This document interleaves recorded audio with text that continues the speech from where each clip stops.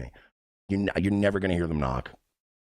I'm never going to hear them knock all the way in the studio. I can tell you this. I looked at the cameras, and the fact that you guys think it's a funny prank to waste 15 minutes of an Uber driver's time, keeping them on the fucking line and going, no, keep knocking.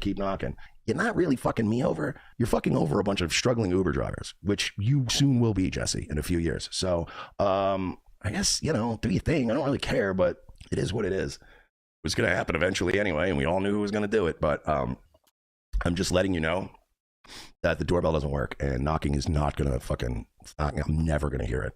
So even when you were sending people in preset to go, what's all that knocking? Nobody heard it because I'm so far away from the fucking front door.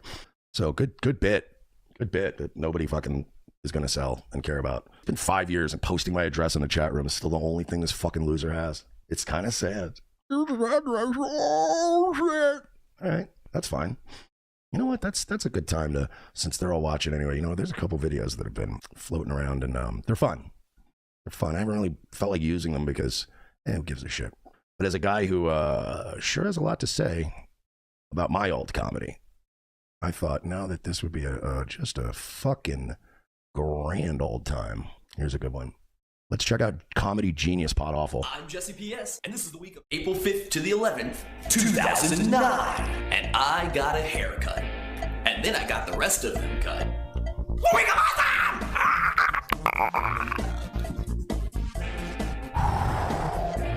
And I thought my jokes were bad. Sunday.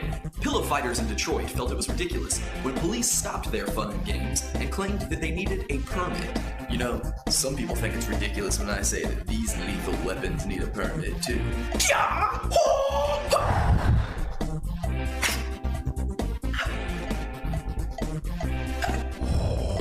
the buzzword.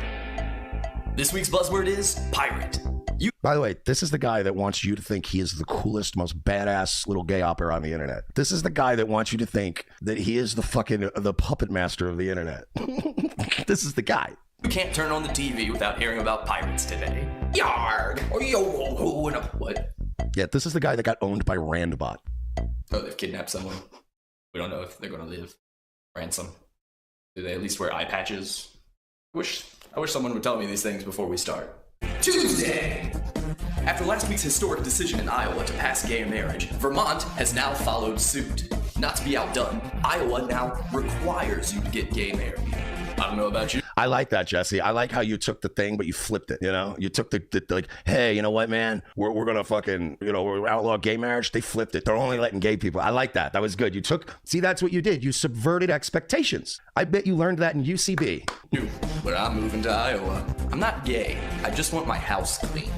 And by the way, I know the Pod Awful fans are here right now going, okay, Killjoy. Killjoy was a shitty album, the comedy album I made. Killjoy is Carlin's Back in Town compared to anything like this, anything you've ever done. Dave says, can you play your comedy album for us? No, why would I do that? I like, as I said, it sucks. It's very old and dated. So you're missing my point entirely. I'm not saying my old album was good. I'm saying compared to this fucking horse shit, I'd fucking plaster it on fucking Times Square billboard. And now I get all my medical information from Twitter because I'm getting into the new age now. So now I don't even go to the doctor. Now I just sign on Twitter once a day and I'm like, hey guys, I've been coughing a lot. Do I have AIDS? Answer me in 140 characters or less. I've had 4 AIDS tests in my day. The AIDS test is very scary to get. It doesn't matter what you've been doing. Waiting for the results is frightening. So I don't get the regular AIDS tests anymore. I get the roundabout AIDS test. I call my friend Brian. I say, Brian, do you know anybody who has AIDS? No? Cool. Thursday. A vegetarian woman who really enjoys tofu attempted to get vanity license plates for her car. Take a look. You want to see what my vanity plate looks like? Taint. That's the guys. That's the spot between your balls and your asshole. That's pretty fucking funny, dude. It's the rundown. This week's rundown is all Jesse. Don't be mad. This is the biggest audience you've had in a long time. crime related. Yeah. A teenage boy who robbed a Dunkin' Donuts returned the next day with the money and asked the cashier he held up for a hug. Police promptly arrested him, and now he's hugging a little lady named Butch. Anyway, that's where it cuts off. Never again. Never again. Well, I want to hear your opinion on what's funny. Oh, here's something I produced that I absolutely put up against anything that fucking loser's ever made. 5, You could just do it. 3, 2, 1. Judgment Day. The end of the world. When all of God's... There's too much light coming in behind you through the window. Could you close the blinds? Because right now you're just like bathed in light. Oh yeah, it's kind of washing them out. Yeah, close the... So the line. Yeah. Just pull the cord. Should we turn the whole room around, or no? It's gonna be easy. It would take an engineering team. It's just easier if you close it. Pull down on the cord. Just close the blinds. Yeah. Other side. No, that's which on your left. That same window. Sides. That side's fine. Go to the left. Which who's left? Your left. Your left. Your left is our left right now. Yeah. We're facing the same direction. You're gonna pull the cord. Pull the cord down. Yep. You got it. All right. Ah, okay. Take 2. All right, we got this. Ah. Yeah, perfect. You got no. You can stop. Yeah, that's it. That's dark. Yeah, it's fine. No more lights. Yeah, no more distractions. No more. All right. All right, ready? No money, champ. Give me up. 2016. It's 2023, and you still fucking literally the only trick you have is I Googled you every day till your change of address came up, and now I'm going to put it out there. Okay.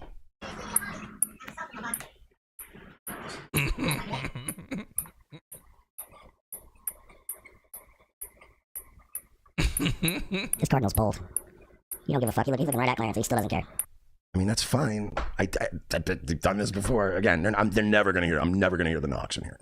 Oh, you know, shit's just going to pile up out there, and you're going to waste fucking broke-ass, hardworking Uber drivers' times. Not mine. So, later. Okay. 143. Yeah, quite enough. Hang on, I'll be right back. Crack attack.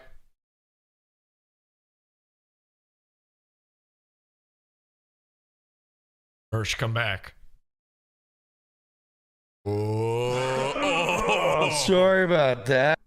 It looked like somebody was fucking with my car, and I was gonna fucking. How'd you hear that? It was gonna get spicy in a second. What? Stephen David says people who are straight edge can't be funny. It's like church comedy, but worse. Yeah, I know, because you have to like go and experience life and actual pain, you know, and live off your parents. You know what I mean? Do you have a more recent comedy album? No, I don't do stand up anymore. This is my show. This is where I do funny shit now. And I'll definitely put this fucking thing up against that piece of shit he calls a show. I can actually get people to watch. I don't have to lie. I don't have to do gay ops. I don't have to do all these little publicity stunts. I don't need attention that badly. And I beat them in every single metric: income, numbers, fucking interactivity, followers, content, the amount of content I put out. There's nothing. What do I have to compare it to?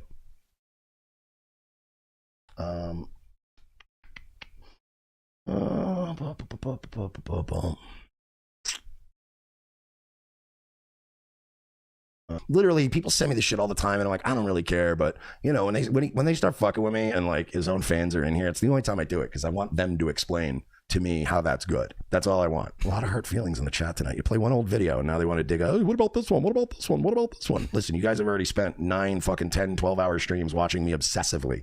Every moment of me. Sometimes more than once. So you got your mileage out of it. I've got plenty of awful Jesse vids I've never even used. You guys already shot your wad. You're already back to fucking pickles and coleslaw because you got nothing. You're back to the same fucking thing. I got like fucking 5 more videos where we can make fun of this asshole. You guys already poured through my entire fucking life. Turned over every rock. You already shot your wad, as they say, so to speak.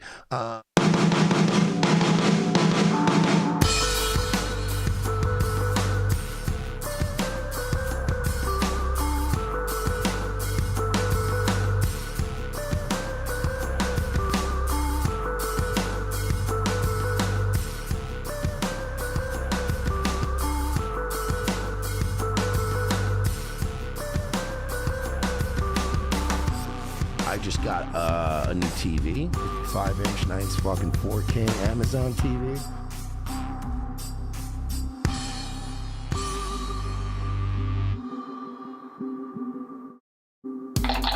Welcome everybody to Pod Awful. I'm your host, Jesse Happy happy to be here. Thank you so much for joining us. I am being slawsuited. Mersh has initiated a slawsuit against me all over coleslaw. I never thought this was possible. Thank you for joining me. We are live on a random day because I don't know when Pod Awful happens anymore. But ladies and gentlemen, I'm happy to announce this is the real episode 1 of season Lunatic Fringe. I got excited, very excited to see all of this. I got pretty excited for it too. This is a long time coming. This episode was supposed to happen so long ago now, and so much stuff has happened since then. I don't even remember. Here's the thing. Mersh said he's going to sue me. In fact, I should be in jail right now, according to Mersh. I'm guessing it didn't happen. I don't. Spoiler alert, here I am on the moon. I don't know if they just couldn't reach me here, if the slaw knock. I could never hear that. Unfortunately, the door to the moon base is actually, well, I guess it's right there. But listen, here's the thing. Season Lunatic Fringe, we're still working on stuff. The moon base is still being worked on. The henchmen are hard at work, and they're making lots of stuff happen. We got a lot of new cool surprises for you. I mean, you saw what happened there back in 2009. 2009, Jesse, had better production value than current day Mersh. Not Jobber Mersh, which, by the way, Jobber came out the same year that Revenge of the Sis started. Revenge of the Sis, Jobber. That's the same guy that invented those. All right? The same guy doing Pod Awful right now is not the guy from the 2009 Jesse video. I hope that's fairly clear. But the point of all of this is, obviously, I've got a lot ahead of me. We've got a lot of things to show you, a lot of cool new surprises when it comes to season Lunatic Fringe, and the henchmen are still working on it. So you're not going to see everything. We got a few little new features to show you here and there, but we're just going to keep building, keep making it better throughout the run of the season. And I'll be revealing new surprises to you as we need them revealed. Very cool stuff. Even the theme song's not fully done. All right. Don't worry. If you're sitting there going, where's the lyrics? We're working on that. Okay, we're working on it. The henchmen are hard at work. We're working on it. Unlike Mersh, we're always hard at work. Now, that actually reminds me of something. We got here through coleslaw. Coleslaw is what brought us to the moment that Mersh had to threaten me with criminal action, not just a lawsuit. He's threatening me criminally. He's saying he's going to take me to the cleaners. Ding, ding, ding, ding, ding, ding, ding, ding, ding. Who's he going to call? G. Gordon Liddy on me? So there's a lot of stuff to work on here, obviously, but the coleslaw bit, I thought it had run its course, and now it's bringing us probably the greatest intro to the new season we could ask for. And like I said, we're always improving shit, including me. I'm improving me. Now, over a year ago, in fact, we're nearly at 2 years ago, I announced on the show when Mersh had his big, listen, this was more than 2 Augusts ago, Mersh announced on Nightwave that he is going to be ripped by August. We all heard him say it, and that's how the coleslaw prank started.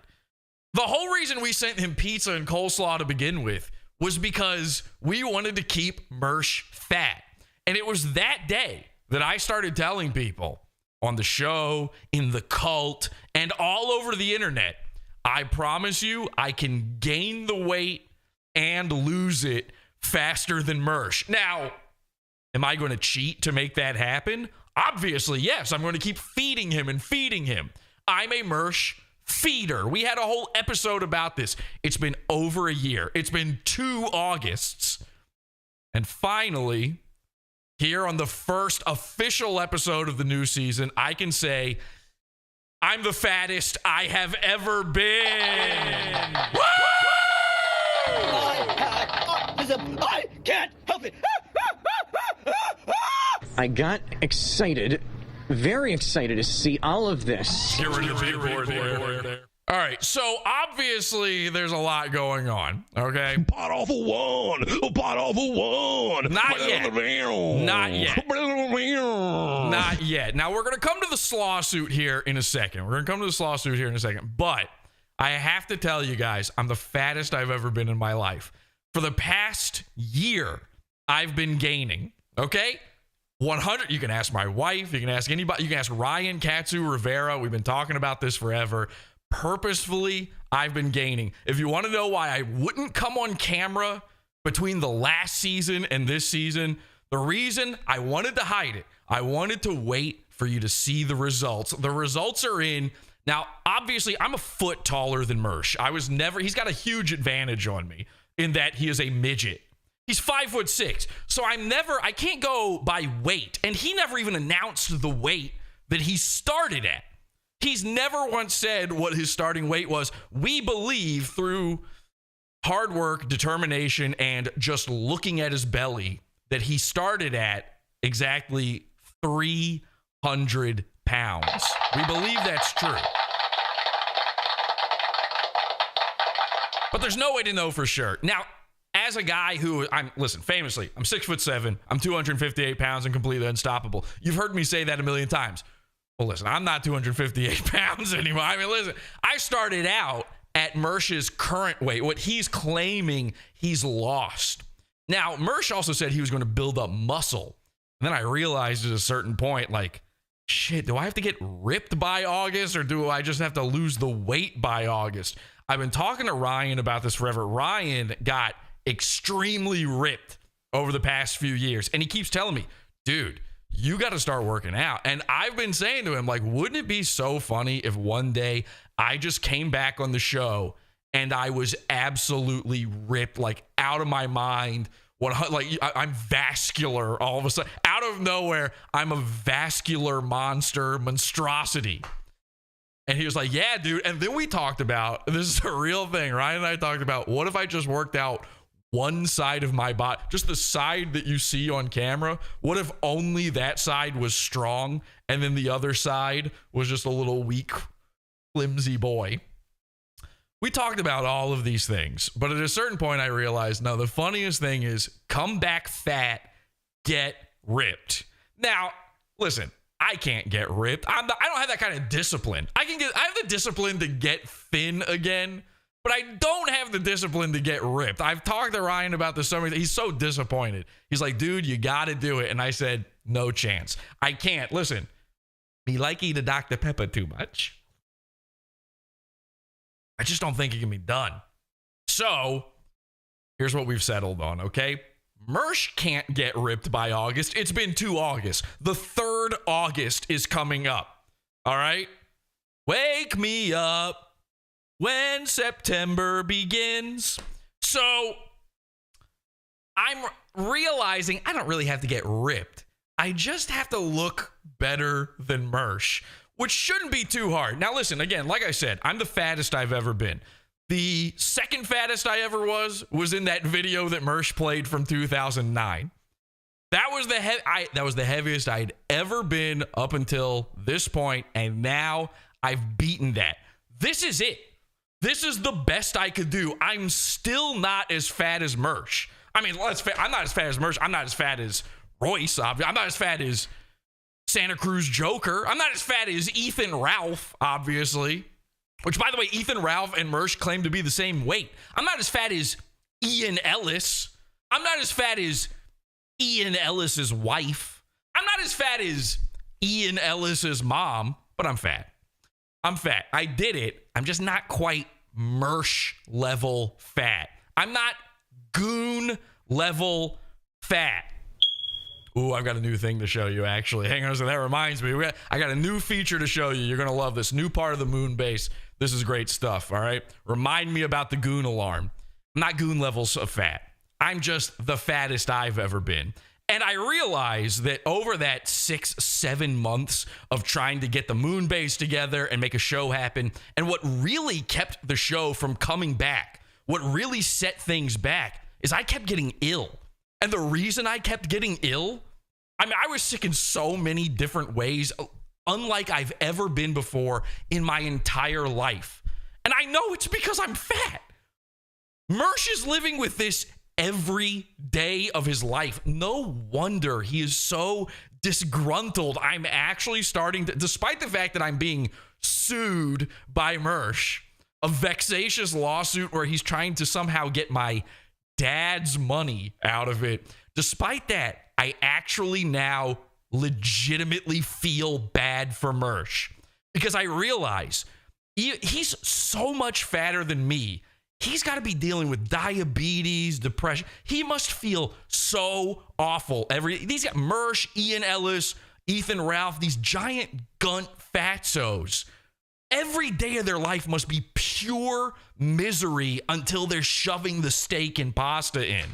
I actually don't like eating. It was difficult to get this fat. It took effort. I was fat before, by the way, just in case we're confused on anything. Before, the last time you saw me, I was a big fatso, okay? I was fat then. I'm fatter. I mean, have you ever seen the Blessed Jesse meme? My head is... Hey, everybody. So I hope I didn't make anyone faint. I hope that nobody was too frightened when they saw me again for the first time. But I was fat before. This shouldn't have been a huge surprise to you. And again, I've been announcing it this entire time. So here's the deal. You know, Mersh feels bad every day. He's dealing with diabetes. He's dealing with IBS. He's dealing with water retention. He's dealing with a severe case of autism, and he just can't help it. What did I get out of the deal, by the way? A fucking lump on my testicles, just lurking. I still have it, but I'm no longer in pain, but it's there, lurking. Let me tell you something. You don't want something new showing up on your body that's lurking. You don't know what it's up to. You don't know what his intentions are. There's just a third guy down there now biding his time. What is it called? I don't even remember what this thing I've got now is. I think it's called a hydrocell, which is kind of crazy. That sounds like a Goku villain. Perfect hydrocell. So I still have this thing. I mean, I got so ill, my testicles did a revolt on me. Mersh must be literally dying. And he's 40 years old. A lot of these guys are 40 years old, failed comedians, and extremely fat and dying. So here's my promise to you, the viewer, on the first episode of season Lunatic Fringe of Pod Awful, okay? You have to hold me to this. I can't escape this. I'm on camera. Unlike all these other guys except for Mersh, I show up on camera every episode. At least now I do. So here's the deal. By August, I will be thin again. Not ripped. Not ripped.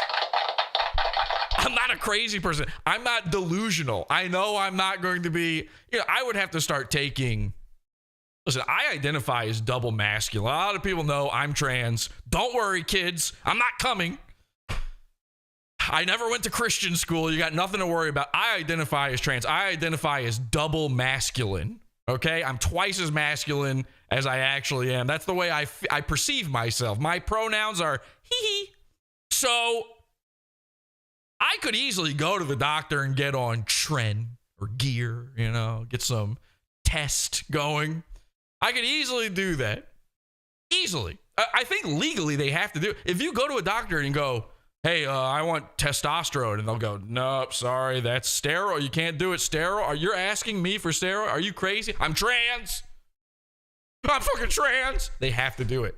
They can't even ask. They can't even look at your genitals. It's illegal for a doctor to even look at your genitals to check to see what's going on.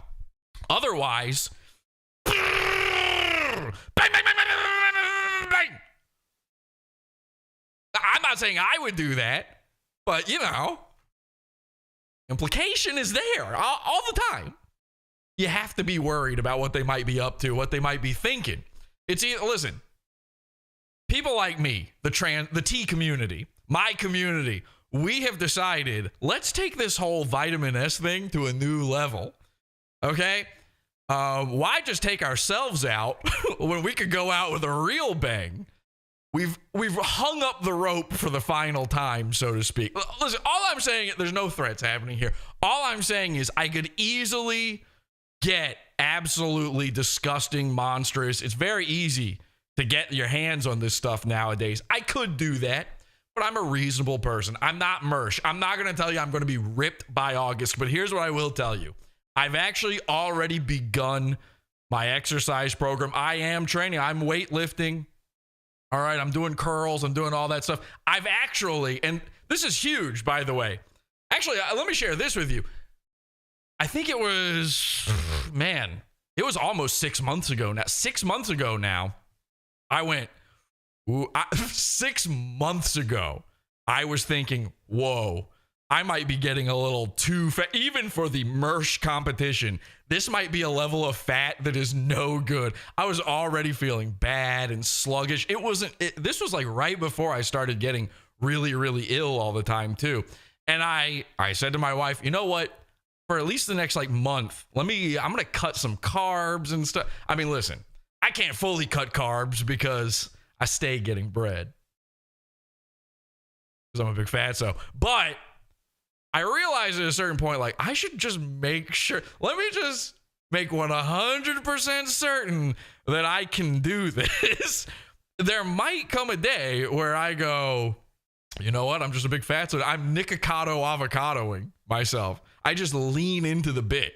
And I kept telling my wife, I was like, Kelsey, actually, I might just be a big fat guy. We might just permanently, I might need a whole new wardrobe. I might need to buy the Bad Luck Boys t-shirt off of Mersh's website because it only comes in extra, extra, extra large sizes. Mersh's online store, this has never been tried before in the history of podcasting. His online store is actually a big and tall e-shop.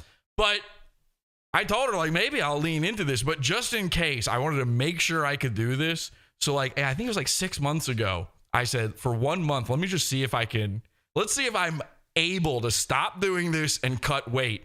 In 1 week, I actually lost 12 pounds.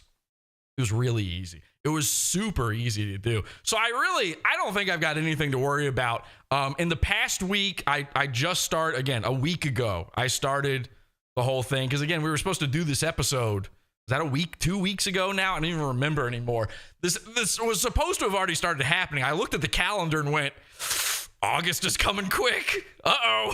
August is around the corner. I don't want to be in Mersh's shoes. So I started the regimen, and I've already lost 5 pounds. It was super easy. I don't know what Mersh had a problem with, to be honest.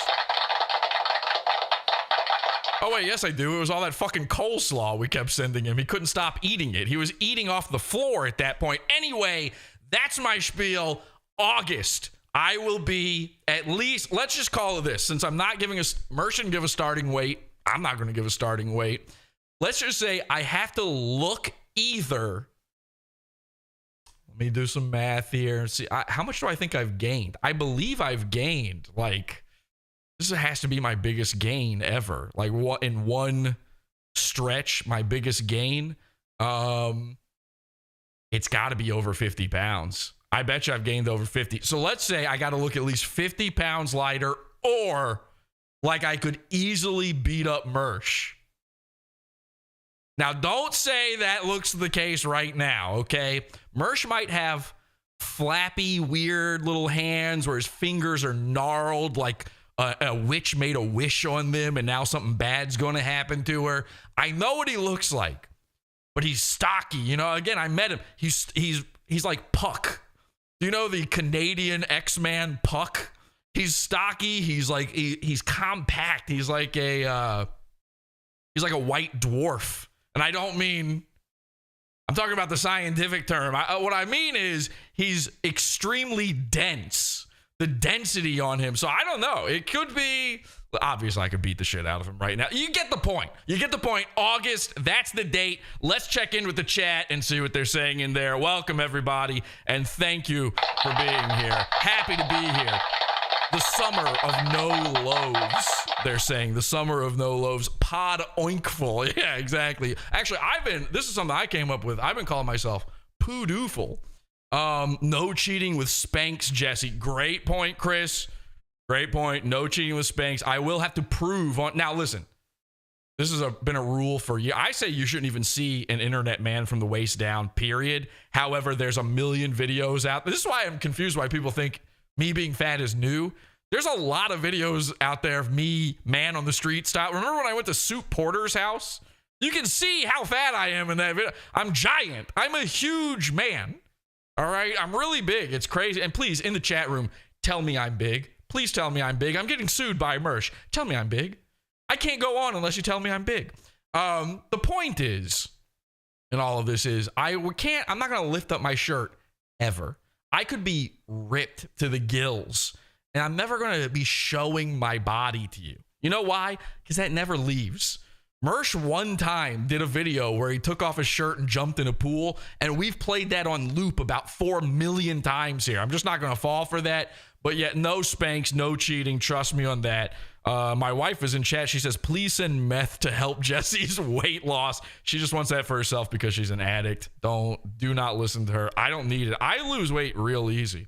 Actually, I've lost in one go, like very, very rapidly. I've lost 50 pounds before. It shouldn't be that difficult. The biggest man, you are not fat, says Jordan. Well, Jordan is saying that because he's a giant fatso. Huge, big, large, huge. Jesse is huge. It's crazy. See, that's so funny because there's a lot of people out there shocked by this fatness thing. I like being told I'm big. Look at what it did for Brendan Fraser. That guy won a fucking Oscar for pretending to be slightly fatter than he is. They put a fat guy in a fat suit and said, close enough. By the way, that technically speaking, if you win an Oscar for wearing a fat suit, we are now in a world where being fat is being retarded. Now listen, I want to be I don't mean to hurt anybody's feelings here, but we used to live in a world where the way you won an Oscar was, of course, by playing a retarded person. What is the classic line? Never go full. Now being fat is being retarded. Mersh, just for appearing in the Peacock documentary, could have been nominated. 3-minute Mersh. They said, listen, it would have been for a short film or something. I think he could have gotten in there at the very least, but I don't know. Now let's check in with Mersh. Again, Mersh is now threatening to sue. He's threatening to send the police after me. Mersh is a snitch. Spinster Mersh. Caller Mersh is pure snitch. And he will tell you, he's told his audience, I got no problem with that. You make fun of me online, I will tink, tink, tink my way to the police. Tink, tink, tink, tink, tink. Tink, tink, tink, tink. I need an updated version. Can somebody do an updated version? That's not a very clear, I'm gonna be honest, that's kind of a shitty drop. The audio is not very good in that one. I need that one replaced. The tink, tink, tink is maybe the most important of the Mersh drops. Hang on, except for maybe this one. Once you get to D-List, you can have all the kitty pussy you want. Right. Trust me, I know. Okay, or maybe this one. Oh my God, I have bonitis. All right, but let's check in with Mersh and see what he's up to. Listen, I'm sure Mersh is doing just fine. You know, he's probably doing great. Oh, we got a guy spamming. Can we kick the guy spam? Oh, I see. There's a guy spamming because I made fun of somebody's wife. He's like here to white knight. That's crazy. Bronx Beats. This dude. Now, I've said that Mersh's entire audience is basically a giant AA meeting. Where does he find them? You go to an NAAA meeting, anywhere where there's people meeting in a dimly lit gymnasium. So for some reason, a tiny circle with folding chairs, and there's a single light bulb hanging above them. Listen, I've seen it in the movies. I'm not a drunk, so I don't know what it really looks like. I have to assume that's what it looks like. This guy Bronx B. A lot of Mersh's fans are on disability. They're actually, and now that we know that being fat is retarded, they might be on disability for being plus size men. I don't know. Can I get in on that? Is that possible? I'm not sure. Bronx Beats. I'm not kidding. My job is to be the internet. It kind of makes sense when I show up in a chat room. Every chat I'm ever in, every chat I ever see, this dude is in the chat room. He has no job.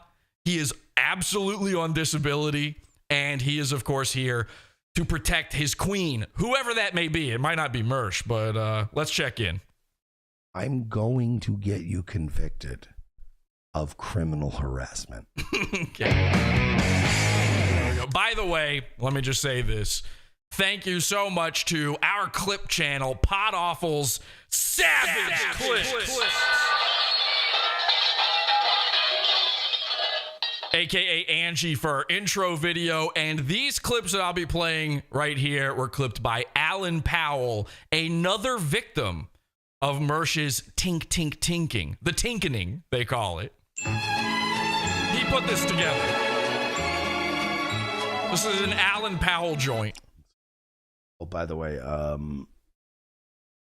no delivery signs. Weird. I wanna do a summary of the stream from the other night. And I got some pictures. I got some freeze frame pictures of people's faces. But the last show we did there were a bunch of food deliveries. The usual Pod Awful. I haven't reinvented pranks since 1995, sending pizzas to people's house approach.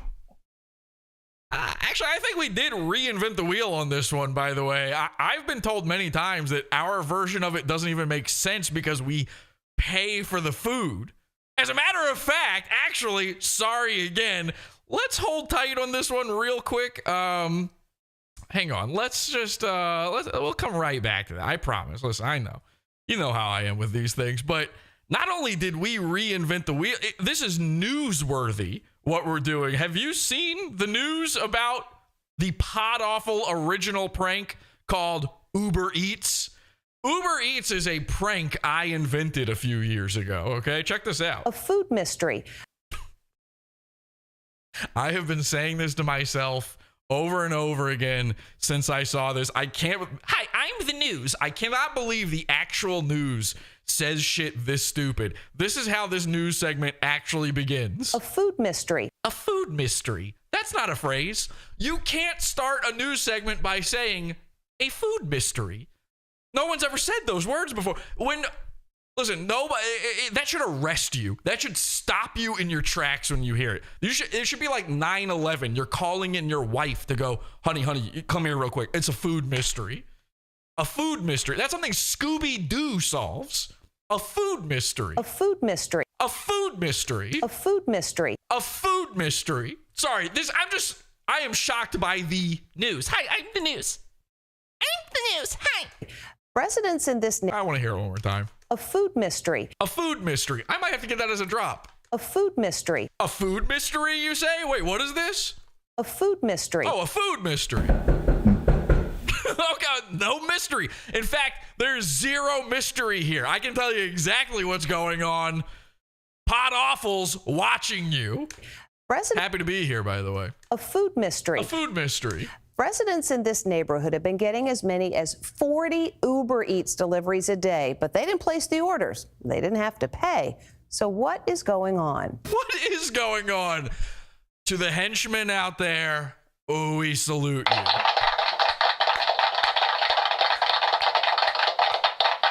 Ooh, the Pod Awful henchmen taking over a food mystery. Not one food delivery, not two, but can you believe 13 Starbucks and McDonald's orders in one day? And the guy who lives there says he didn't order any of it. Now that's a food mystery. That is concerning. An entire town is getting slaughtered.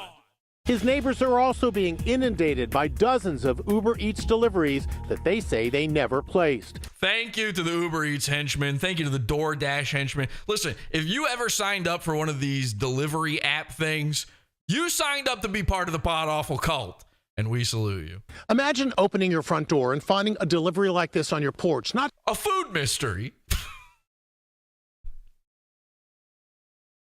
I can't get over a food. I'm never going to get over that. Sorry. Apologies. We might be saying a food mystery, and that's the entire rest of the show. I might never get back to the Mersh thing. I take back what I said before. The Mersh thing is back burner. We're now into a food mystery. In fact, I'm so into a food mystery. Let's hear it one more time. A food mystery. Okay. sure, yeah, a food mystery. A food mystery. Right, all right. No, listen, I know you're here for the Mersh thing. Any of it. His neighbors are also being inundated by dozens of Uber Eats deliveries that they say they never placed. Imagine opening your front door and finding a delivery like this on your porch, not just once or twice, but 10 or 20 or 30 times over 2 weeks. What would you do? It happened to these women who live on the same block in Los Angeles. They saved the bags. The news is so retarded. The news is so, I'm sorry, excuse me. That word has no place in today's society. And I take back what I just said and I apologize. That should have actually been beeped out. The news is so fat that they're actually making the women keep the bags and hold on. You want to be on the news? Hold these bitches up. I just started getting bags of Starbucks and McDonald's deliveries on my front porch. I have a feeling this talking frog doesn't mind the deliveries. And I did not order them. There would be times when it'd be like 5 or 6 in a day, and then 2 in a day, and then 5 the next day. Neighbor Morgan Courier received 30 deliveries. All sorts of things. Chicken McNuggets. Whoa! Hang on a second. Did Ethan Ralph just gallop in here? What's going on? Mantsu. Shamrock shakes, Gordito crunches, you name it. You're Gordito crunches. Gordito. Vegetarian, so you got chicken McNuggets. Listen, we used to call him retardo. Now we call him Gordito. And you're thinking these are going to waste. So what's going on? Is someone playing a prank or is something more sinister happening? Okay, tell me that's not a good bit. It's such a prank that the news is worried that something sinister is afoot. They call me Mr. Sinister. I sort of am. Listen, I mean, look at me. I sort of am an internet supervillain at this point. That's kind of what my whole deal is. That might be the vibe that's happening here. I'm just having fun. Just happy to be here. But don't go on the internet tomorrow. Trust me on that one. Sinister things are afoot. William Neal says he received 40 deliveries. Did you eat any of the food that was delivered? At first, yes, but you can only eat so many McCrispy chicken sandwiches. Wow. So that guy's going to talk shit about Mersh on the news. This neighbor's ring cam captured some of his 13 deliveries in one day. It was definitely creepy. I wasn't at home at the time, and my partner was here, and she started texting. She? Your partner? She? Hang on a second. Did I hear that right? Hey. It was definitely creepy. I wasn't at home at the time, and my partner was here, and she started texting me frantically. You're a dude. What? Your partner? You guys cowboys or something? Are you a cop? Is she your ride along? What do you mean your partner? Are you? You can just fake your way into the community now. Did any part of you wonder if somebody was trying to case the joint to see if someone was home? And did any part of you wonder if we're done with frosting our tips? Yeah, I think that was her first concern. He grew so annoyed. Oh my God, a Mersh style note left on the door for the henchmen. Look at this. This is crazy. Every time Mersh does this, we lose our minds about it. Holy shit, he had to write a note. He put it up in the window. It didn't even work. They still knocked. He posted this sign: Uber Eats, do not leave that delivery order. Good luck to you, buddy. But listen, we all learned something today. This has truly been a food mystery. A food mystery. A food mystery. A food mystery. A food mystery. That's right, a food mystery. Okay, so let's go back to Mersh then. Mersh doesn't get the prank. Mersh doesn't understand. He thinks this was invented in 1995. That's weird. I don't recall them reporting on 1995 news in 2023. 1995, sending pizzas to people's house approach. Again, the prank is, Mersh, that you're a big fatso and we know you're going to eat it and you're never going to get fit by August. I'm cheating at our diet race. You should be doing it to me too, by the way, because it'd probably work. You send me a free pizza, I'm probably going to eat it. But I've noticed, like, it's very... Obesity is our strength in the chat room. Very good. God damn. I apologize for how loud, like the difference in volume levels between Mersh and the clap box there. That's a Mersh issue. He's just quiet. Alan Powell, next time you clip, raise that volume a bit for me. Very quiet now.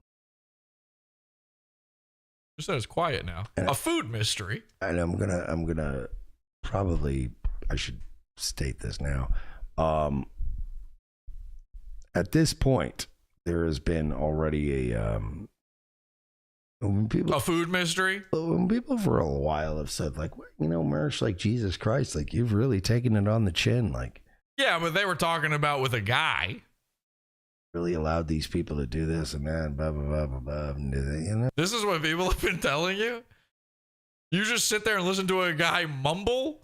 Man, Mersh, let me tell you something. Number one, a food mystery. Number two, a beep. You've really been. That's fine. It's all by design. By the way, again, we're late doing this episode. I haven't rewatched when this video came out, when Alan posted this stuff. You know, I'm living in a different time zone. I'm off Earth. I'm not in this realm. I had no idea this had happened. All of a sudden, I wake up and I'm getting tagged in everything. Jesse, you're being sued. Mersh is coming for you. The Slawsuit of a century. I'm losing my mind. I'm watching this. I'm dying laughing. This is one of the funniest things. This is the Santa Cruz Joker getting breaded in the face. This is, I'm running around screaming at this video. I haven't watched it since, so I can't, but these are real. I've forgotten a lot of this. These are real natural reactions to what's happening. I just want to be clear. I have saved this. I did not rewatch it. All of this is fresh to me again. You know, it's fine.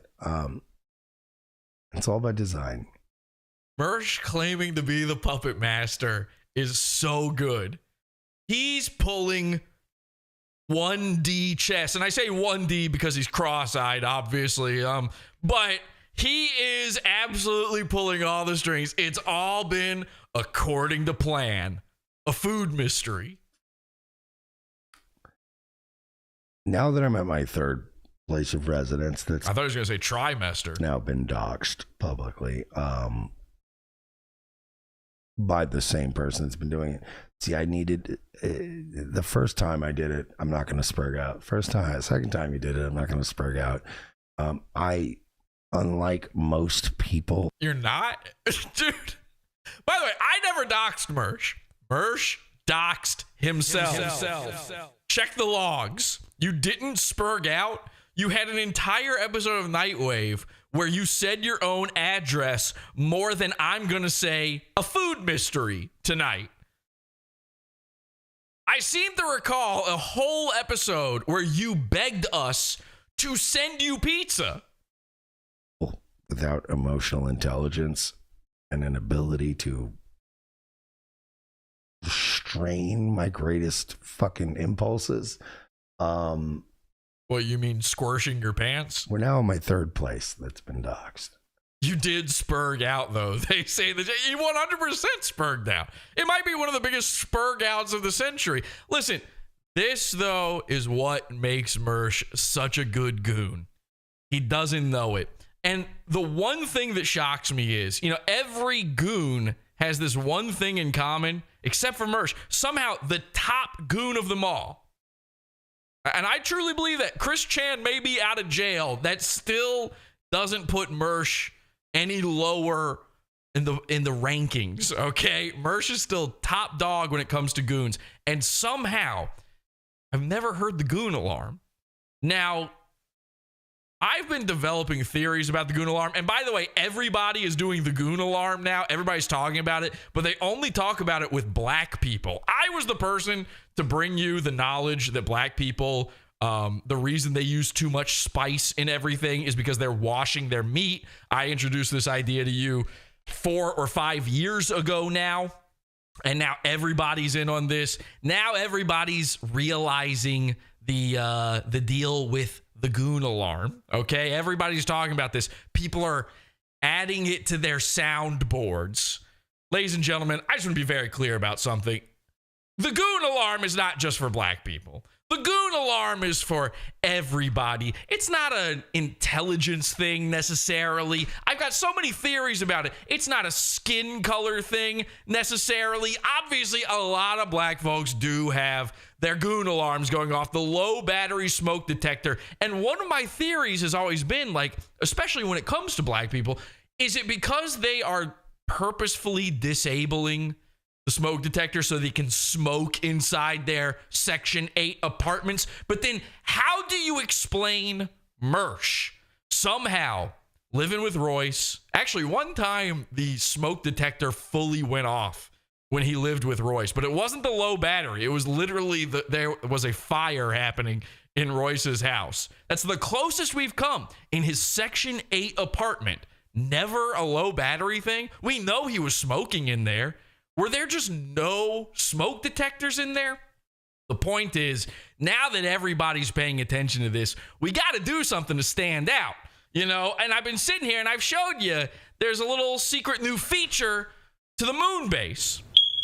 Okay, you can see a little something's happening there. Well, allow me to introduce you to, this is brand new, okay? We had to build it because guys like Mersh sometimes pass under the radar. I don't want the people out there thinking this is a black-only thing. It includes wiggers, too. Ladies and gentlemen, the brand new Goon Alarm 6 million. There you go. It's real. We've built it. Whenever there's a new goon, whenever anyone's gooning real bad out there, when Mersh is out there tinking away, we've got it built into the set here. There you go. I mean, that's pretty impressive stuff. Nobody else has a giant smoke detector goon alarm. This is purely a Pod Awful original. There you go. That's a little sneak peek to another wing of the moon base, but we'll come back to that at a later date. Let's go back to Mersh. Stuff's not showing up now. I don't understand that. But I realized that I should point out to you guys that I had 7. Well, it was 6, but when I tweeted it, but it turned out to be 7. This is a funny thing is Mersh lied about how many orders he got on Twitter. So now he's having to correct for the record. Actually, it was 7. It was actually more than 7. He's still lying.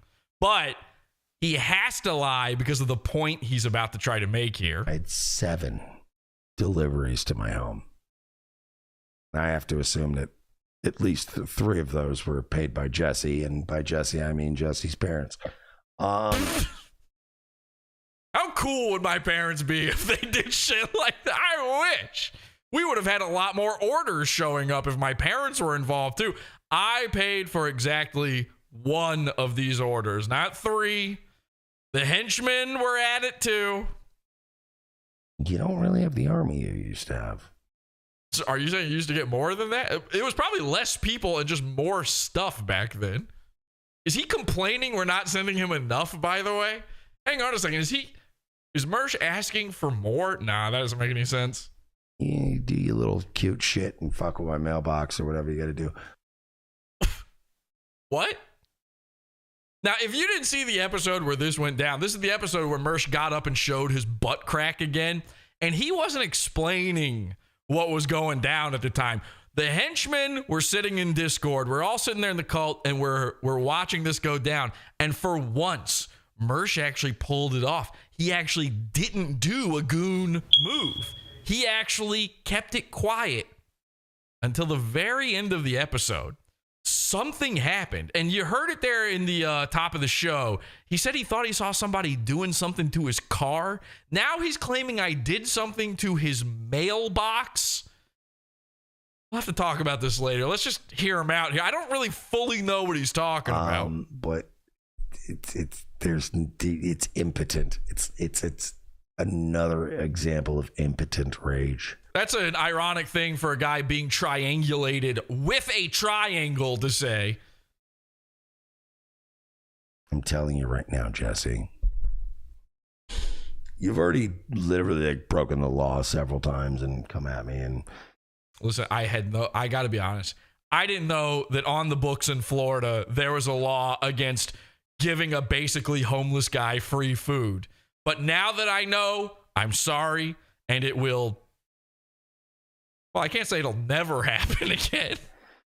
You're spiraling. But here's what I will do. I looked online, I looked at Google Maps, and I saw there's several of these places, they call them shelters and food banks, and I will be reporting them to the police for their crimes. All these years later, over. Check the logs. I don't remember why, because we had Dick on for a 15-minute segment, and Jesse decided to dedicate 4 years of his life to fucking with me, and he thinks that's an own. Listen, we got other guys, by the way. Rufio, ask Rufio or the Santa Cruz Joker if they think I'm obsessed with you, Mersh. Go ahead and ask Mr. Burgers if he thinks that you are our main guy. Nobody respects you. Mr. Burgers has received, you guessed it, several burgers to his place. Farms don't respect you. Hang on, I got to take this, a food mystery, obviously. Let me just take this back a little bit. He decided to dedicate 4 years of his life to fucking with me, and he thinks that's an own. Nobody respects you. The farms don't respect you. The farm, you're friends with them. That's the online, that's the e-celeb equivalent of calling Robert De Niro Bobby. The farms, they don't respect me. Mersh, you've got a thread. You know who doxed you, by the way? You know who the reason I have Royce's address? It's your buddy, The Farms. You know, the guys that you reported to the police for being part of the Christchurch massacre. The Farms. Oh no, the autistic retard. Please forgive me. I'm trying my best here. The autistic fatzos at The Farms don't respect me. Whatever will I do? Somebody get my smelling salts. I've got the vapors. I mean, shit. When I didn't know who was coming after me and I got implicated in a crime, I told the cops everyone I thought it might be. You can't start that sentence with, I mean shit, like you're about to say something cool that you did. We all made fun of you for that. That was bad. What you did was bad, and everyone agreed it was bad. You're a snitch and also a fairy. What you did was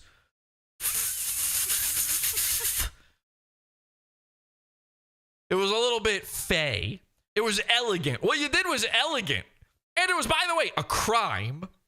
You want to talk about crimes? Number one, I own the Nightwave trademark.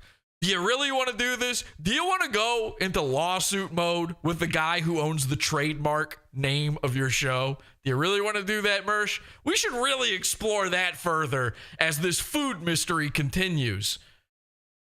But I don't know that it's a great idea to act like calling the cops, and because you got implicated, because someone said you did a crime, blaming everyone else you don't like falsely, and you know you're doing it falsely.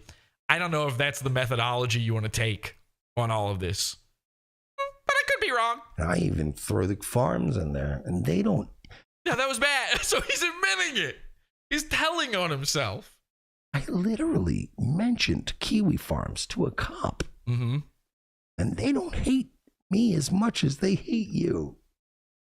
They don't care about you. The difference is you're nobody to them. It's not that they hate me more. It's that if someone said, oh, Mersh, am I right?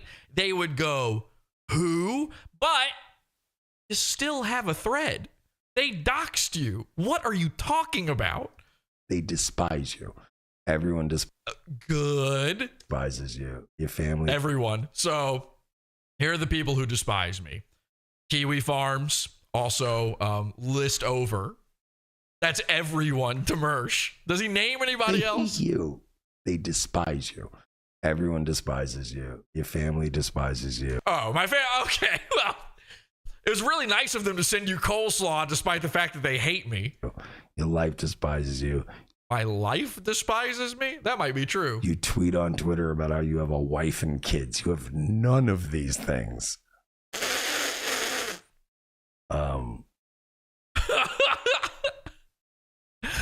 Okay.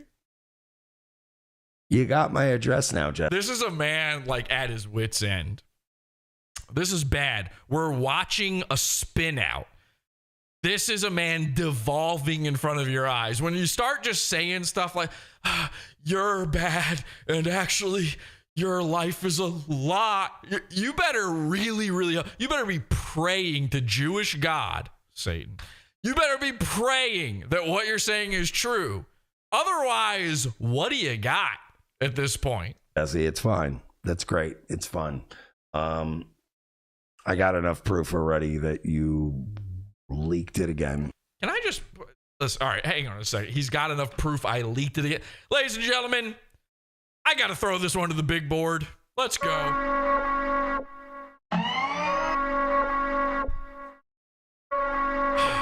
Okay. It's only recently occurred to me, by the way, that Mersh literally has a gigantic triangle behind him.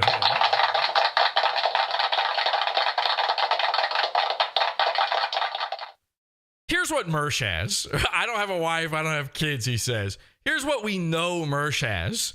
A porch full of coleslaw and a bunch of stray cats he's stealing.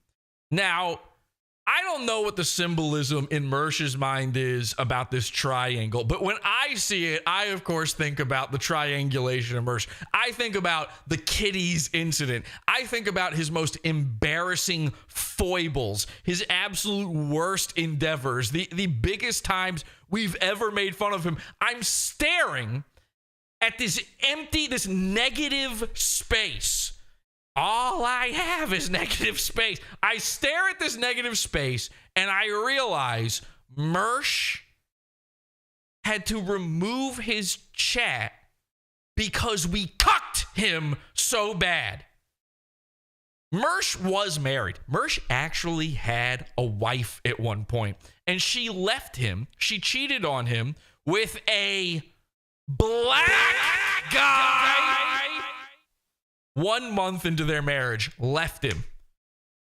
Remember his satanic wedding? He's been married before, so he seethes. He has a struggle session. He's wrestling with his own inner demons every time he thinks about me, Jesse, greatest guy, having a wife.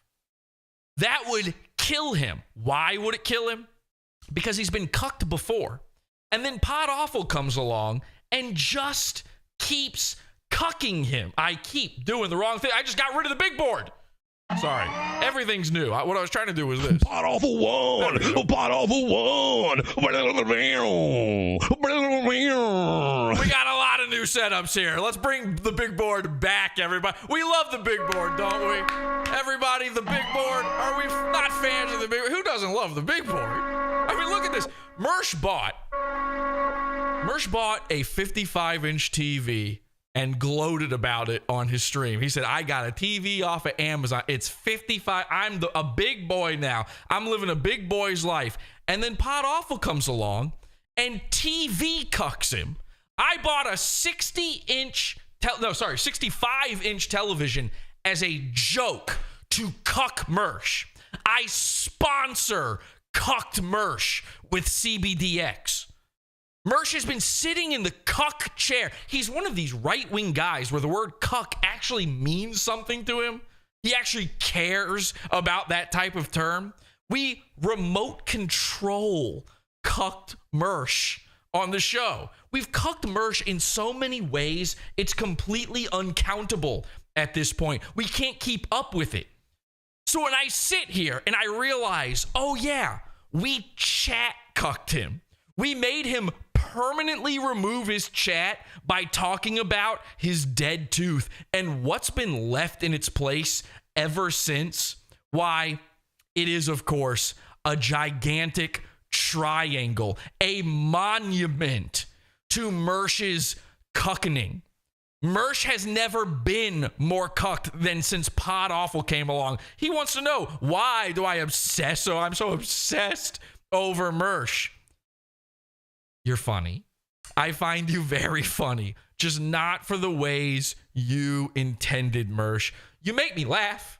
I can't stop myself. I see the triangle and I go, what am I supposed to do? Not think about you constantly? Not wonder about what silly thing you're going to do next? Oh, a Slawsuit is coming up? That's perfect.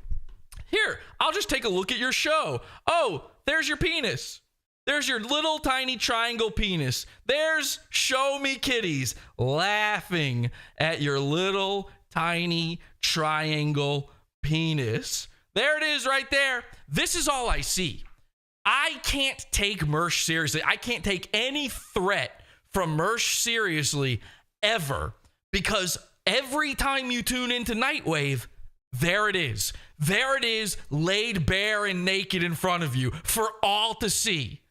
The little tiny triangle. Mersh wants to talk about, oh, you're lying about having... If I was lying about having a wife, I would still be leagues ahead of you, Mersh, because at least I didn't get cucked. At least my wife didn't leave me after our satanic wedding. I wish that my life was as stupid and as simple as yours, Mersh. It would be so incredible to stumble my way through life, constantly making the wrong, triangulated shaped decisions you make. That you were... Look at this. Look at this fucking negative space on here. It's unreal. It's unreal. I'm shaking my whole desk. I'm getting so mad at this. I got the big board just to make fun of Mersh. I bought a 65-inch TV. Boom, look, the big board. We love the big board. But listen, I get the big board. I put Mersh's big, stupid face up on it. And then there's all this shit over here. There's nothing. You know what? I got to hang on a second. We got to bring the telestrator back for a second. I realize my work here is not done. I can't look at all this empty space. It's killing me. What was the point of the henchman installing this thing if all I needed was this section right over here for your dumb, rotting pumpkin head, your graveyard mouth? I can't do it. I can't allow this to happen. All right, listen, I know. I tell you what, let's do it this way. We'll have fun with this. In the chat room, I'll keep playing this. Let me know what should go over top of Mersh's triangle. He hid the chat so that you can't make fun of him. He had to hide it. There's my chat right there. A permanent fixed screen on set for my chat room. I'm going to check the chat right here. Whatever you tell me to draw in Mersh's triangle, we'll draw it, okay? But let's keep listening. Doing your little gay ops with your boys. And we also have proof of all the times you've done it before. There's a thing, Jesse, called a pattern of harassment. A pattern of harassment, yeah. While everybody else kept saying to me, Mersh, why do you keep putting, why are you just sitting back and putting up with this? Mersh, hey Mersh, what, I could do this, Star I could do David, that, and this and that. He's planning that, and then people are just saying like this. Just keep gathering. Mersh would make you send in a super chat to do this, by the way. A dead tooth. Well, there's already one on screen. Well, my here. third address that you've doxed. Smoker's breath. By the way, before you delete the tweets and start trying to like scrub shit, we archived it. Like we've been. Oh no. No. You didn't archive it, did you? Because I've been busy deleting the tweet. It's been weeks. The tweets have been up for weeks. I'm not hiding anything. Now, here's the new move, by the way. What he's going to say now is, oh, actually, this is part of the 4D chess. Again, Mersh, we're over here playing checkers. Mersh is over here playing cross-eyed chess. Listen, let's we'll do one of these. Mersh is over here doing 4D chess. He was waiting for me to talk about this, you know? He needed me to bring up that I don't care and it's all a joke and stuff, because this is all going into his lawsuit. This is 2D chess. He can't see it. I've drawn 2D chess because Mersh, obviously, if he was staring at a chessboard, I'm not sure he could see both colors of the squares. I'm not sure he could focus his eyes both ways. Okay, got it. Thank you. All right. Jesse from Bot Awful has now bordered into, and it doesn't matter, Pick a state. Florida State, Virginia State, it don't matter. Virginia State. You've now ventured into the realm of what has now been confirmed by several people I know, criminal harassment. I love that. It's been, guys, it's confirmed. There you go. He asked some people. You know what he did? He actually did the Mersh Hedsberg way. He did the roundabout AIDS test. Oh, is this illegal? Well, I don't go to a lawyer and ask. I just ask a guy. I say, do you think this is illegal? No? Damn. Hey, do you think this is illegal? Yeah? Cool. He's doing roundabout law. He asked some guys. The realm of what has now been confirmed by several people I know. By several people you know? Don't you have lawyers? Wouldn't you just say a lawyer if it was a lawyer? Criminal harassment. Oh, okay. Well, that's confirmed. Guys, it's confirmed. Lock me up. It's confirmed. It's over. Sorry. He knows a guy who knows a guy. Yeah, exactly. He went to see a man about a horse. It's over. You know, you like the LARP is, I have a wife and a kid. You. Who taught this man the word LARP? He should not know the word LARP. You have a Discord fan that, honestly, I don't even think that bitch is real. I think you ran like 16. Like, by the way, let's see that fucking hoe without filters. Because that's either a made-up woman. Wait, is she made up? Are there photos of her that you've seen with filters, or is she made up? Which is it? It can't be both. That's either. It's just me. I'm just face apping myself as a chick. I'm Snapchatting myself with the lady filter on. Hey guys, it's me, Jesse's wife. Dinner. You're a woman whose photo you stole and ran through so many filters that she's been on the show. My children have been on the show. You know, the Google image reverse search won't figure it out. This is. Boy, Mersh is going to have a heart attack when this case goes into discovery. Or you really have right wife and kids. Like, okay, yeah, let's see. Did I go through all that effort and lie, or is it real? You're saying those are the options? Okay, I'm going to go with the real. I choose real. I actually asked some guys. Listen, I confirmed this with a few people, and they're real. I confirmed it with Kelsey's mom. I confirmed it with her sisters and her brother. I confirmed it with her dad. I confirmed it with the reverend who married us. I confirmed it with the doctors who helped her give birth to our twins, Gregory and Nathaniel. One of two things is real. One is you're either faking and still doing your gay-ass Peter Pan shit on the internet, or you do have a wife and kids, which is something you said to somebody in my thing recently. What is it? No, okay, so Mersh is real drunk. Obviously, Mersh is stumbling a little bit. He's having a tough time with this one. I don't know what he's talking about. This is something I said in his thing real quick recently. Okay. You're committing crimes now. Lying about having a wife is now a crime. Part of the reason I always sat back, it's always just let him. One day, Mersh is going to pass away alone in his cuck apartment. The police are going to break in. The old woman who owns the duplex she's going to outlive him, by the way. She's 90. She's going to have to call the police and say, there's a foul odor coming from next door. And the police are going to say, oh, is that this address? And she's going to go, yeah. And they're going to say, yeah, no, that place always stinks. That's Mersh's place. And she's going to go, no, this is different. It's even worse smelling. They're going to kick the door down, and Mersh's bloated, rotting corpse is going to be sitting there. And he's going to be discovered with one of those, not a real doll, but one of those really shitty off-brand Michael Wright style ones where the foam at the joints is breaking. You can see inside the cyber skin underneath. Let him keep going. Mersh's death is going to be more embarrassing than David Carradine's and less dignified. Am I going to lash out at every little thing? Do I lash out at some things sometimes? Of course. Part of my nature. It's part of my gimmick. Oh, God. Okay. The next guy who says gimmick, the next wrestling guy who brings up their gimmick or someone else's gimmick, this gimmick word is dead. All right? It's as dead as cope. It's as dead as seethe. It's as dead as grift. I don't want to hear wrestling terms one more time in my life. Not even ironically. Cutting heel. And that's... Oh my, you got to be kidding me. Of course. What is he about to say here? Part of my nature. It's part of my gimmick. Cutting heel promos on.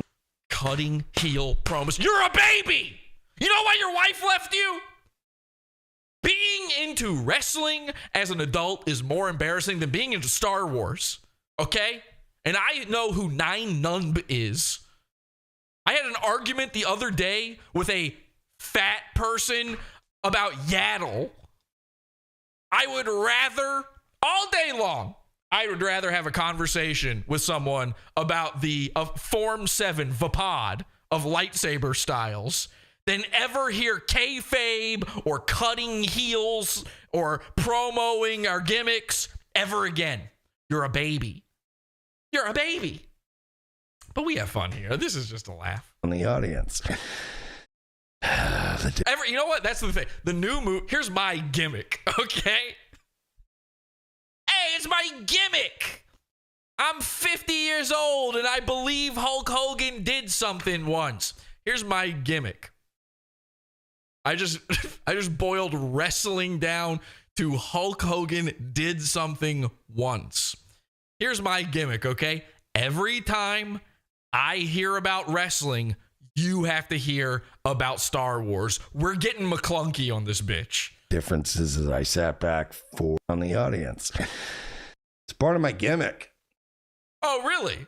Well, can I tell you about Sebulba? He was, of course, the Doug racer at the Bunta Classic Eve pod racing event that took place in the Phantom Menace, which was, of course, in 32 BBY. That's before the Battle of Yavin. Cutting heel promos on. Oh, you were cutting heel promos? I remember when Darth Vader cut a heel promo when he went up against his protege, Starkiller. That was quite the audience. I didn't even know where I was going with that one. The difference is. This is kind of like Jabba the Hutt cutting a promo right now. Hanbi Buki. Tewanawanga. I sat back for 3, maybe 4 years now while you've been stalking me and being a fucking creep. Okay, so you're officially a girl. You're officially a girl. You're calling this stalking. Okay, then what you do to Owen Benjamin is stalking. Then what you do to Dayton Hypernova is stalking. What you do to that James Clark guy is stalking. You're a stalker. Mersh is a stalker. You're committing crimes. And I know they're crimes because I checked with some guys. I'll check in with the chat room in a minute here and see. Is Mersh a stalker? Is he, technically speaking, an actual illegal criminal? And I've been constantly going, nah. Oh my God. Hang on a second. We got to get rid of the telestrator here because I believe that Mersh has revealed himself in a way he has never been revealed before. When you watch Mersh on the big board, it changes you. I want you to pay. I want you to be this dude, the people who make fun of my teeth. This dude made fun of Alan Powell's mouth. He called him Captain Crunch teeth. I want you to focus in on this little thing right here. His dick sucker. You're running your dick sucker. By the way, not a dick sucker you want to use. That would be like running your cock through a cheese grater. Look at this. Back for 3, maybe 4 years now while you've been stalking me and being a He's got a middle tooth. One of his teeth is just in the middle of his mouth. Fucking creep. And look at that. Look at that. There's the reason. There's the reason you're not allowed to see the chat no more. Okay? Let's zoom in on the big board here. Hi. Hello. Hi. Jesse. Hi. Okay. There you go. Dead tooth. Dead tooth. Let's start a chant. Dead tooth, dead tooth, dead tooth, dead tooth, dead tooth, dead tooth, dead tooth.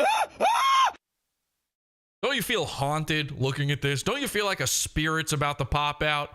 One of Michael Jackson's friends is about to come out of his ancient grave. Been constantly going, no. Ask anybody, because you've sent people to. This is whiter looking on my screen than it actually is, by the way. Like my color correction, something Mersh doesn't know how to do, is actually helping Mersh out a great deal here. There's a skin tag. To me personally, to probe me and see. Whoa, what? See how I feel about it. I go, no. Whoa, hang on a second. Let's run that back a little bit. There. Let's go. Dead tooth. They're saying in the chat. And by the way, the chat confirmed, Mersh. I asked some guys. Apparently, you are legally a stalker. You see how he's got a middle tooth there? Like Tom Cruise. Once you see it, you can't unsee it. That tooth is in the middle of his head. Hang on, right there. You see that? It's in the middle. That's right below where the philtrum would be if he didn't have the worst case of fetal alcohol syndrome a whore could ever give to her child. Let's just roll that back a little bit. This is what we call bean footage. There it is. There it is. Ah!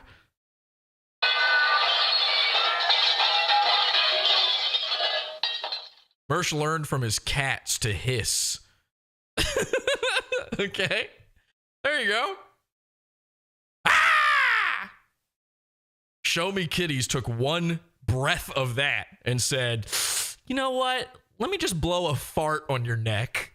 How about we just blow raspberries on each other instead? Dead tooth. Gay vampire, they're calling him. He does have, listen, I got fangs too. I have like real sharp incisors. But look at that. Mersh has got, actually, that looks like Mersh had a normal shaped tooth and then a part broke off of it and it became pointy. Later in life, his teeth changed later in life. How I feel about it. I go, no, just let him keep going.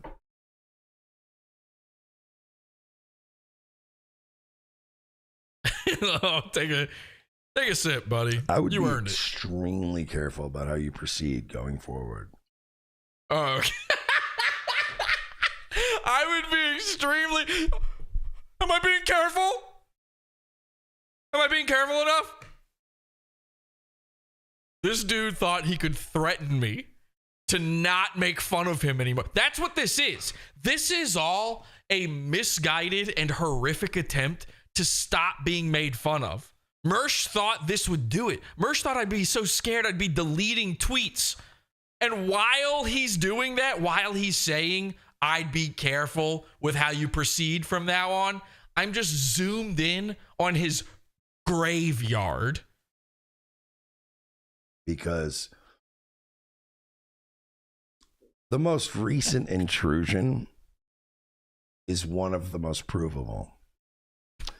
And I'm talking to the maintenance guys at my old apartment complex, who I'm on very friendly terms with. Wait a second. What? Hang on a second now.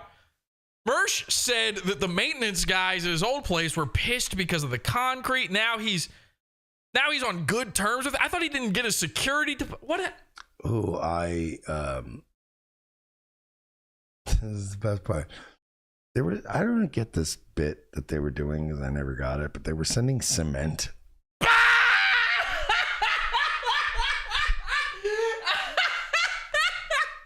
You don't get it?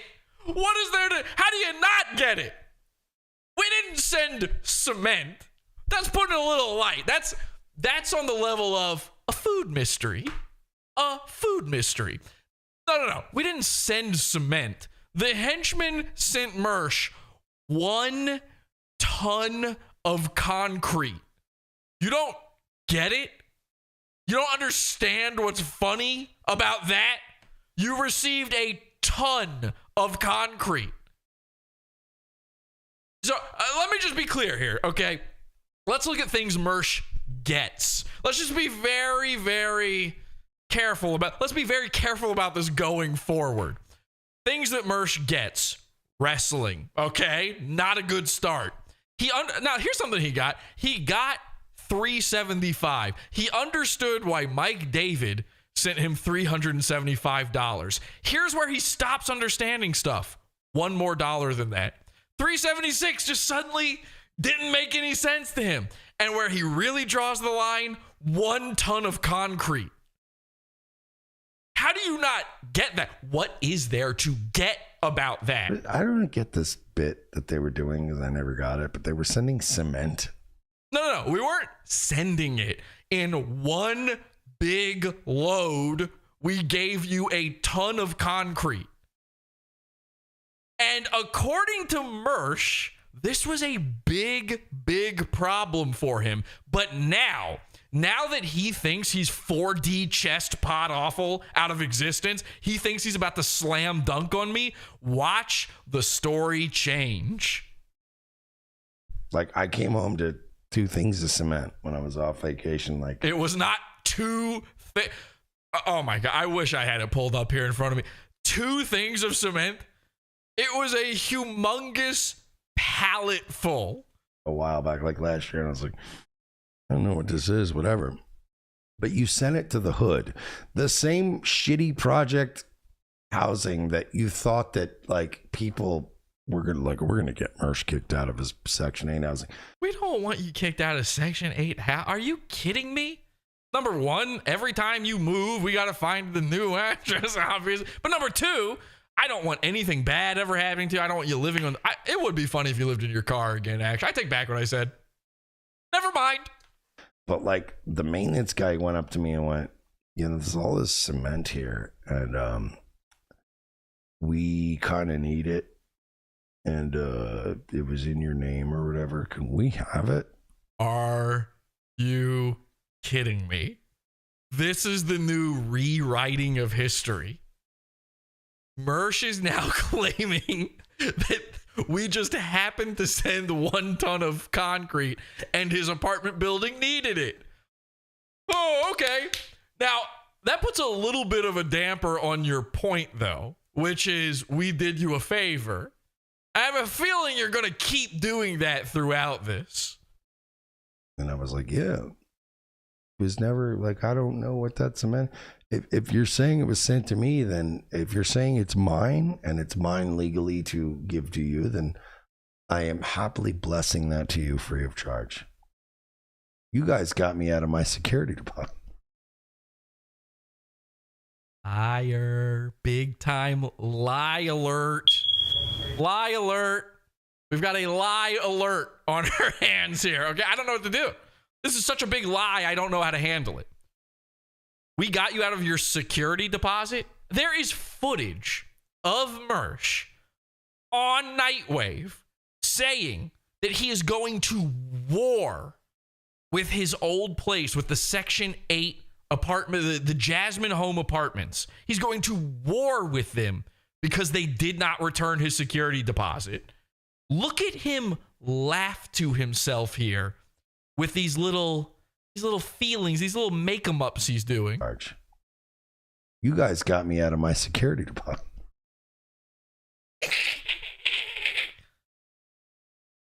I don't even know how to handle that.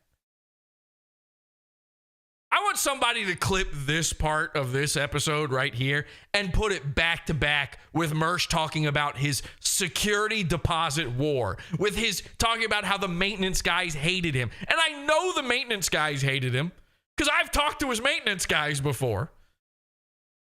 I guess Mersh never wondered why he came back from Vegas. There were no light bulbs in his apartment.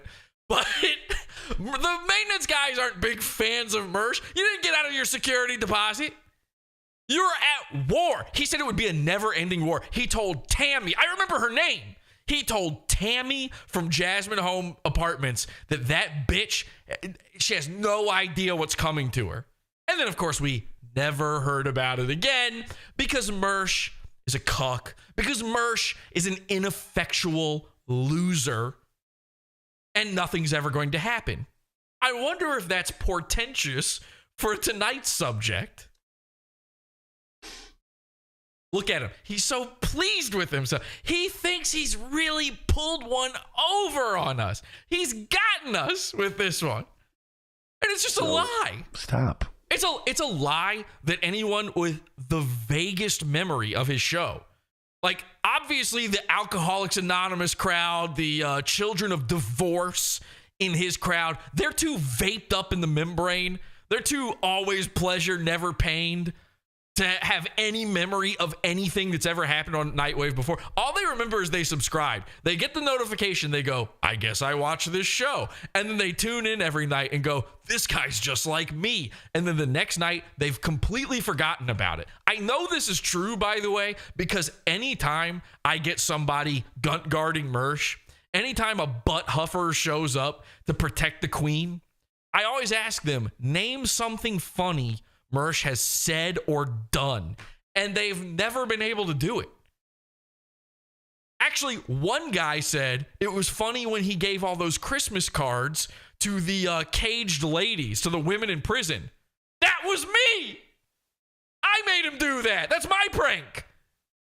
So, what's the funniest thing Mersh has ever done? Get pranked by Pod Awful. His own fans obviously wouldn't remember him saying the stuff about the security deposit. But anybody else, and by the way, the majority of Mersh's audience, the people making fun of him, we all remember.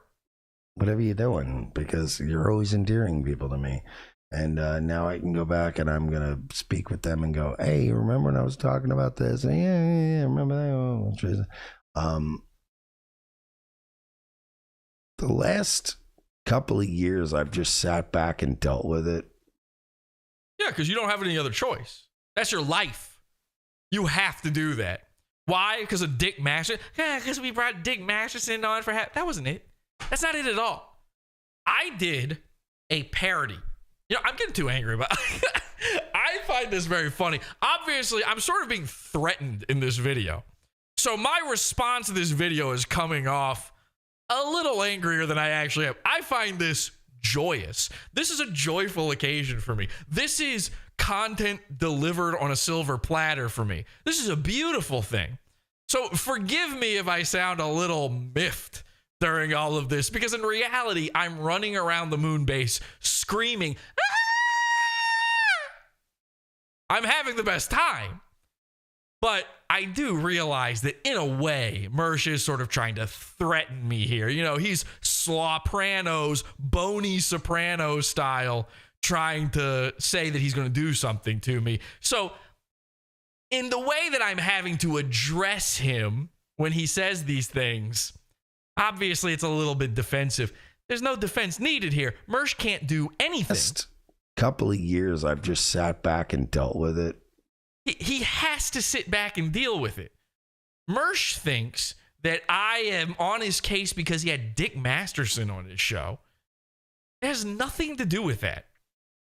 Mersh, buddy, defamation is only defamation if it's not true. Mersh, here's the thing. I did a parody of Revenge of the Sis on my show, and Mersh lost it. He went to his Discord and he told his fans famously, give him nothing. This is the message that we were given. We were told by people in his Discord, Mersh is pissed at this parody you did. It was a lighthearted, fun parody. Much like the fun I'm having inside my head right now, I thought he would laugh it off. He didn't. He declared war on me, Tammy style. And now here we are. What really happened is Mersh couldn't take a joke. And that shouldn't be surprising to you because, obviously... Ding, ding, ding, ding, ding. Ding, ding, ding, ding, ding. Sorry, I've redone the Miami sound machine. I don't know where any of the sounds are anymore. Mersh can't take a joke. So yeah, you sat back and took it. What were you going to do? Something creative? Something funny? No! That would require effort. Somebody had to put together your triangle set for you. You didn't even know how a green screen worked. I was doing this. I had your setup in 2009. I did that in my bedroom as a child. You can't figure out something better than this as an adult man who claims to be successful. You didn't have to sit back and take it theoretically. Theoretically, you could have done a Pod Awful parody. You could have made fun of me and all the stupid things I've done. Millhip tried to do it. Remember when Millhip did their god-awful parody? Does anybody recall that?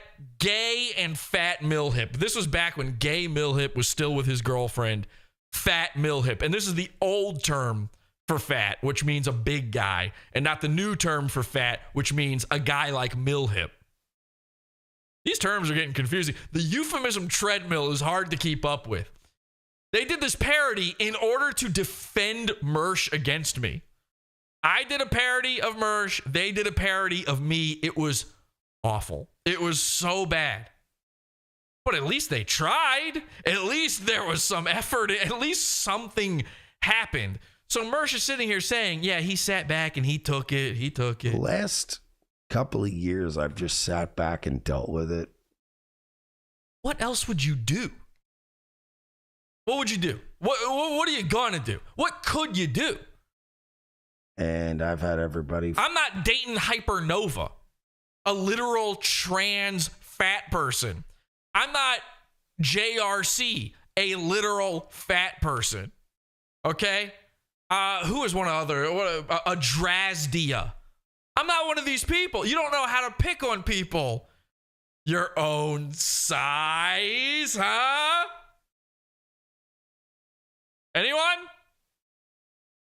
I think now is a perfect time to come out and say that I am a gay man. Okay, so anyway.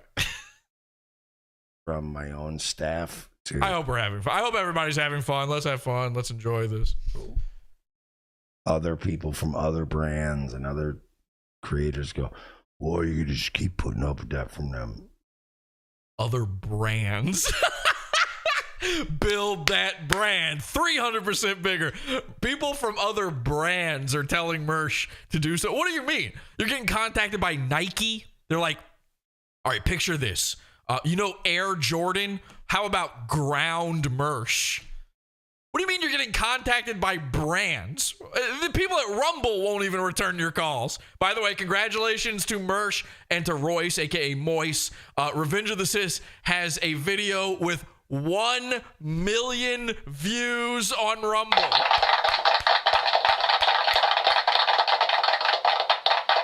They said it could never be done, and they were right.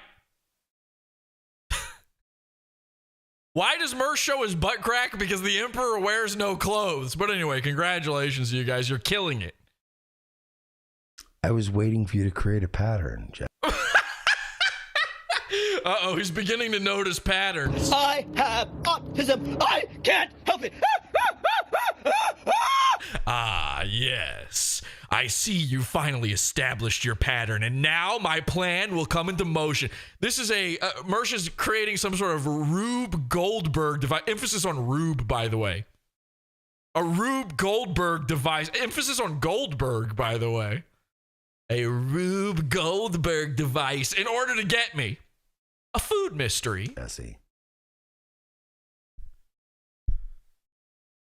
I was waiting for you to create a pattern. This is embarrassing. It's been weeks. This was said week. I'm so glad that this episode is happening now. How much funnier is it with all of this time in between? I should have waited 2 more years. Give it 2 more years, Jules. I should have waited 2 more years to do this episode. I'm a fag. Hang on a second now. We don't say those terms. And now that I'm at my He's becoming the puzzle master. That's an old school reference. This is the 3rd resident. Mersh and Kyle triangulate together. I've lived in which Mersh is a leopard waiting to pounce. You already publicly, don't even run back and start deleting your history. We got enough screenshots. If anything, I've made the history way worse since then. It's very clear. What do you have screenshots of? What does that even mean? We have screenshots of what? Here you go, officer. Here's the screenshot. I don't understand what I'm looking at. I'm a police officer. That's called Discord, officer. What's happening in it? They're saying they're going to send me coleslaw. And then they lock up Mersh for having bad breath. You're a fucking psycho weirdo who has had a borderline sexual obsession with me. And we got DMs. We got I'm the king of comedy, they say in the chat. That is true, but now I'm known as Kid Comedy. Wait. Hang on a second. I was zoning out there for a second. What did he just say? I don't have screenshots. It's very clear. You're a fucking psycho weirdo who has had a borderline sexual obsession with me. Okay. I didn't have this planned and ready to go. Hang on a second. Let me bring up Angie's channel, Pod Awful Savage Clips, real quick. I have a border every time. This is why doing an episode about Mersh is so difficult. Like, I am having fun. This is funny to me, but I know Mersh is sitting there squirshing in his pants over me. Every time he brings me up, he makes it sexual somehow. Angie just put out a clip for this is for Women's History Month. This is a great clip. Go check out Pod Awful Savage Clips, by the way. These videos are all very funny and very amazing, and this one in particular, you got to see the whole thing. I'm just gonna play you the very end of this one real quick, because who is sexual for who exactly in this scenario? I'm not so sure. Let's take a look here. Lightwave radio. You are bro. So this video, it's all of Mersh's fails with women, but then Angie caps it off in the best way. Check this out. Broken inside. Lady, it's a. Hang on, I got to get to the end on this one. Didn't have this prepared. All right, a million times trying, like, maybe there's a gem in here. Let's see the hole Mersh is digging himself into again. You didn't call anybody. You didn't inform anybody. By the way, Shiok's loving the. This is this is not. I know this is an edit, a random edit, but this is not altered in any way. This is a real quote from Mersh. Again. You didn't call anybody. You didn't inform anybody. By the way, Shiok's loving the Blair White issue. Completely missing the point altogether, which is that, let's be honest, ask most women and most men if they'd rather fuck Blair White or Jesse from Pod Awful. Pretty sure the majority of them probably tell you Jesse. Looks like probably good for a good cocksucking.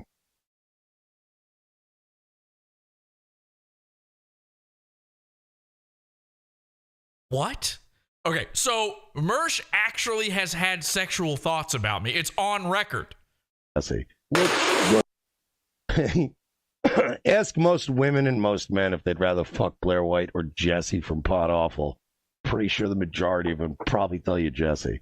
If that wasn't so long, that would be a drop on the soundboard. Absolutely. White or Jesse from Pod Awful. Pretty sure the majority of them probably tell you Jesse. I mean, he really said that. I'm the one. I have a borderline sexual obsession with. Are you insane?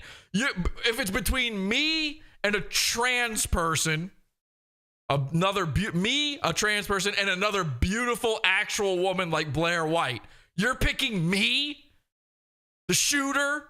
Looks like Okay, so this, I just had to play that because Mersh, nobody has made this more sexual than you. It actually frightens me to cover Mersh because I know he's having private thoughts about me, natural, illustrative thoughts about me.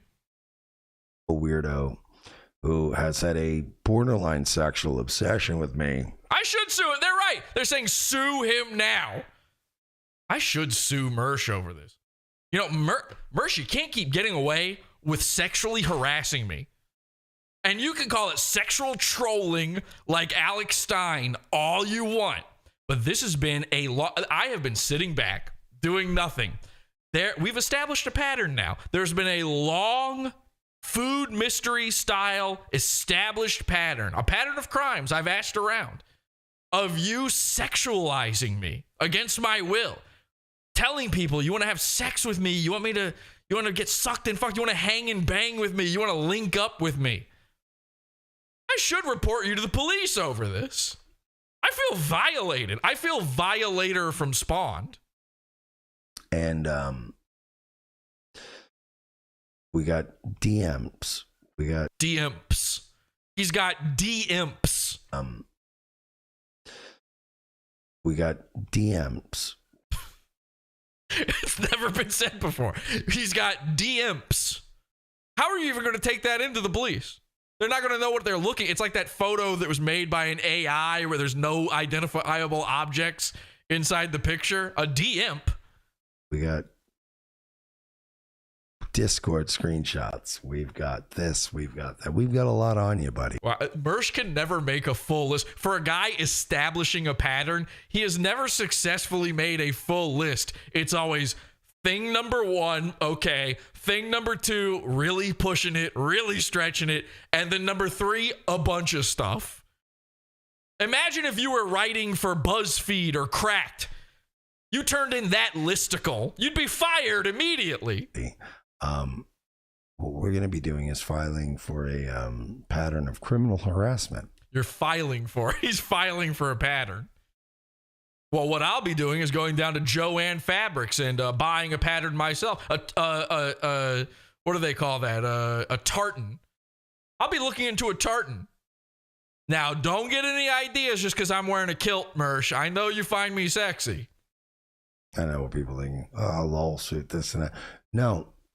That's awesome. Now, how crazy is it? Mersh thinks our entire beef, supposed beef, the only beef between me and Mersh, by the way, is the stuff we send him from McDonald's. But he thinks it's all hanging on Dick Masterson's appearance on his show. And now Mersh is being accused in his own chat room of starting a new lawsuit. Lawsuit number 2. You think Dick Masterson hates Pod Awful, hates me. He cannot stand me, wishes me dead, just like Ethan, Ralph, just like Mersh. You think for an instant Dick would be on your side? Dick would want to help you out when it comes to this lawsuit? Do you think he'd ever appear on your show again if you actually started a lawsuit with me? A lawsuit with me? Do you know how stupid you sound? I'm going to get you convicted. I'm going to literally kill you. I think we have, do we have that one? I'm going to literally kill you. So this and that. No. That's a crime. I'm going to get you convicted. I'm going to literally kill you. That's a crime right there. Of criminal harassment. Look at, he's so proud of himself. It's like he just watched Better Call Saul for the first time, and now he thinks you know what it is? Ladies and gentlemen, we've got a new guy that Mersh is. We have a new Mersh. Enter Lawyer Mersh. It's finally happened.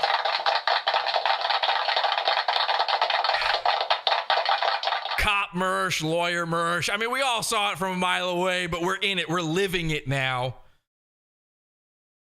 And when I finally get a conviction on you for criminal harassment, which, by the way, it's a level 1 misdemeanor, the bar is very low on getting that case fucking solved. Now he thinks it's detective work, getting a case solved. He doesn't. Listen, I think Mersh might have fallen asleep to Law and Order and woke up just dreaming about this. He thought that he had really cracked the case on this one. Sherlock fucking Bones over here.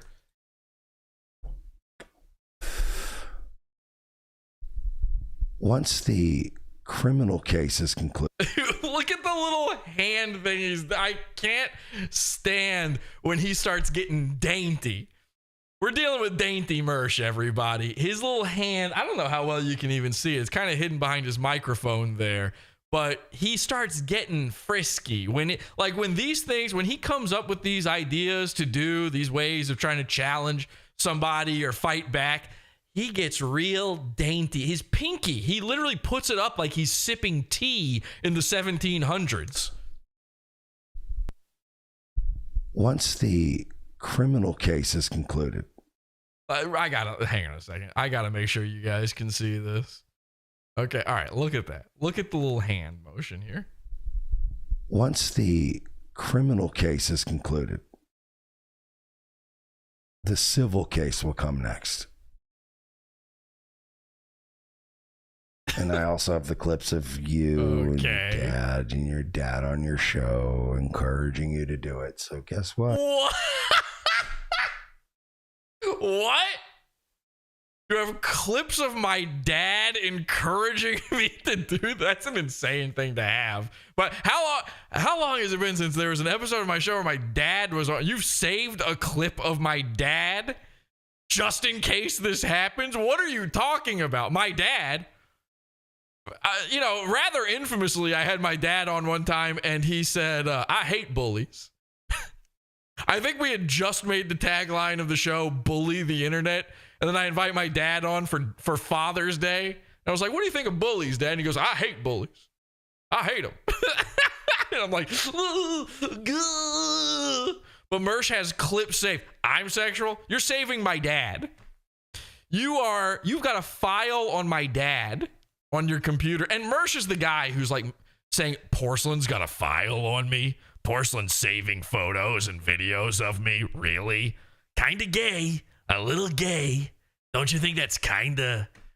I mean, Porcelain, I've heard some things. Owen Benjamin called you. Mersh has been saving my dad on his phone. Who saves my dad? This has never been done to me before, as far as I know. You've got my dad? I'm going to sue you once the criminal case isn't concluded. Yeah, once just everybody. Don't call it a lawsuit. Don't call it a lawsuit. But here's the thing. I know what I'm doing. Okay. Do I seem like a guy who doesn't know how to do this? Don't call it. I see the chat. The chat. I've talked to several guys about this one. Okay. Look at me. Look at me. I think I know if something's a criminal. First we go criminal, okay? Then it's, by the way, Mersh has had a lawsuit before. I don't know if everybody knows about this, but Mersh doesn't have the best track record when it comes to a lawsuit. Mersh, when Revenge of the Sis first started, when Nightwave first started, Mersh was in the middle of a lawsuit, as a matter of fact. Mersh sued the famous strip club that he worked at, that he's always yapping about, like, oh man, he used to run that place. Well, when he left, he had a bit of a disagreement with them. And there's actually news articles about this. We've gone over this in the show, but in case you missed it, Mersh actually sued them for kind of an unbelievable reason, for a guy who has multiple hours of himself making fun of black people and talking about how they're destroying America and the Jews and society. Mersh sued the strip club he worked at for committing the crime of discrimination. Not discrimination against him. No. Mersh is a hero to the black woman out there. The woman out there just trying to feed her kids. What would you do if your son was at home, crying all alone on the bedroom floor because he's hungry? And the only way to feed him is to sleep with Mersh for literally no money. But he gave me bones. Now my kid's smoking bones now, in and out of lockdown. I ain't got my Mersh now. So, according to Mersh, in his vexatious lawsuit, his first lawsuit, Mersh claims that the owner of the establishment told him to stop hiring so many black girls because they stink up the joint. And Mersh said, "Nuh-uh, chief. No way, no how." And I know why he did it. Why would Mersh care? Mersh, who hates black people, who calls them, what does he call them? Like criminal mischief party goers or whatever, mischief makers. He's always got a new term for black people because he's just not allowed to say N-word enough. Mersh, who hates black people, why does he hire only black women at the strip club? Why does every stripper he hires, why is she black? Because those are the ones who will sleep with him for pennies on the dollar. So he wanted to hire them because he needed to use their services. Why did he need to use their services? Because he's a cuck. Because he can't get laid. Because no one would ride that triangle. There was no show me kitties yet. Revenge of the Sis had just started. So he needed to procure a dark woman of the night, a student of the night, okay? he needed the seasoning police to come and season that triangle. And his boss said, hey, listen, man, I mean, you know, 1 or 2 tokens, that's fine, but people keep vomiting in the aisles here at the strip club. Everybody keeps puking because you keep hiring these crack whores. These ghetto gaggers keep showing up. And we can't stay open. Like, I can't stay in business if no one wants to watch the ladies strip. And this is, I mean, you know, we're talking a few years back. There's not enough Zoomers out there to make it worth having big butt ladies. This was in a time where white guys were still into boobs before the hormones in the water and the astrazine or whatever it's called, the fluoride. This is before guys were so fluoridated that they were more attracted to butts than boobs. What's your favorite part of a boob? The hole, nigga, the butthole. So guys didn't want to see a big butt woman with pancake fucking flapjack titties. They didn't want to see a ghetto egg on a nail flapping around. They wanted to see a nice, you know, beat up crack whore white woman. It's a slight step up. That's not my choice. That's just what they say in Florida. So the guy said, you can't hire these ghetto gaggers anymore, Mersh. And Mersh said, fuck you. I'm doing it anyway. So they fired him. They fired him because they needed more white people. And I believe that's actually where Mersh worked. I mean, listen, we're talking the depths of Ybor City. Where Mersh is working, a white girl is a diversity hire. They're doing something for the minorities out there where Mersh was working. So Mersh sued over that. He wanted to be a hero to the black people. How did that lawsuit go? Well, he lost. He lost everything. He spent a bunch of money on a stupid, idiotic lawsuit. And then what did he do? This is when the grint began. Nightwave had just started, just begun. Mersh goes onto Nightwave and goes, well, I've been telling you guys about my lawsuit against my former employer, and it hasn't been going well. It didn't exactly go my way. And all of a sudden, ding, ding, $2 from Homo Trolleus, $2 from Ghost House, $5 from Trollita, $15 from Zen Rhino. All starts rolling in, and Mersh gets dollar signs in his eyes. Well, gets a dollar sign in this eye, and then like half of an S. He gets like the dollar sign. You know how a dollar sign sometimes has 2 lines going through it? That's in one eye. Then he's got the 1 line in the other. I don't know. What is it, the 2-line dollar sign, by the way? You only ever see that on a pimp's necklace. So Mersh starts getting pimp necklaces in his eyes, and he realizes this Nightwave thing could be pretty lucrative. We are currently sitting, Pod Awful is currently the victim of yet another in a long line, but of a very historic form of Mersh Nightwave grints. Shut up. I'm going to pursue a criminal case, which is a misdemeanor, which is an easy fucking conviction. Then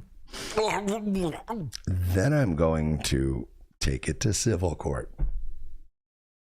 And then I'm going to play all the clips of you and your old ass dad encouraging you in your dreams while he funded you. My dad is funding this. This is where you have to wake up to reality, Mersh. This is where you've got to give up the wrestle, the cope. I hate using that word, but it's what it is. There's no better term for it. Cope is dead except in Mersh's brain because he's mentally homeless. He needs a reason Pod Awful can do this, and Mersh is still stuck with the triangle background. My old ass dad. Here's the thing, Mersh. You're jealous that I have parents. For the vast majority of human beings out there, that's normal. Maybe not for the ghetto gaggers you're hiring at the strip club, but having a dad is pretty normal. Mersh, of course, said his dad was a lol cow. He called his own dad the neighborhood, the town lol cow. Just because I've got a dad and he's old doesn't mean I'm having to procure his services. And let me be very fucking clear about this, okay? Because we got a lot of video ahead of us. I might have to break this up into 2 episodes at this point. There are 4 videos and we're still in the first one. This has been going forever. I don't know. Let me know in the chat room. Should we just keep this going? Should we break this up? Maybe we got to make some of this pizza fund only. I'm not sure.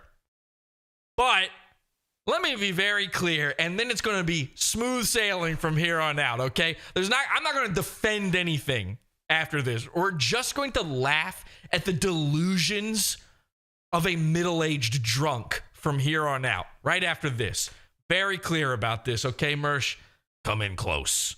Come in. Get in here. Get in real close. Not closer, closer, closer. I don't live off of my dad. You live off of Royce's.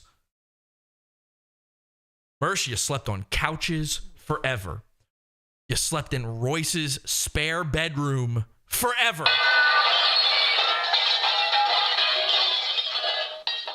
Who bought Royce's house? I gotta hear about trust funds from all of these idiots, from every single one of these goons who can't figure it out, who their own lives are such misery, they just cannot get over it.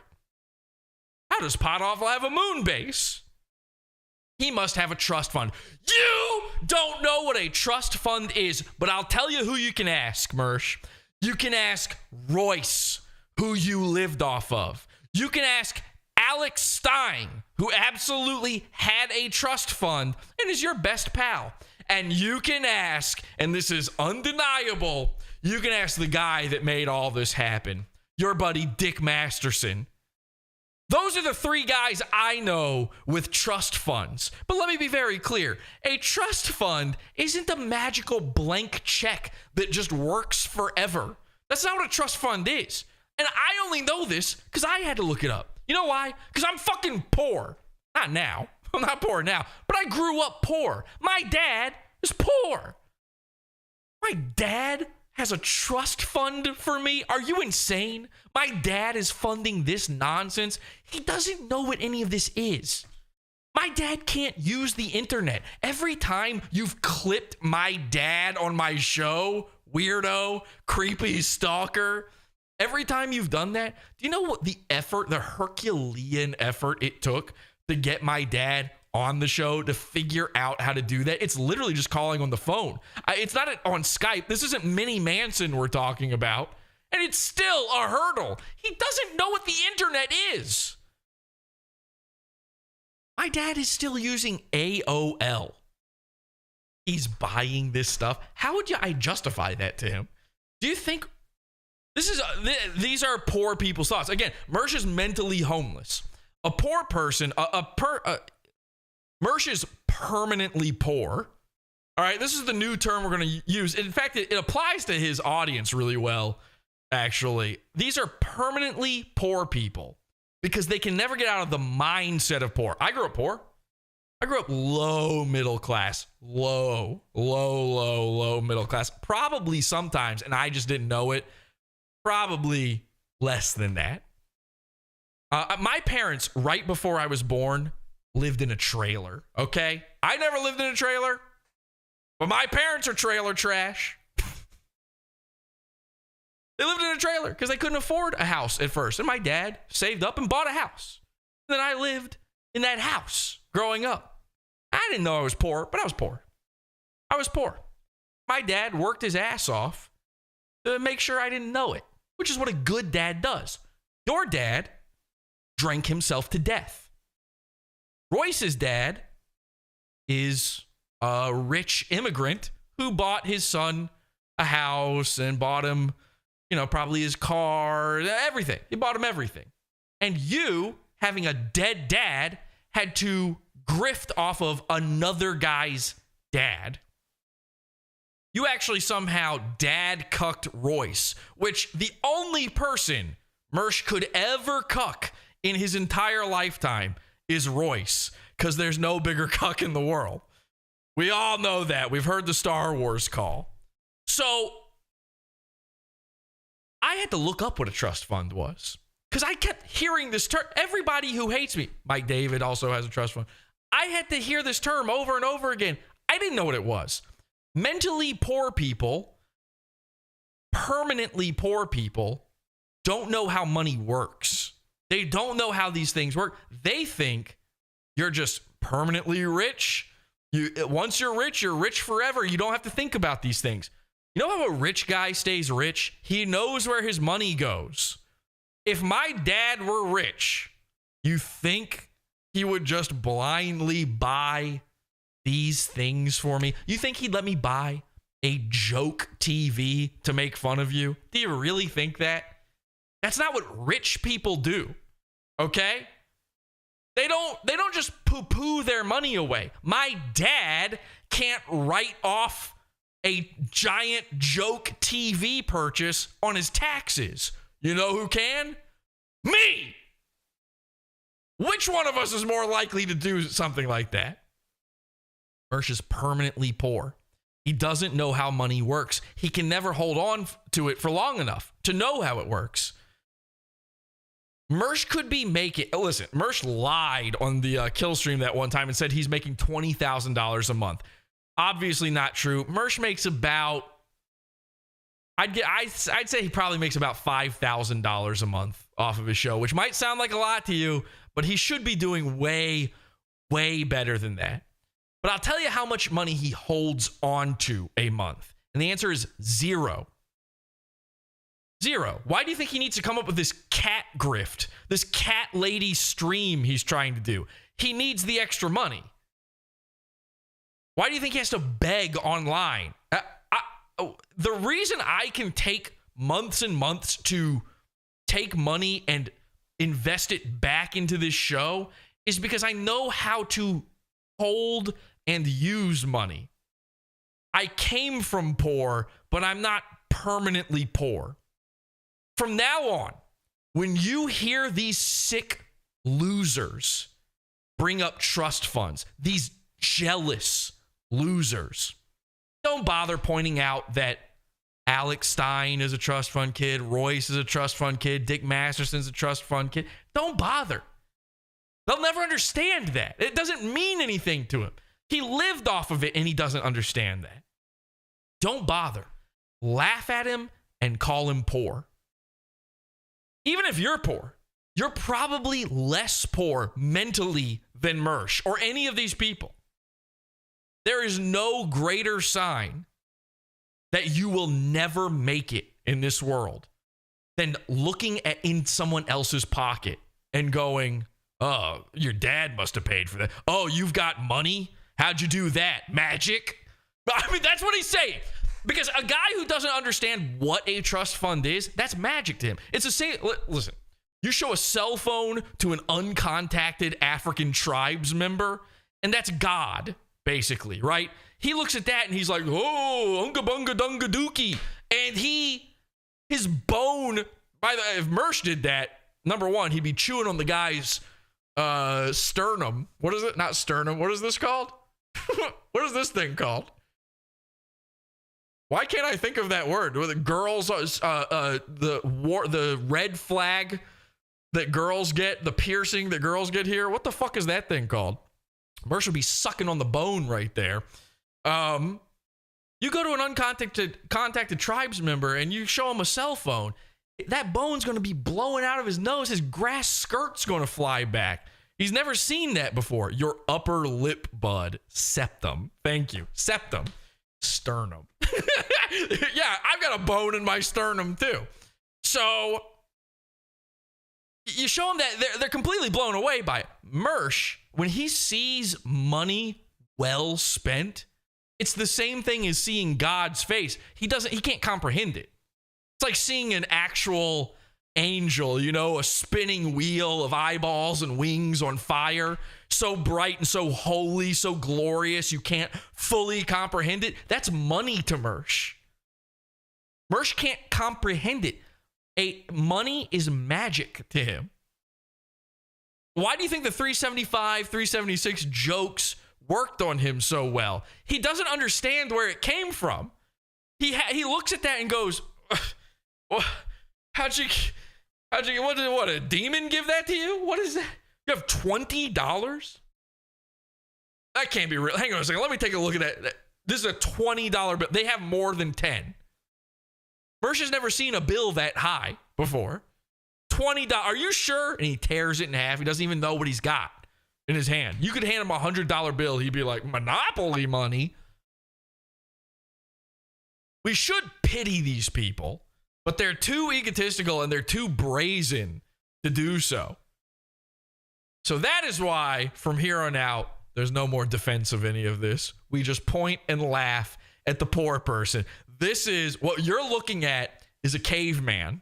He doesn't understand currency. This man's trading in bones.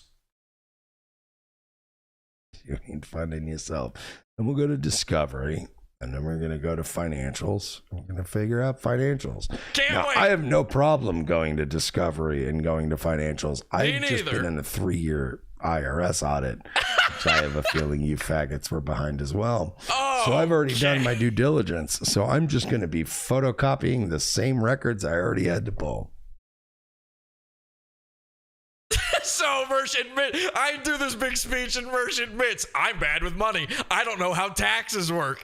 I'm constantly being audited. And oh, by the way, it's somehow your fault.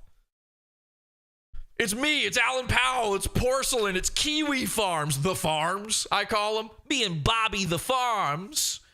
Hey, I saw Bobby the Farms the other day. I think this guy's planning to audit me. You don't want to go to civil court, Jesse. Yeah, you know what? I kind of do. I know your whole big master plan is to get me criminally convicted first, but since that hasn't worked for you so far, let's just go ahead and go to court. I would love to do that. Let's take a look through your financials. By the way, why would they do that? Like, what does he think he's going to see in Discovery? Like, it's not like you go into Discovery. It's not like that your whole life gets doxxed immediately. You have to turn over every piece of information about yourself. Mersh seems to think that suing a guy is like the ultimate doxing. Because I promise you, if we go to Discovery, we're going to find out where your money comes from. See? Please do. You can find out right now. It's called podawful.pizza. Go there right now. That's where the money comes from. You really do things. You got to pick apart every little fucking thing you do in your life. You would love to pick me apart. That, do you? Yeah. You're just trying to be Captain Chaos on the internet. Dude, you gotta stop doing the Bam Margera impression for me. This man is so mentally broken by me. I embarrassed him in front of his comedy heroes. Doug Stanhope, who, by the way, is the first Mersh A-log. Doug Stanhope used to play Mersh's Killjoy CD for other comedians to show them what not to do. He lied in front of Doug Stanhope and Shane Gillis and stole my thing. Stole my Bam Margera bit I did.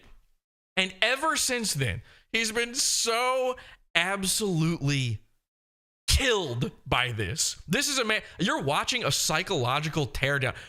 Sigmund Freud would put a gun in his mouth watching this. That Bam Margera impression is sort of a Rorschach test for a goon's mind. Yeah. When Mersh hears me, he hears me calling him out for stealing, for copying me. We're just trying to be Captain Chaos on the internet. I had a fucking tube in my dick and Maddox didn't love me back. This is a meltdown. This is an unspooling. I got excited, very excited to see all of this. I mean, Mersh, they're calling you Bone Margera in the chat. You don't want that. He's throwing it all out there. This is what's happening. Okay, we got to break this down bit by bit. I was actually just going to let this play a bit because we're so far behind. You were just trying to be Captain Chaos on the internet. We're doing an autopsy, okay? This is the corpse of what is left of Mersh, and we need to pick this apart. So he goes, he calls me Captain Chaos, which is that like a South Park? He accidentally steals from Professor Chaos, Captain. Is there another thing called? Is that a wrestling thing? I swear to God, I'm going to start talking about Darth Crate, Darth Talon, if that's a fucking wrestling character. There better not be a wrestler named Captain Chaos. You don't want that, do you? You were just trying to be Captain Chaos on the internet. So he goes into the Bam Margera impression. He knows we make fun of him for doing this. He knows, by the way, it's not just me. People who don't like Pod Awful think this is a crazy thing that he does. That it's kind of frightening, the psychology going on behind that. So he goes to a safe place. He goes to a wrestling reference. I just have this feeling Captain Chaos is a wrestler. And I think he's retreating to his little boy, every time Mersh is in a scary place, he goes back to when he's 6 years old. His mom is still alive somehow, as alive as you can be, being a chimney, being a smokestack, which, by the way, never casted a shadow. And he starts thinking about wrestling. When he had his little figures, his mom saved up, but she had to save up for, it was like a month's pay to buy him the worst knockoff Sting wrestling figure or whatever. I don't know who he was into. Sting's a guy, right? He's like the Crow, but wrestling. I love how wrestling is so bereft of ideas. It's all just, that thing from popular culture, but it's a wrestler. It's like that guy, but it's a wrestler. So he goes back to that. That's what's happening in this moment. It's very quick. You don't want It's a very quick moment here. Do you? You were just trying to be Captain Chaos. Definitely a wrestling reference, they say in the chat room. General Disarray. Now, I'm more of a Captain Bone to pick. On the internet. Okay, so you hear that? Now, Mersh is pretty used to making mouth sounds, obviously. Mersh is, he's quite adept at it, actually. He's rather good at it. But that wasn't any ordinary Mersh mouth. That was a little hiccup, a little nerdadrenaline running through him because he realizes, oh shit, I'm doing the Bam. By the way, I don't sound like Bam Margera. I don't sound like that impression at all. Here's how you do an impression of Jesse PS, okay? Write this down, everybody out there. This is how you do it. It's not by going, it's not by going, this is how you do it, okay? This is how you do it, okay? That's Jesse. Even I know how to do Jesse. So he gets a little nervous here. And then he goes, so now he's lost. He's lost in his own thing. Because he knows this is going to get clipped. He thinks, by the way, everything before this, he's winning. He's cool. But in this moment, it's slipping. The mask is slipping a little bit. And he's nervous about getting clipped. And a fucking tube in my dick. And he does the worst thing he does, which he's been doing this a lot lately. We're going to talk about this more in an upcoming episode. We've got an episode coming up about Mersh's, what do we even call this? His dark doppelganger, okay? Broke Mersh. We have a new character a new goon called Broke Mersh. And this guy's called Ian Ellis, all right? Mersh is doing something very, very scary Boberry right here. He panics so much about us making fun of him for doing this Bam thing. Chaos on the internet. I had a fucking tube in my dick. I had a fucking tube in my dick. This is an Ian Ellis joke about me. Ian Ellis. Now, I had, I think it was 8 years ago, I had surgery. And because of this surgery, for like a week or something, I think it was 1 week, I had a catheter. And because I made fun of Red Bar, who wears diapers and craps himself, Ian Ellis thought the way to make fun of me is to steal my joke and flip it back on me. You know, Bam Margera impression style. This is what they all do. Every single dude who tries to come at me, every single fucking Nightwave Mersh effector who tries to do this shit and fails, all they do is take my joke and do it worse back at me. So I had a catheter for 1 week 8 years ago, and now I have a tube in my dick. Mersh is stealing from the broke version of Mersh. That is the worst place you can be in. You don't want to put yourself under your worst level of competition. And Maddox didn't love me back enough. And then Maddox didn't love me back enough. So now he's in complete panic here. The Bam Margera is obviously failing. He just did a mouth sound, a nervous. He goes into a broke Mersh impression. And his way of trying to save it is, well, maybe I can do something along the Dick Masterson guys. Now, let me be clear here. Dick Masterson's fans don't like you, Mersh. You want to talk about not respected? Listen, Dick Masterson's fans hate me because I made fun of them, because I pranked them. Like everybody on the internet who hates Pod Awful, they got tricked by Pod Awful. Don't go on the internet tomorrow. And so they really don't like me. But they hate you, Mersh. They really don't respect you. And you want to know how I know that? Because they call you Caller Mersh. They hate when you're on the show. Dick's YouTube comments are filled with actual Dick Show fans who are like, why do you keep bringing this guy? Every time Mersh is on the show, they hate him. He flops every single time. And Dick's fans are livid that their time is being wasted by just some caller. What makes this caller so much better than any other caller? You know, Dick's fans actually call into the show. There are fans of the Dick Show who call in that are more popular than Mersh. But he wants to appeal to them. He wants to appeal to Dick Masterson. So in his nervous tick frenzy, as he goes flailing, his T-Rex arms, his crooked, withered poop fingers go reaching for anything to hold on to make fun of Jesse. What does he say?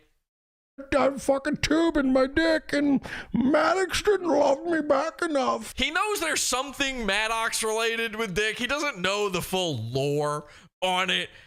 Maddox didn't love me enough. Do I even have to, like, I think everybody understands that sentence makes no sense. That ain't the way anything went down. Maddox didn't love me enough. I'm pretty sure Pod Awful dropped Maddox and not the other way around.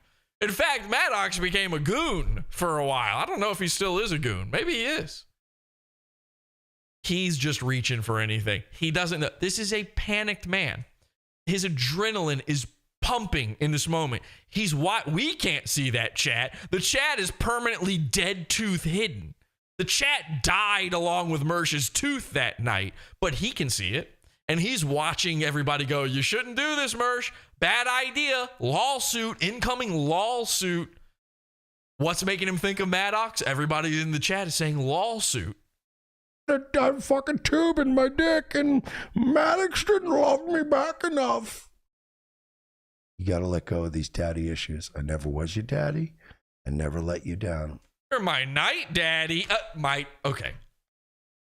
So my dad pays for the show, but also hates me. He loves me so much he sends Mersh coleslaw, but I have daddy issues. Why would of the two of us, between me and Mersh, which one of us is going to have the daddy issues? Mersh has talked about his daddy issues. You have no reason to be this fucking obsessed with me. But if we want... The only daddy issue I have is that you call yourself Night Daddy. I take issue with that. Gay vampire, go for it. Night Daddy, don't think so. I start going to Discovery and playing that game, that's fine. He's dreaming. This is a daydream. We are watching a man fantasize.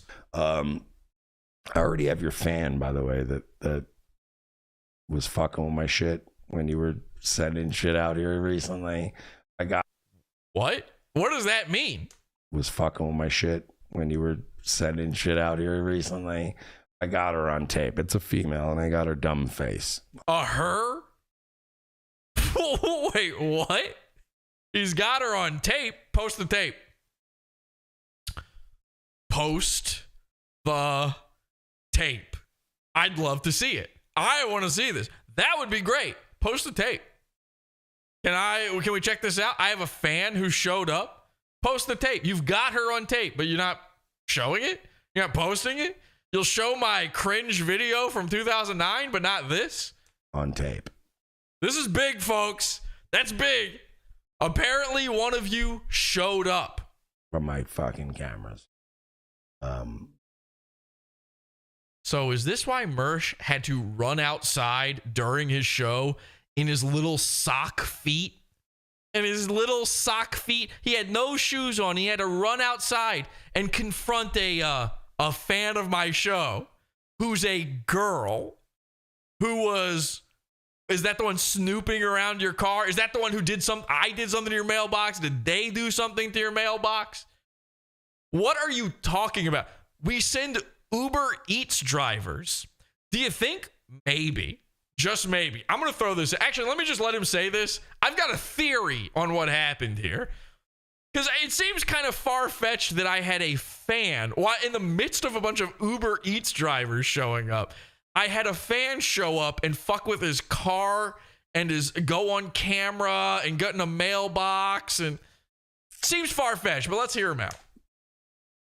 We already have everything archived. I already have an attorney on it. I already have a... Oh, you talked to some guys and now an attorney. You have an attorney on it. I thought ROTC had lawyers. Private detective on it. A private detective.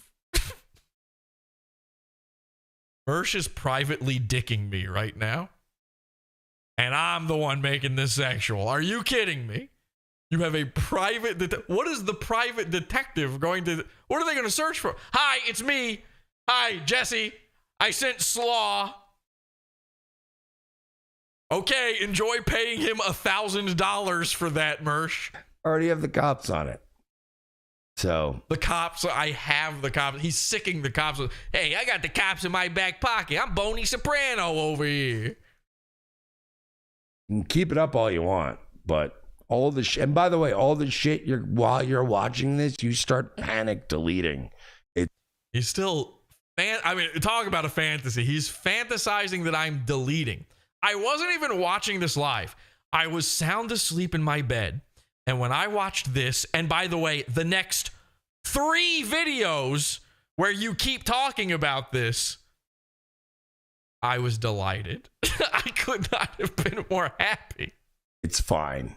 It doesn't matter. It's fine. It's fine. Jesse, it's fine. Everything's fine. It's fine. Nothing's deleted forever. Good.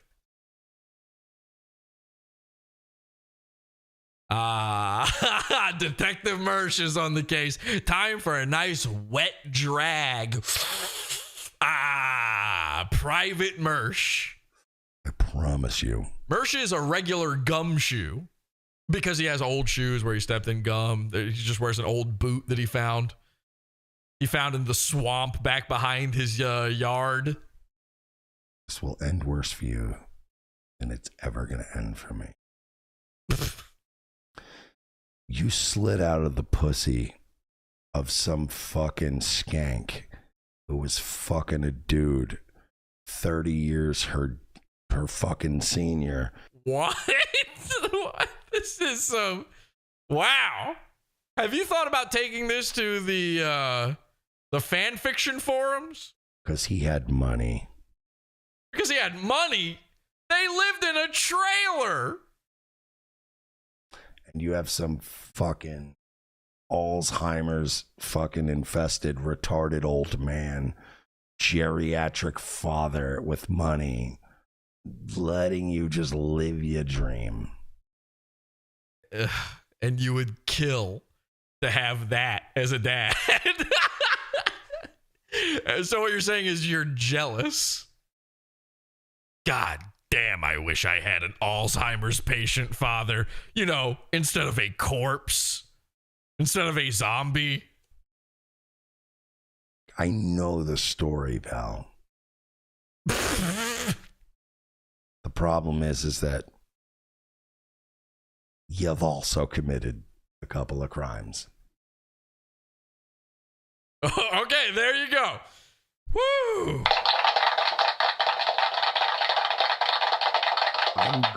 That was a doozy. Okay, listen. I don't even know how long this episode has been going now. It's been going a while. So, what do we do? Do we hold off? Do we do multiple parts? Maybe this is a series. Maybe we go through all of it because I don't know. There's 3 more videos.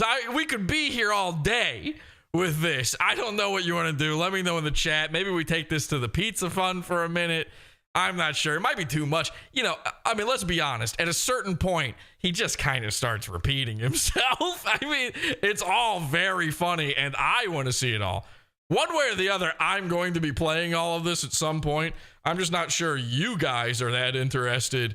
But trust me, the claims start getting even crazier as we go. Actually, where is part 2? Oh, here we go. Okay, so I've got part 2 right here in front of me. Let's see what they're saying in the chat room and figure out what people, you know, take the temperature of the room here. Do a series, please. More. We need a series. More. So a series, does that mean keep going right now? Does that mean save it for later? What are we talking? Take calls, someone says. Okay. We're gonna take calls, I guess. Let's just open up our Discord here. We're gonna take calls. Somebody said take calls. So now I feel like I should take calls. I have to agree to the new terms of service. Oh, I'm getting messages on. I had Discord closed during all this. Ding, ding, ding, ding, ding.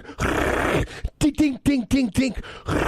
Thank you, Urquit. We've got a new, cleaner version of the team. Listen to the old version of this because it is. Ding, ding, ding, ding, ding. Ding, ding, ding, ding, ding.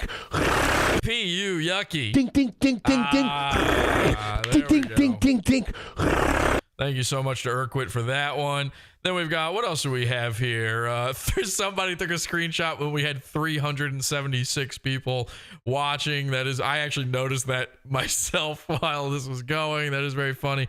Okay, I'm going to the call-in channel over at podawful.com/cult. And we're going to take some calls. You should be able to just call in podawful.com/cult. It's our Discord. You join me in the call-in channel, and we should be able to take some calls. I might have to unmute you. I'm not exactly sure how it's set up right now, but we'll check in with that. I tune in for Jesse, not callers, says Bo Clark. Well, guess what? Too bad. We're taking calls. I asked, what should we do? And a guy said, take calls. They said, keep going right now. More show. Fat, comfy moosh. They're saying, well, let's get rid of the big board here for a second. Goodbye, big board. Goodbye. The game deliver a pizza with a clown doll. Okay, so here's the thing. I got to say this kind of, you know, oh, we've got a caller here. Lil Baby, a.k.a. Trevor. What's up? You should be able to talk, right? Dick size I have gone down. Okay. Yeah. Not really sure what that has to do with anything, but thank you so much for sharing that with me, Trevor. Thank you. And he left. Here's the thing. Obviously, no action at all has been taken on any of this. You know, whatever we're about to see in these upcoming videos, it's pretty clear what Mersh's actual agenda is here. He wants this to stop. He wants me to never send him anything again. And the thing is, if he had said that from the beginning, I would be forced to never send him anything again. It would be harassment if I just kept doing it. The problem is when we did it before, he said, go ahead, keep doing it. Or he said nothing at all. We sent the stuff to his Airbnb. We sent him a little treat while he was on vacation to his Airbnb. He didn't say anything about it. He didn't let us know. When we sent him the original slaw orders and the pizza orders, he said, send me pizza. I had no idea this whole time that Mersh didn't want this happening. It's becoming clearer and clearer as I watch these videos that Mersh is a little upset. And with that in mind, unless Mersh were to say otherwise, unless Mersh were to take it back and say that we are allowed to send him, if he said that he wants us to keep doing it, then we would send him more stuff. But if he is upset, I in no way, and I'm saying this in front of the private detective and the attorney, I'm saying this to the cops out there who are watching, to cop Mersh, please understand, had I known this entire time that this was in any way upsetting to you rather than a delicious treat that you absolutely ate every single time we sent you the food, I would have stopped. And now that I believe, as long as nothing contradicts this here in the future, as long as I believe that this is harassing in any way to you, I can never send you any food orders ever again. However, what I can't promise is that other people don't do it. I mean, I wasn't the only one who sent you stuff that night. I didn't even really direct it. Everybody wanted to send you a homecoming, not a homecoming gift, like a housewarming gift. You know, you've been living in this new place for months and months and months, and we didn't know where it was, so we couldn't give you your housewarming gift. And everybody said, hey, Mersh has these cats. He's working hard. He's the hardest working man in show business. Let's send him something. The other people decided to do it on their own. So while I will never, ever, unless you say so, I will never, ever send you anything ever again, as long as you admit that it is harassing to you, as long as you say it's distressing to you in any way, I will never do that again. I can't stop other people from doing it. You know, if coleslaw shows up to your house, this is sort of like the Streisand effect, the Barbra Streisand thing, South Park. Ian knows what I'm talking about. This is sort of like the Slawsuit effect. The problem that I see happening here, Mersh, and I don't know what to do about this, so I'm deferring to you and your eternal wisdom on this. You know, you're such a smart guy, and you've got this 4D chess thing all figured out.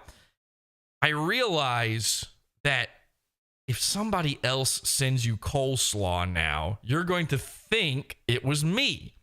There's nothing I can do about it. And then if you talk about it on the show, well, there's no harm in me covering it. I can cover it and say, hey, guys, don't do this. And by the way, again, I am saying, please do not send Mersh coleslaw. Don't make sure that I get skinnier than him by August. Don't keep sending him pizza. Please. The problem is, now that this is out there, people are going to send coleslaw just to get me in trouble.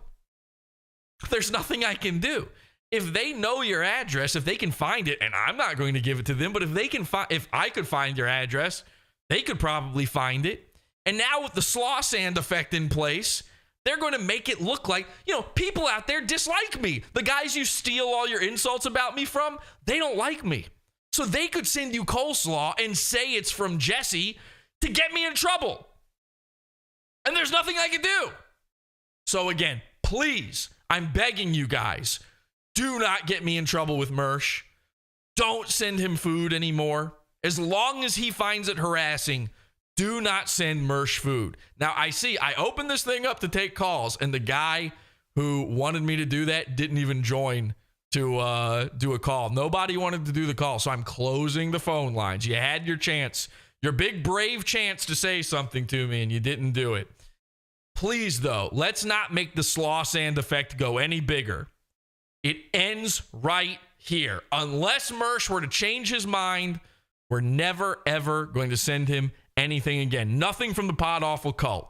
Unless Mersh were to somehow, out of nowhere, for no reason, change his mind on that. Okay, let's watch a little bit more Mersh, and then we'll figure out what to do. I'll check in the chat room and see. I'm going to let you know right now, Jesse, if you want to keep sending shit to my house, you want to have people keep fucking with me. Whatever. No. I don't want to do that. There's already things in the works in the criminal sense. For anybody wonder, why doesn't Mersh just do a lawsuit? I want the criminal procedure. Like, I want that to go first, because anybody who's less than an amateur in the fucking court of law will tell you, you don't want to go civil until you get the criminal conviction first. Right. Yeah, they all say that. Classic. Google your own state's laws for what constitutes. You mean Western Australia? Literal criminal harassment. See, and again, I don't want to do that. Florida. The deal is that Florida is actually way more lax than you are. Oh, perfect. I didn't know that. Oh, great. And that's where you live? And that's where it happened? That's where the supposed crime was committed? And you're saying their laws are extremely lax on this? Again, that's a joke. I have zero, unless Mersh were to miraculously change his mind and say otherwise, please do not say, I would get in big trouble for this. Please don't do it. You live in a different state where so much as sending nonstop coleslaw and pickles at a time when you know somebody's actually on the air, you're actually trying to harm their business. Well, hang on a second. I thought you couldn't hear the door from the Nightwave, from the cavernous Nightwave studios. I thought you couldn't hear the door. How would that interfere with your business? I'm shocked you even knew you got an order. And their livelihood. And actually, according to some of your state's laws that Florida doesn't. Some of your state's laws. He doesn't. He's just throwing darts at a map, hoping. And actually, according to some of your state's laws that Florida doesn't have, is you're also on the air. Thank you for saying that. Who was that in the chat? MX62 says on the air. Big Rack says on the air. I love that. Thank you for point. It is time we discuss this. On the air. You're not on the radio. You're not on the air. Okay?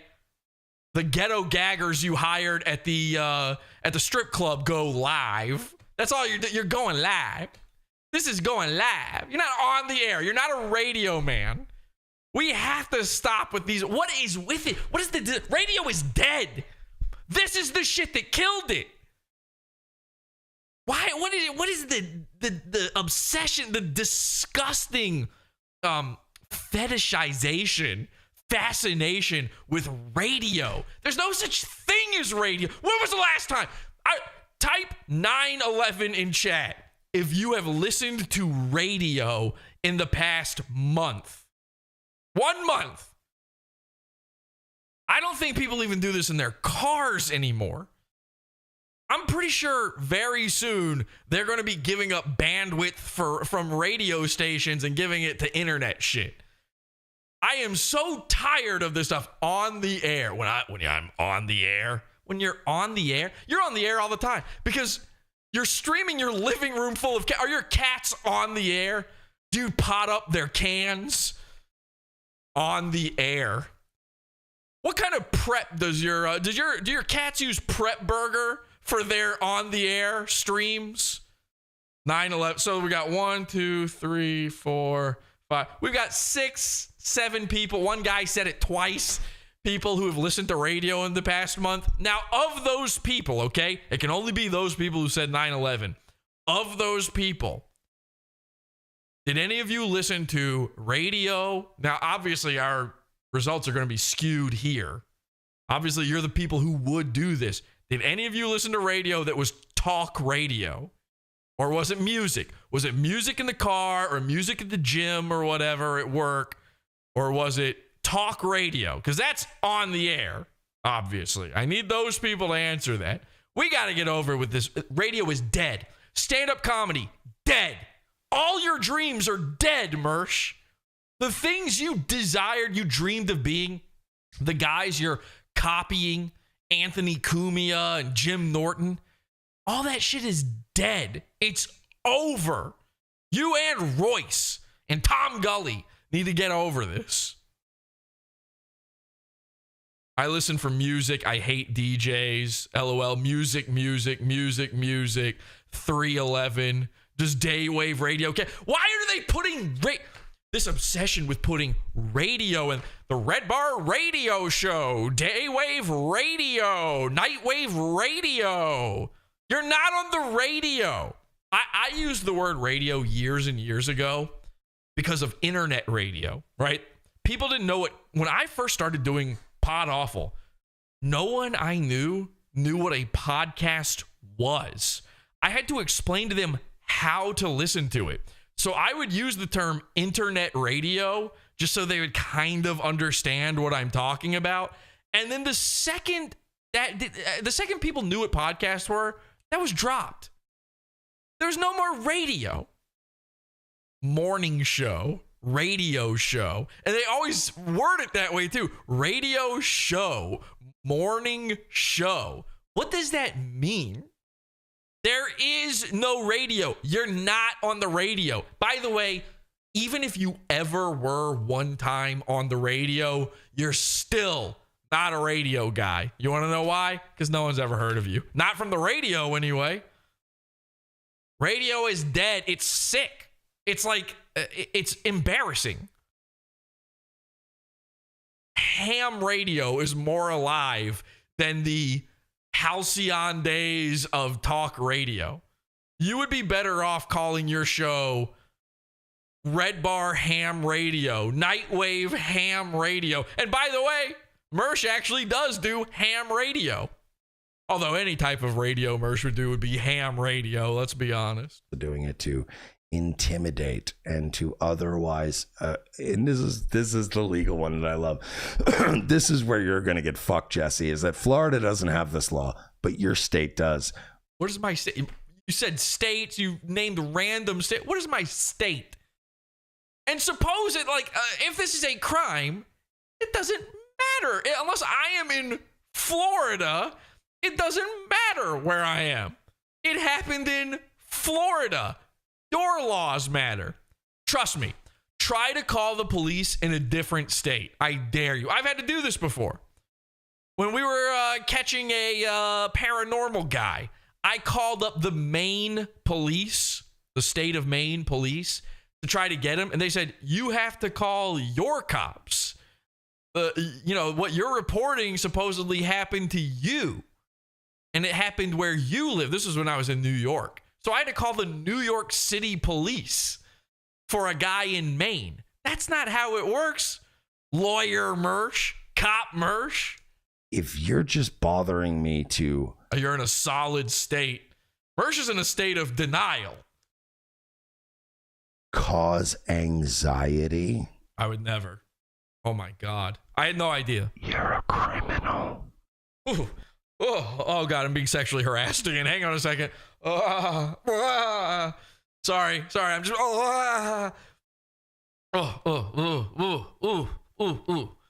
Okay. Don't ever do that again, Mersh. That is sexual harassment. I will call the Florida police on you.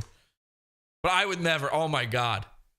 If I had any idea that Mersh was so butthurt about this, that his little butt crack, his tiny little Hank Hill sucked in butt cheeks butt, if I had any idea that we were up inside his butt just spinning an egg beater and he was crying about this into his pillow every night, that he's been harassed online through Uber Eats. Oh no, the horror. If I had any clue that you had the genetic memories of the Slawsuit that happened to your own lolcow father, I never would have done this. I'm so sorry. Mersh, I thought it was a gift we were giving you. I apologize. And again, we will never, unless you were to change your mind, we will never do this again.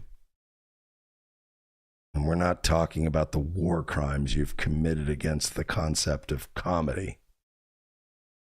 Cut to Jobber. Cut to Killjoy. Cut to this show, Nightwave Radio. Cut to Revenge of the Sis. Cut to every appearance on every other podcast Mersh has ever done. Cut to opening for Flyleaf at X Fest. Cut to trying to worm your way onto Opie and Anthony by becoming the chauffeur for a fat person named Bobo. Cut to... If I can prove... war crimes. He called that war crimes. All this shit you've been doing. Wait, hang on. Did he just cross-eyeball me? If I can prove... Oh, that's a close one. We can almost see it. All this shit you've been doing, and by the way, we've got screenshots. Again, I'm not playing old stuff. This is not what we've already seen. He's just repeating himself. This is the same episode. And people go, why did Mersh just act so chill for so long? Ever wonder why a snake just sits there? You ever wonder why you could probably take some glow sticks and do a whole little rave show in front of an alligator for fucking 20 minutes? That alligator ain't gonna do shit to you. Is Mersh saying he's a reptile? What is the point he's making here? Do you ever wonder why a snake just sits there? Go up to a snake. See what happens. What do you mean just sits there? Snakes will come after you. An alligator? You live in front of a swamp, by the way. You should know what alligators are up to. You're in Florida. You don't want to just mess around it.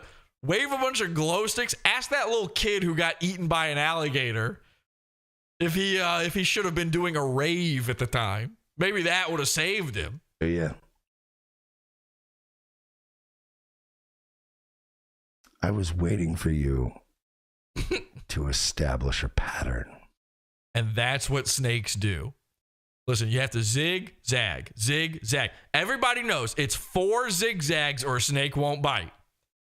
That's just the cold-blooded method of Mersh. You have now done so. Mersh is losing his mind. Please understand that if so much as a solitary pickle shows up at my doorstep. What if it's not me? See, this is what he's saying. I'm in a catch-22 situation. I mean, I'm damned if I do, damned if I don't. Even if I never send him anything again, some little motherfucker out there, one of you freaks, you sexualized stalker freaks, you're going to try to get me in trouble by sending him a single solitary pickle. Imagine that, opening your door, you walk out, there's just a pickle sitting there. It rolls over, it's my face on it. I'm a pickle now. There's nothing I can do. How do I stop that from happening? So he's got me. Mersh has got me by all 3 of my balls. It's all getting added on to a case. And by the way, I don't want people to. This will get clipped and they'll go, Mersh is trying to scare Jesse off. No. I want to make it known I'm in no way dissuading you from continuing to do so. Oh, okay. Well then.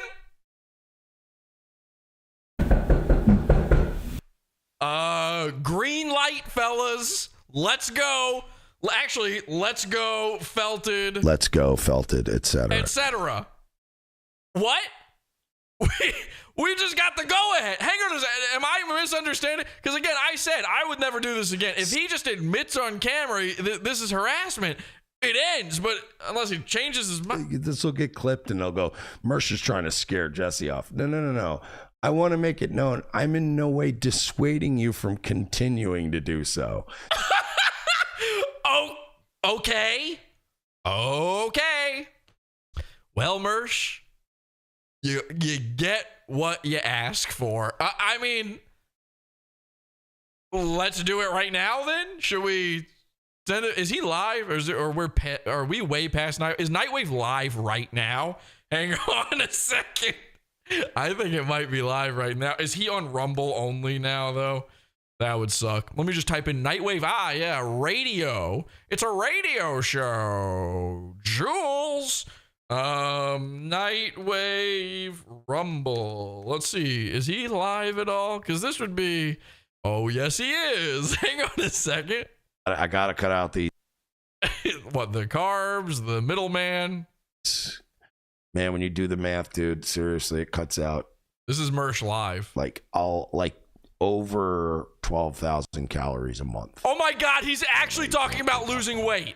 For 3 days. No fucking way. But I get it. Continuing here. So you pay for a group of friends, but if you become poor, and you can become too poor to pay your fucking $50. He's all the way in the corner. I can't even see him right now. My mic is covering him. Jesus Christ. I just made my own Discord, and I have people in there, and they're my friends. Oh my God, he's talking about wrestling and losing weight. Come to the cool Discord. I'm about to start telling you about every guy in the background of Jabba's palace. Ooh, does AEW heels have that? Like, oh, you can work as an old school heel if you pay. Okay, so there's Efont Mon. He's got a big elephant-shaped face. Efont Mon. Identifying fans.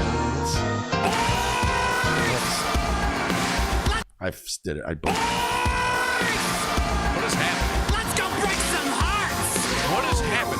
I don't even know what this is. What are we doing here, boys? Oh, what are we doing here, boys? He's playing all the buttons. That's my move. I play all the buttons. You can't play all the buttons. That's my thing. Armed. Female identifying fan. Come in, huh? Who's in charge? Huh? Who's the boss here, boys? Okay, I don't know what's happening. You know, it was a mistake to bring him onto the big board. I got to be honest. We'll just go ahead and get rid of that. Okay, so Mersh is live, and if I understood this correctly, this clip I was just watching here, he's saying in no way is he dissuading us from continuing on with what we were doing. Let me just hear that one more time just to check. This will get clipped and they'll go, Mersh is trying to scare Jesse off. No. I want to make it known I'm in no way dissuading you from continuing to do so. Go ahead, Jesse. Send your shit. Okay. Now, Mersh, I'm not sure you've talked to a lawyer about this for real, because I'm pretty sure a lawyer would tell you you're kind of shooting yourself in the foot. You're cross-eyed. You're actually shooting yourself in both feet at once by doing this. This is kind of undoing your case. You can't say you want to sue me and then ask me to do the thing you want to sue me for. That would be like a money-making scheme at that point. You're not doing a money-making scheme, right? I'm not trying to scare you. I'm not bluffing. I'm not trying to scare you off. Okay. I want you to continue to do these things.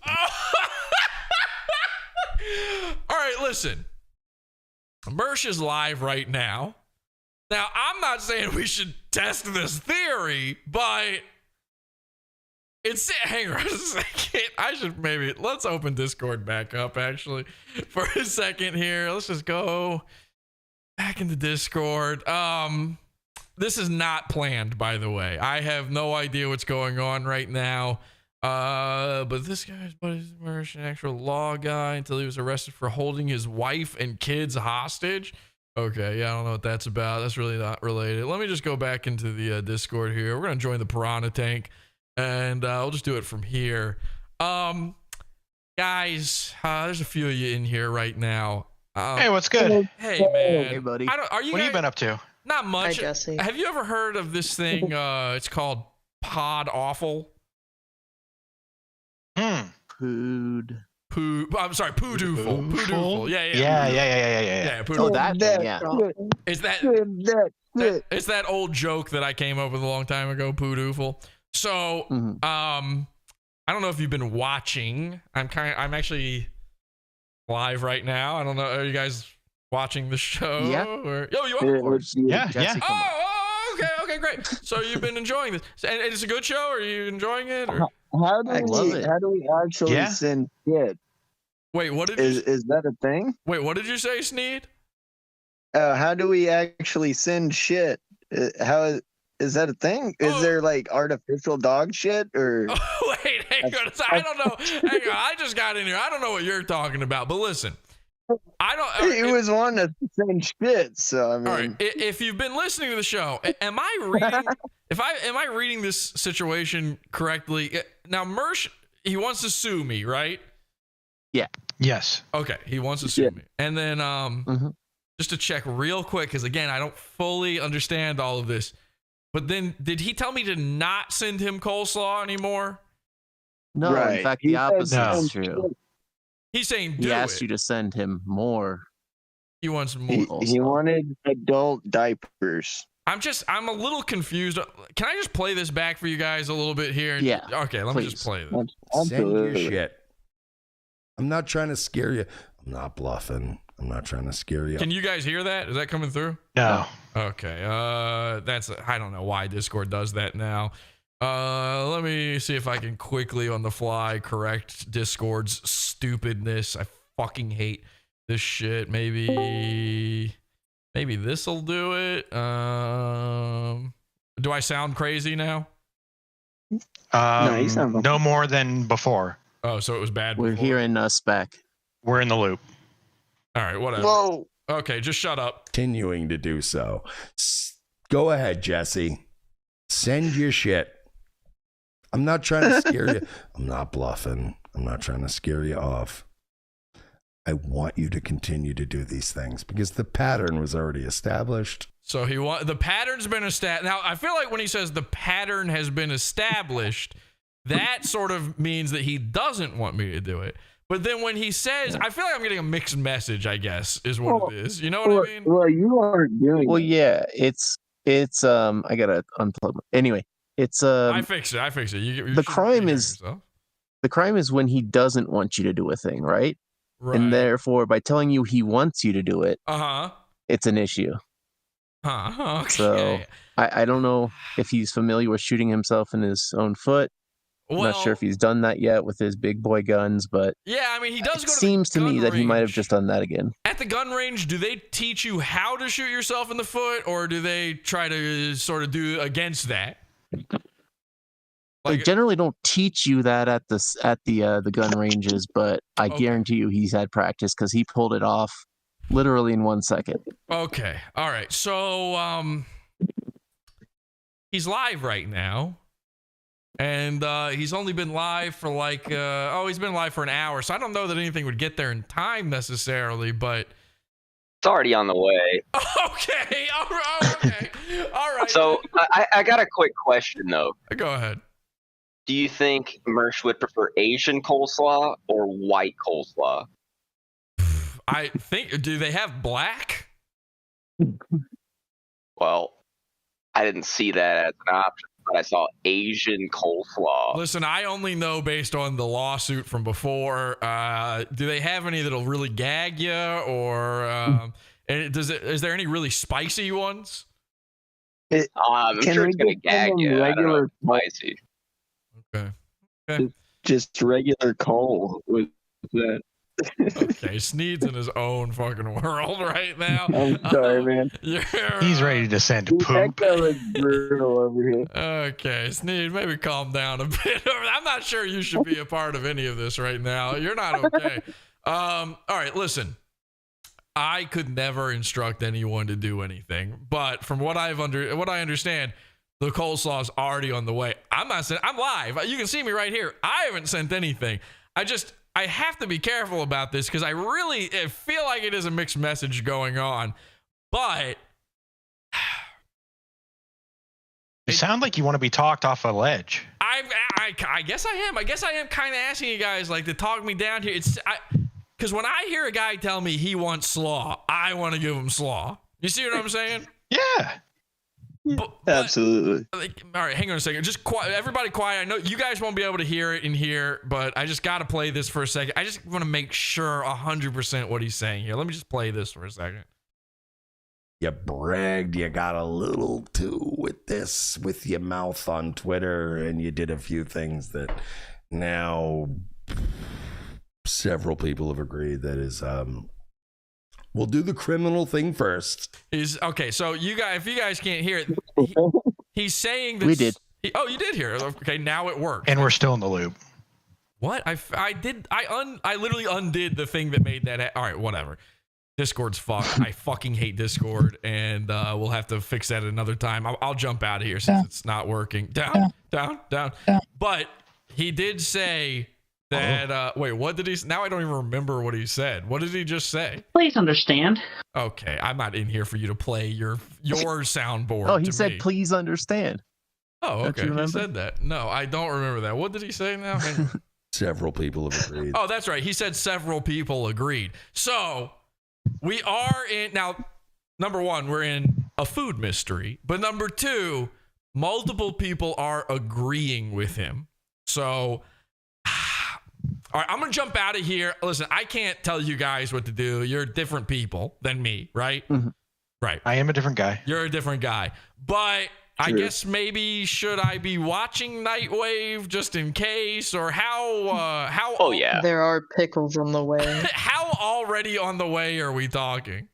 30 minutes. Is there a way I can just send him Okay, one Sneed, slice Sneed. of dill pickle? Sneed. Just let the people who have the answer to my question answer. Sorry, man. We're like 30 minutes off from that, maybe? 30 to 40 is what it says. Oh, boy, it's going to be cutting it close. Okay, well, we'll check back in. Like, remind me, everybody scream at me in chat when to check back in with Nightwave. I don't want to watch it live the whole time. Yeah. I'll jump out of here. You guys have fun. Okay. I have to listen to this a little bit more because I'm a little worried for me. I'm a little worried for these guys. Now they're establishing a pattern. I just want to make sure. Does he want the pickles? Does he want the coleslaw? Or doesn't he? I know he's checking in with guys.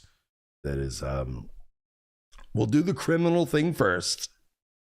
Then I'll do the civil thing. And then I'll just take a couple of your dad's bucks and put them right in my fucking pocket. Okay, now, I'm not a lawyer, but I have spoken to my lawyer, my blackface lawyer, Nick Recchietta. And what he tells me is you can't admit out loud that you are just suing a guy to get his money. That the real reason you want it is to take his father's money somehow, which I don't know where you think, like, I'm not sure how that would happen in this scenario.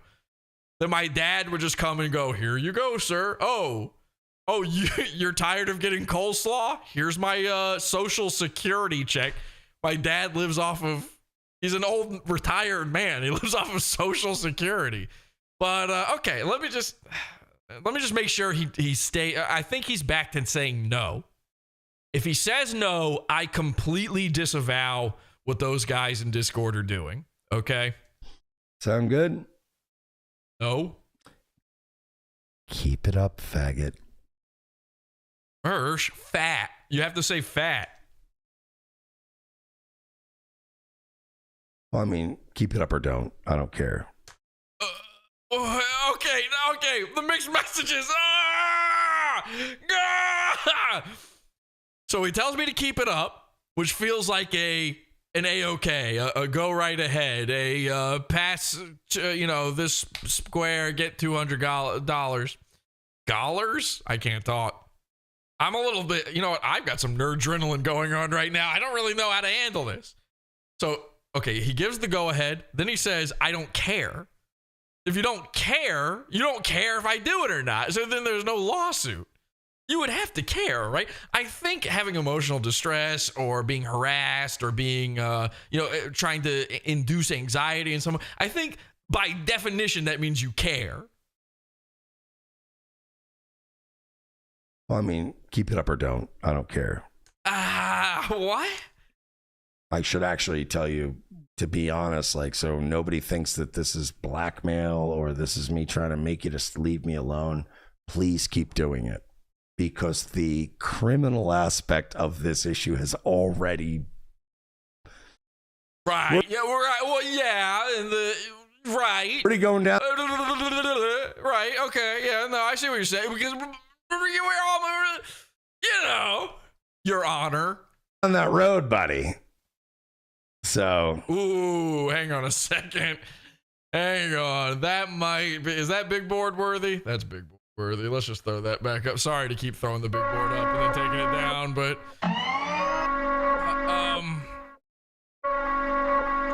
We got a guy, Johnny, in here. A butt huffer of Mersh named Johnny is in here protecting his queen, but you can't protect the queen from this one, Johnny. RoboCam, thank you very much. Yeah, there it is. Dead tooth. Dead tooth. There it is. That tooth rotted and died inside his head. Now it's just sitting there. That's like a cicada that just has its shell dragging behind it as it goes. You know, he said he was a snake earlier. This is like a snake who molted out of its skin and then said, you know what? Just keep it as decoration. Just wear it around my neck. Oh, keep sending them my way, buddy. See what you got to do. Okay. Can't hear the knocks in the studio. then what are you worried about? It can't. So it's not hurting your business. Okay. So again, the man, a lot of mixed signals here. So if you can't hear the knocks, it's not hurting your business, which was a point you made before. I just got a fucking ring, but a Wise doorbell camera. Wait a second. You just got a doorbell camera? I thought you had footage of my female listener and you've got her on you just got the this is exactly what Ethan Ralph did, by the way. He bought a camera after I showed up to his place. He installed it after the fact, but acted like he had footage the whole time. So Mersh is now even lying about having footage. And next time you send some fat bitch What? to vandalize shit at my house, what? I'll get that fat fuck on tape. Wait a second. In the last video, you said you had her on tape. He just went in the span of what I imagine could only be 20 minutes maximum. He went from I've got your fan, the female fan on camera, to I just bought the low end version, the not Ring, the off brand version of a Ring camera. And next time I'll get her. What? Next time? You're talking about some Uber driver. Again, I said I've got a theory on what happened. Here's what I think would happen, okay? I'm glad he brought that back up because I forgot about this. We obviously didn't send anybody to his house other than Uber Eats drivers. I don't know what he's talking about, but there was that moment in the show where he got up, showed his butt crack, ran away, just on camera, left everything going, and came back. And then he explains in the episode that he saw someone sniffing around his car and he didn't trust them or whatever. And he says something along the lines of like, it was some girl and I didn't know. I thought it was one of those pot awful people. And so he confirmed in the episode that it was just some random person. My guess is we were sending so many Uber Eats drivers. You know, every time we do this, there's always a driver who's lost, can't figure it out. Mersh lives in a duplex. There's two doors. There's two front doors. Easily a driver, which, by the way, it's a girl. So, like, do you think maybe this might be an Uber Eats driver? Do you think I'm sending a girl after you? Mersh, how insane do you have to be to think that there's a girl willing to come after you in the honor of Pod Awful?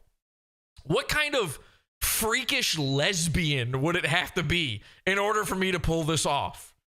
And like they just happen to live nearby you or something. So clearly some Uber driver pulled up, is trying to find the address, is like walking around on the sidewalk or the driveway area trying to go like, which door is it?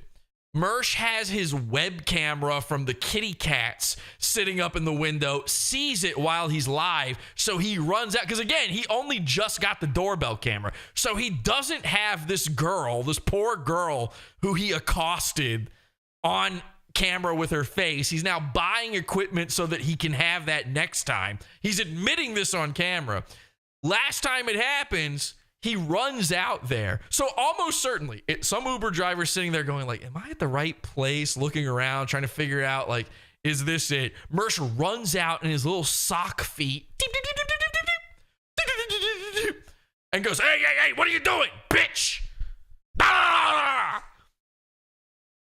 You know, bones are flying everywhere. He's wearing the Mersh sweatpants. His little triangle is flapping back and forth. She's probably screaming. Oh, yeah! And Mersh is like, what are you doing? What are you doing? And this poor girl is like, what? Nothing. I'm nothing. She realizes like, oh my God, this is the place I'm supposed to be delivering this shit to. I don't know what it was. I don't remember all the orders. Like every time this happens, everyone orders different stuff. It's not always coleslaw and pickles like the way he's saying it. We order all sorts of different things, anything that makes us laugh. I'm pretty sure we literally sent him a bone that night, like a dog bone. I think that's what I sent him. So I don't know what all's being sent. She might have had something small or whatever. Maybe he didn't even see it in her hand. I don't know. She had something on her, though, to bring to him. She realizes this psychopath is the place she's delivering to, and she probably took off running. She's probably like so freaked out. And remember, I mean, you've seen Mersh. You've seen the way he looks. He's this weird plump T-Rex bounding to her in his sock footies. She probably just saw one, and he's wearing sunglasses. I mean, for crying out, it's the middle of the night. He's wearing sunglasses, and he comes bounding toward her. It's more of a shamble, really. Let's be honest. Mersh can't do much more than a shamble. And she goes, fuck that. I know we had a canceled delivery that night, actually. I know for a fact one person ordered their thing and they got a canceled notice on it. So maybe we should look back and see if that was a female driver. I don't know if you still have the I don't remember who it was that had that, but if you know what I'm talking about right now, look through your thing, if you screenshotted it or whatever, and see if you had a female driver, because I'm betting that's what happened. But then Mersh says this thing about a mailbox, and what did he say? He said, I can't remember now. He said like there was some sort of criminal... That bitch. Camera. A Wise doorbell camera. Again, the cheap one. And next time he's permanently poor. Send some fat bitch. A food mystery. To vandalize shit at my house. To vandalize. That was the word I'm looking for. So he's saying something was vandalized. He mentions the mailbox earlier, which, I mean, listen, it's a theory. It's a wild theory, but it's a theory. A film theory. A slaw theory. If I had to guess, if I'm right, and this was one of our Uber drivers, and Mersh came out and accosted her, and of course, by the way, of course it's the female one. I know my driver. You get the name of your driver, and sometimes you talk to them. I know my guy was a guy. I know a lot of the other drivers were dudes. It's usually dudes, but there are female drivers out there, obviously. So Mersh doesn't go out. Every time it's a dude, Mersh stays inside scared, not saying anything, stays on Nightwave, doesn't go out. The second it's a woman, I gotta go destroy this cougar. Boom, boom, boom, boom, boom, boom, boom, boom, boom. His butt crack is hanging out. You think she's not scared for her life? Now, I don't know what happened. I don't know what if it was his car, if it was his mailbox. I don't know what was vandalized. But if I had to guess, maybe some coleslaw or something ended up in the mailbox. Did somebody pour something on your car, maybe?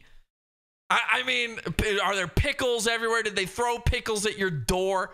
I don't know. But if I had a dude who I think ordered something run out to me and be like, yo, bitch, hey, fat bitch, what are you doing? And I'm your driver, I'm your delivery driver, I'd probably fuck with your shit too. Mersh is so stupid, he can't put this together. I'll get that fat fuck on tape. Mersh calling someone a fat fuck. Listen, I don't know. I mean, this girl could have been, plus size. She could have been a 300-pounder. She could have been gigantic for all I know. But Mersh, come on, dude. I'm not even sure he's trying to get fit anymore. Has he even been to the gym? Is he still doing the gym grift? I might be competing against a guy who doesn't know he's playing anymore. But I promise you, the road to going down this with criminal charge. Like, I'm not Ralph, by the way.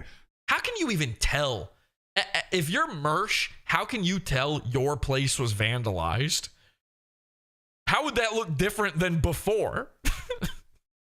You live in a shithole. You could vandalize your face and not know it. Graffiti would add to the character of Mersh. I would love for an artist to do a mural across his dead teeth. Spruce the place up a bit. Mersh's face is sort of the broken window theory. I'm not in Mexico. I'm not fucking wiling out trying to fucking fight every A-log on them. Whoa, he's talking shit on Ethan. So I made him go against Ethan. That's pretty impressive.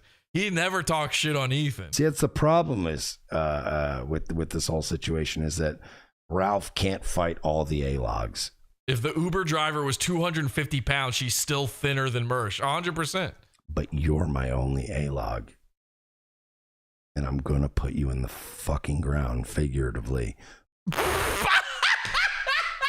In Minecraft, in Fortnite. I mean, he's in the middle of a lawsuit and criminal charges, and he just had to correct himself because he just threatened my life. That is so funny. I'm going to literally kill you. Oh my God. I'm always going to be Big Dick Daddy. Let me hear that one again.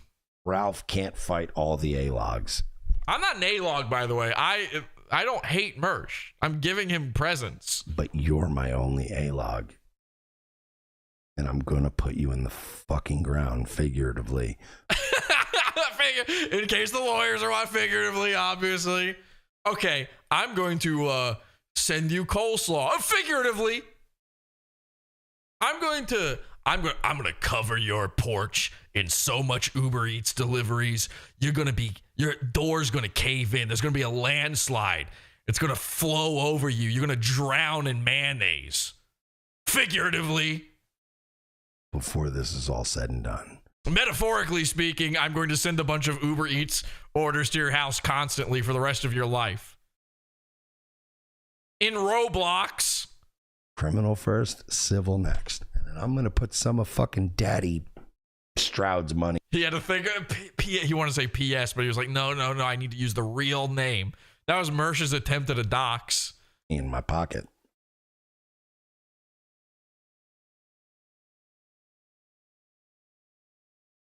Just saying. But keep sending shit to my house. That's fine. Okay. Okay. I got excited, very excited to see all of this. I mean, there it is for your honor. Exhibit the only one. This is it. What is my defense? Just saying. But keep sending shit to my house. That's fine. Okay. Case dismissed. Bang, bang, bang, bang, bang.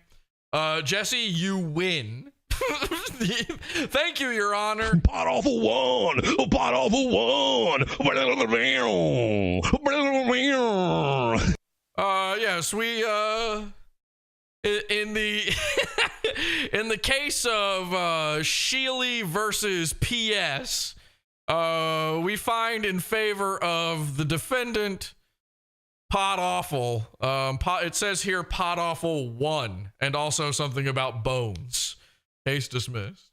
By the way, a lot of the shit they sent last time was stuff that thankfully, and this is the other thing, like if you're gonna send things to me that are non-perishable, just a little tip to you guys. Oh, okay. I'll write this down for when we send more stuff. Anything you send to me that are non-perishable, or if they are dog or cat toys, or they are things I send them bones, things that are not like perishable. Mm-hmm. Okay, this is going to be going. So he's about to drop something on us that is going to seal the deal on his case against me. I'll never recover from this. They will all go into a giant pile. Mm-hmm. They will all be donated to local charities. Whoa. And I will get the tax write-off. So, okay, so what you're saying is if we send more stuff, we now have the knowledge that it's going to charity. So basically, we could have the tax write-off because we're the ones paying. That's not how tax write-offs work, by the way, Mersh. What would you be writing off? There was no expense for you. So not only would we have the tax write-off, but also, and this is incredibly important to remember, now we know that by sending Mersh goods, we are giving to charity.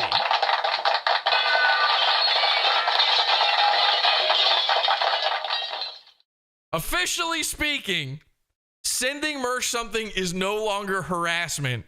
It's a middleman to get it to the people who need it the most. Which, by the way, how do you send what charity is taking dog treats? What does that even mean?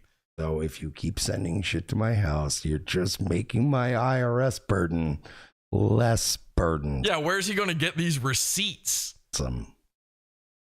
It doesn't have your name on the order. Like every time we order stuff, it's from like Alex Stein or, some made up name like, Bone Master 9000. This dude lives in a childlike delusion. Mersh has no clue how the world works. He doesn't know what a trust fund is. He doesn't know how taxes work. He doesn't know how a write-off works. This is what I'm saying. This is a permanent poor person. Point and laugh forever. But I can tell you, based on what I spoke with some people about. Yeah, that's paused. Based on what I was able to provide them later.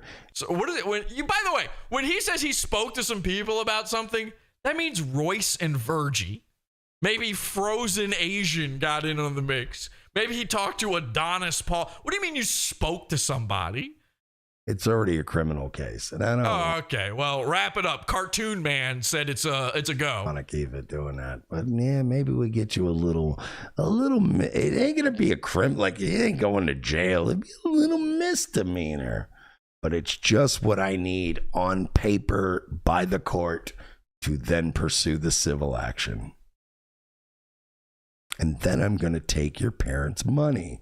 And I'm going to be almost as big of a burden on your parents as you have been.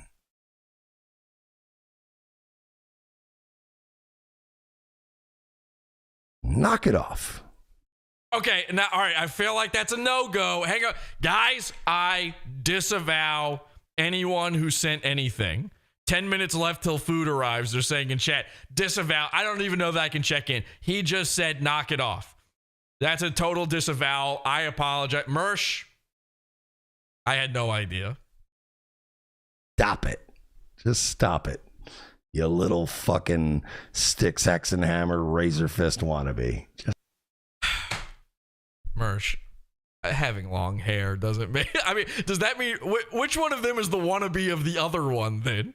Is Sticks, Hex, and Hammer a Razor Fist wannabe, or is Razor Fist a Sticks, Hex, and Hammer wannabe? And by the way, cool sunglasses. Mike David wannabe, Nick Mullen wannabe, all of these other guys who started wearing sunglasses after you said a million times that my actual prescription lenses are gay, and you started wearing these. By the way, nobody's pointed this out. I haven't seen anyone say this. There is now a video of Mersh wearing regular glasses. Mersh no longer only owns prescription sunglasses. He's got regular ones. He posted a video. I don't remember if it was an episode of the show or just a random video. I can't remember, but he's got just some black nerd square frames, right? So he's electing to still wear these. Remember, his excuse before was that this was all they had. He went into an optometrist, he went into a glasses dealer, and all they had were the world's shittiest prescription sunglasses. That was his excuse. No more excuses. You're hiding the fact that you're cross-eyed, or you're copying Nick Mullen. Those are your choices. Pick one. Stop it.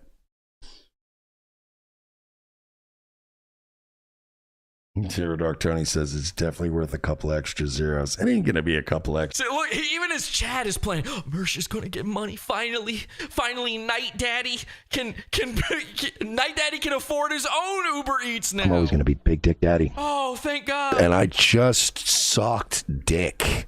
I know I'm fat. I know I'm a drunk, and I know I'm retarded. Zeros, it might be a couple $3. The point is this fucking fag lives off his parents' money, and he's constantly begging them to keep. You could just clip this out of context and put Royce in the giant square, the giant scaredy cat empty square of his setup. Put Royce's picture and let him say this shit and tell me that he's not just talking about his own fucking co-host. Couple extra zeros. It might be a couple $3. Watch this. All right. Imagine, okay, we got to do it. I'm sorry.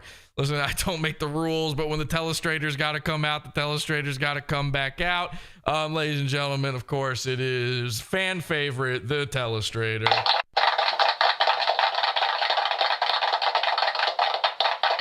All right, we're going to get that a little better dialed in. There's a lot of buttons and gizmos in here. Okay, so we're just going to draw Royce. How do you draw Royce? You draw a burnt coconut with ears, okay? With ears and the beard. All right, get the big beard in there. Now, hang on a second. You got to do something kind of special down in here. Royce has the world's only backwards beard where the gray is at the top of the beard somehow. It's never been done before. The gray is at the top of the beard and the black is on the bottom. Somehow his hair is... Oh, sorry. No, I've got it back. Oh, no, I did it backwards. The gray is at the bottom. Fuck, I messed up. Oh, well, we're just going to put it in right there. That's the gray area, that negative space there. His gray is at the bottom. His hair is actually coming back in black again somehow. I don't know how he does that. And then you just get that up there, right there, right there. Okay. He's got big cheeks. And then he's doing that thing where he's doing the eyebrows at the bar wench where he's thinking like, could I ask her out? Do you think she'd say yes? All right, and then his big Puerto Rican nose. And then, you know the photo I'm doing here, right? We've all seen this picture of him. I think he and Mersh were in Vegas. Mersh was about to do the poo-poo walk when this happened. Okay, and then he got like this weird sort of half angry, half happy look on his face. And then... like that, right? It just kind of looks like Santa Claus, right? But then this is what makes it Royce. You ready? Dirt on his face. Just dirt everywhere. He's pigpen. Dirt. There's flies coming off of him. Okay, dirt. And then, somehow there's just random strips of gray in his beard. And there you go, ladies and gentlemen. That is Royce.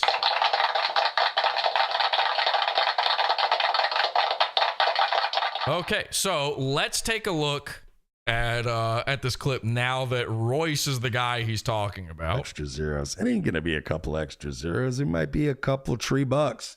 The point is this fucking fag lives off his parents' money and he's constantly begging them to keep his fucking roof over his head. And now when they got lawsuits on top of it, it's not as fun for them.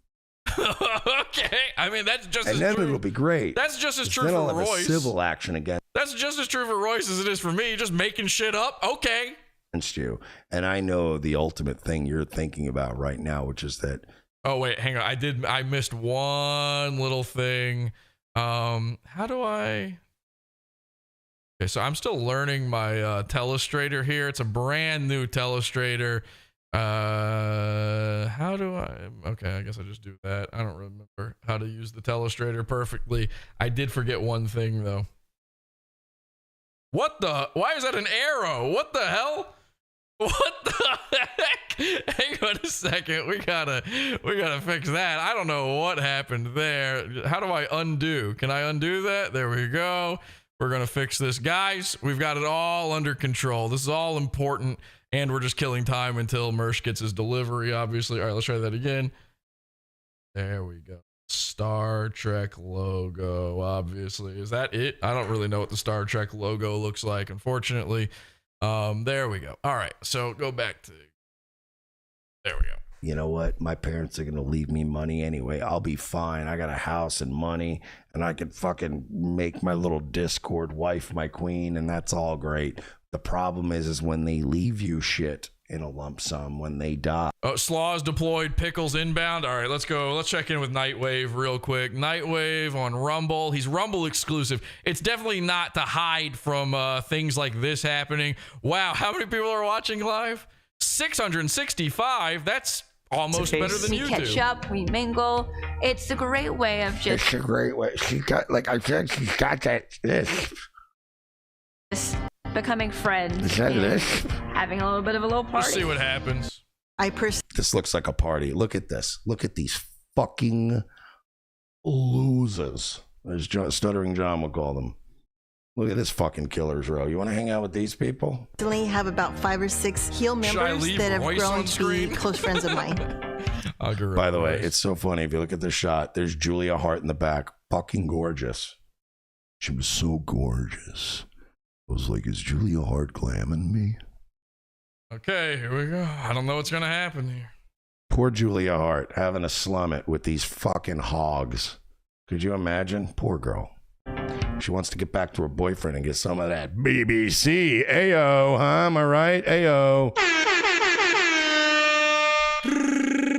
That's what it sounds like. All right, I promise to never use sound effects again. Jobber, I'm sorry. what's his name? Who's that guy from the Jobber? Firm with the orange hair? With the He's green talking hair? wrestling. Fuck. Who's that fucking guy? That wrestler. Every time he comes on fucking Julia Hart's face, he's like, gotta fucking clean up the droid on the medical frigate at the end of Empire Strikes Back. Yeah, he's actually at the beginning of Empire Strikes Back 2 on Hoth. His name is 2-1B. I don't know if Julia He's the Hart's droid that fixes Luke Skywalker's hand. He gives him the robot hand. Ellie King. Sorry, I gotta wash away the wrestling. It's my gimmick. With people who care and share your love of wrestling. The first pay-per-view last year I came to like on my own, and then this is kind of where I met everybody, and now we've come into. You get $50 a year. $50 a year to hang out with these losers. But it's not a fan club. It's a community. This is like, it's like pointless watching him on the big board. I would rather He's so pay tiny. $50 for footage of Chevy Chase calling Donald Glover nigger on the set of Community. Whoa! Whoa! I'm not on Rumble, Mersh. This isn't a Rumble exclusive. Hang on a second. I'm sorry. You have a home here. This is a very safe place for any. First of all, you got Hang so on, many things we got to with be your careful name here. wrong. Mersh You is gotta going. name, bitch, you got to. Mersh is going a Star full Trek Rumble. character. What is this? Did he just say Star Trek? Ghislaine, first of all, okay, that's suspicious. That, as the kids say, ma'am, that's sus. Also, half of the women in the Heels Club are on menopause. Why would I pay to hang out with you? Especially if I'm a hot young tranny. Mersh, please. I'm a breast cancer survivor. Just because you can say something doesn't mean you should. The Heels community kept cheering me on, building me up. Could you imagine if you didn't have that $50? Huh? Where are we at with deliveries? Think about that. You ever think about that, ma'am? You'd be in a whole different boat. Imagine, ma'am, if for 1 second you were trying to overcome all these trials and tribulations in life, but 6 months now ago, again, you I just disavow happened to be what's about to $50 happen too here. Or what if it was? This what if it wasn't was me. You were a This is member for a provably year, not and then your me. renewal came up, and you only had $49. Slaw confirmed on inside the Buckingham prepaid Palace. Green Dot bank Wait, card. inside? And what happens then? Would they have helped you overcome those triumphs? Is that PPP? Or, I guess triumph, right? You don't overcome a triumph. That would be turning a W into an L. Did anyone already say that in chat? I don't know if I would have made it and banged that gong back in May. Ham. Okay, but so, wait a minute. Are we going with AEW? Slaw Heels cured deployed, my Pickles cancer? deployed, Pickles on deck. I feel like there was a little bit of some. There was a little bit of Mersh, fucking look out your window. Apostle David E. Taylor in that. He took the Slaw inside, two Pickles on the doorstep. Oh, come on. $50. Is this not actually live? Is he I wouldn't live? hang out with you bitches if you all paid me $50 each. You're lucky to have Vicky Guerrero. Wait a second. Is Mersh now doing a Steven Crowder, a fake live stream? And Aubrey. Is this pre-recorded? Is this live? I think Heels is one of those things where once you're in it, you understand how absolutely important it is. And I've just How is he? He's still sitting there. You're telling me he's in. seen so many people gain happiness. What from is being happening? A member of Heels. With the Heels community, tons of women are finding themselves to be in a place where they have comfort, they have support. I get that, Nyla, but what are you doing there? Comfort. To be in a place where they have Kiera Hogan, by the way. Did we catch him faking it? Fake live. His sound effects are so much louder than the rest of his show. Mine are like that because I keep playing Mersh's quiet show, and then it blasts after that. Wait, what's happening? No shortage of ways that I would disappoint you. I mean, I'm serious. I would disappoint you from so many. Oh, he's seeing a black girl and he's getting horny. Okay, I see. mean, I would, by the time I if was he done doesn't with you, address you would be chat, so thoroughly this is fake disappointed. live. Of comfort they have. Frozen Asian says, notice no Jade Cargill at these things. Of course. Well, now not. he's addressing chat, but it's Frozen Asian. He might just let Frozen Asian watch. Jade Cargill's not a gimmick. And they Did can we just be miss it? themselves and enjoy. Did we miss it? Did he already do something? Did he already react? Maybe he's just not reacting. Maybe he's just not. Maybe he's doing the right thing and not reacting. Maybe the Uber driver's not a girl, and so he's not freaking out. I still support. Not this one. Blessings. What's that? A dude outside? I can't yell at him. Goes there, so she's not the fucking fattest chick in the room. You hear that, ladies? There's a dude there thinner than you. And wrestling. Strobe light It's not glasses Ricky Starks. check. Yeah, we should do AEW that. Heels empowers women for the love of wrestling.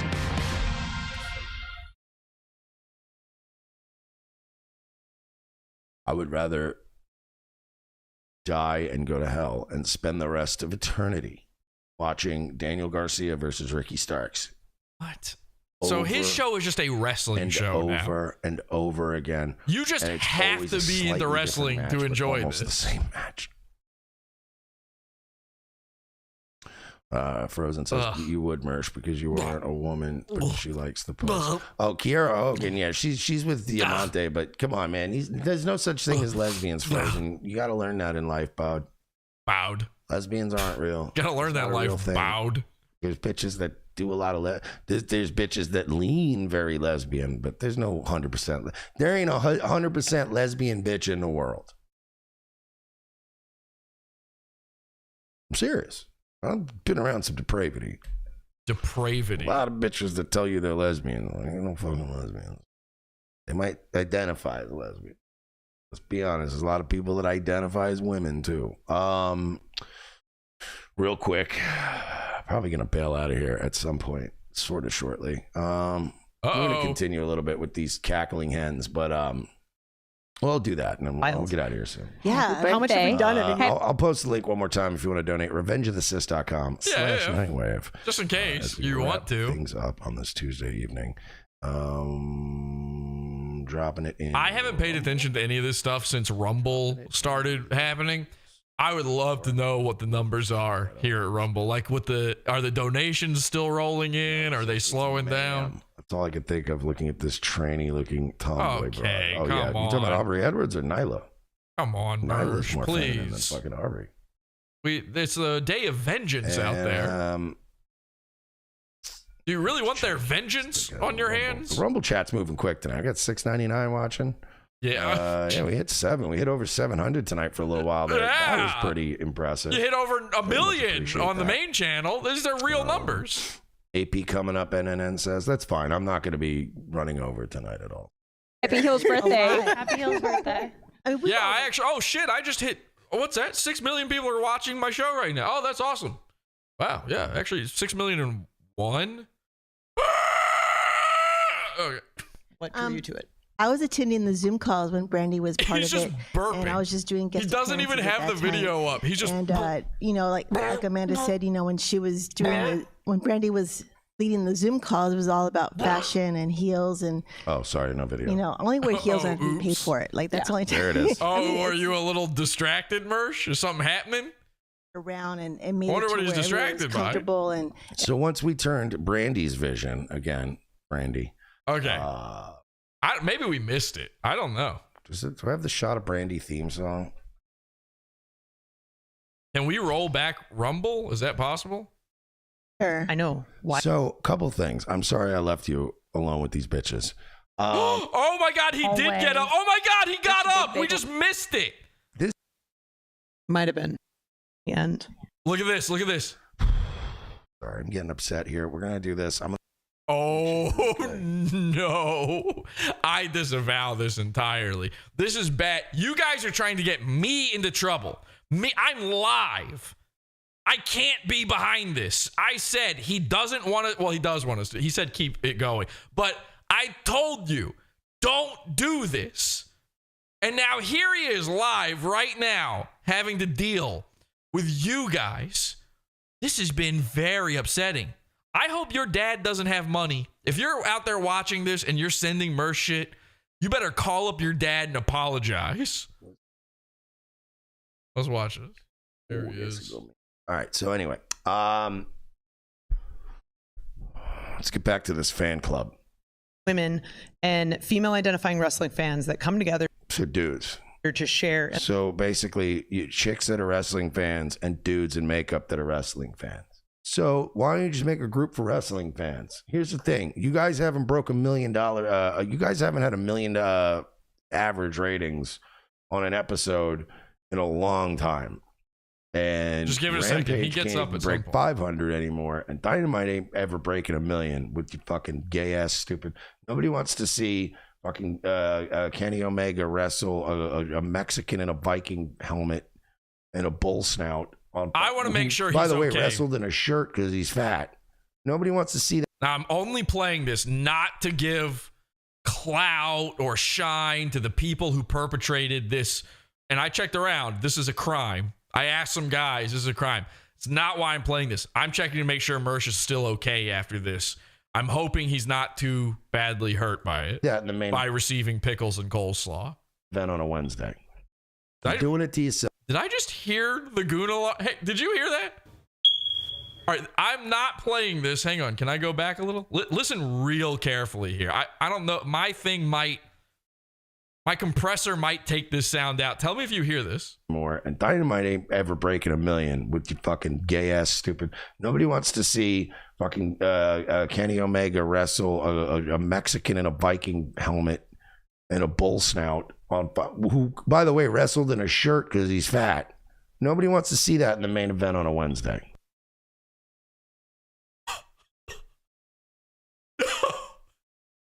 I just spent the beginning of this episode saying it's never happened with Mersh. Are you hearing it? I heard it. It's official. It's happening. Thank dear God, we've got the Goon Alarm 6 million. Ladies and gentlemen, it's 100% official. Mersh is a top Goon.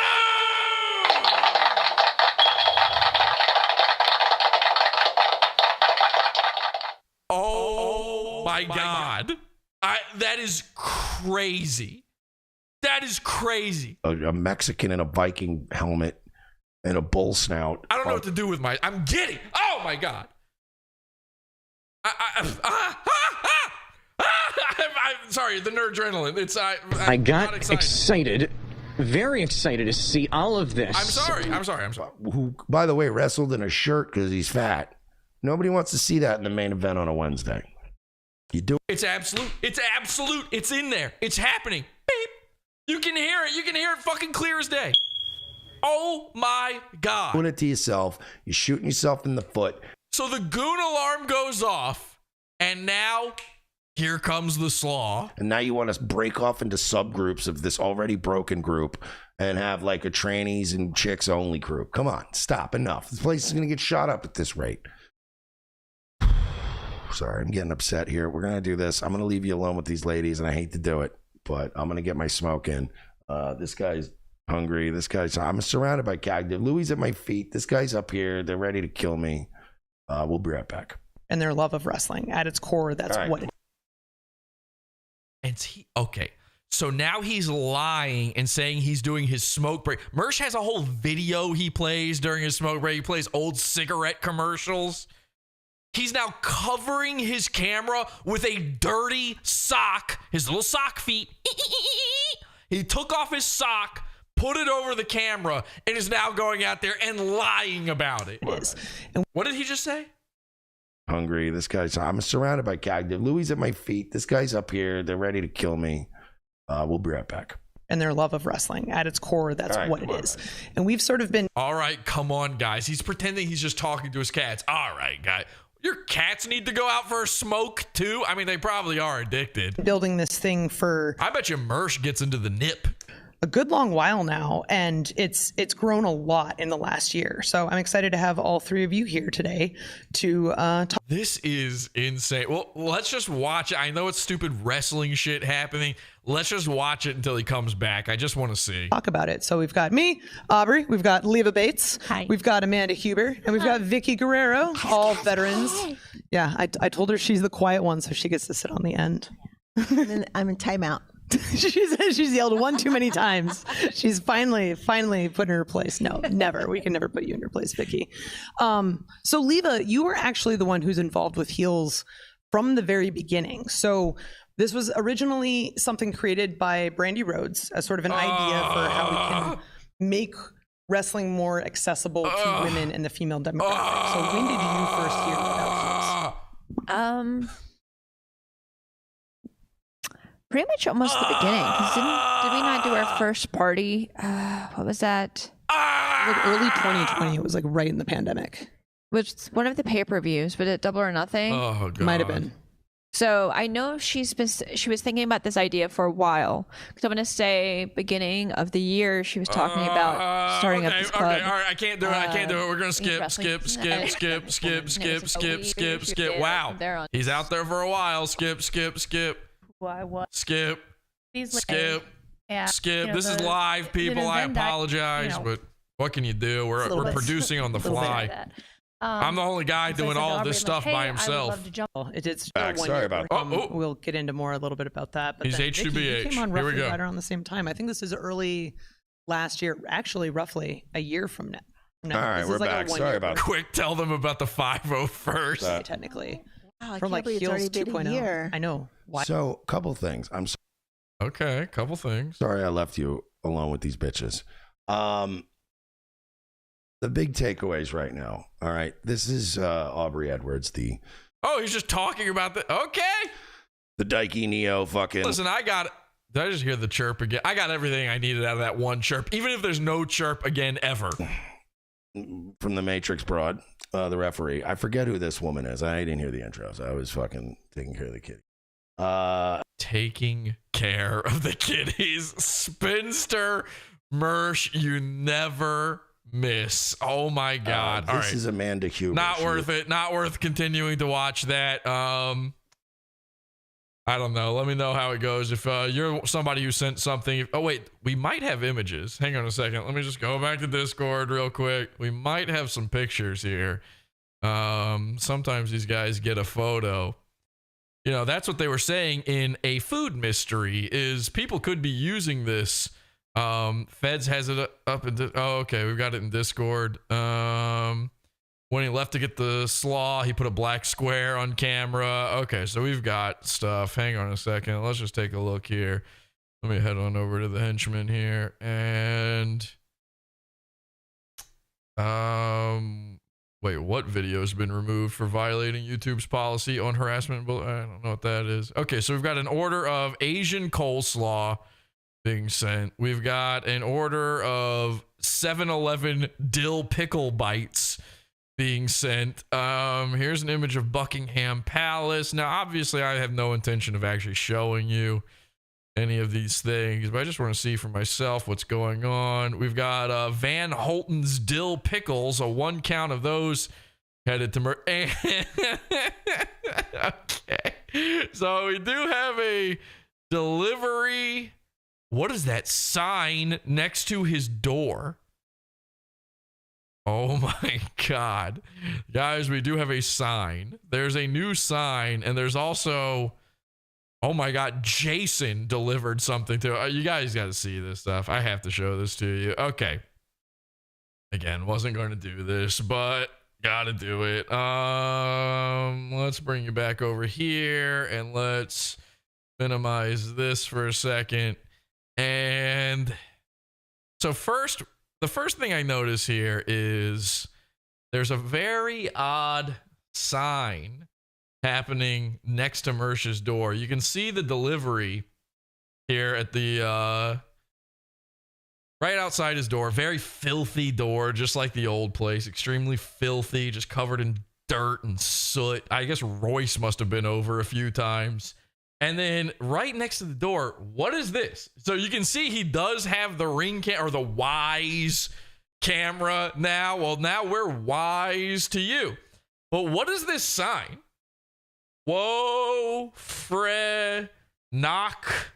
What does that say? Does anybody know what this sign says? Have you seen one of these signs before? That is fascinating. I don't think that was there before.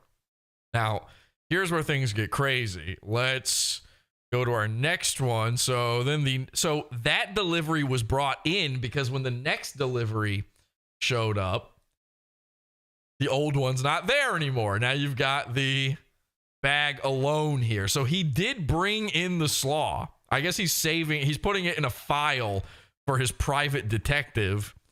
And then finally, this is where things get kind of spooky. This is a little scary. Actually, you'll remember when the slaw knock happened, when Mersh was at the Airbnb, it was Friday the 13th. We kept making Jason jokes. Well, look who fucking delivered this one to Mersh. It's Jason.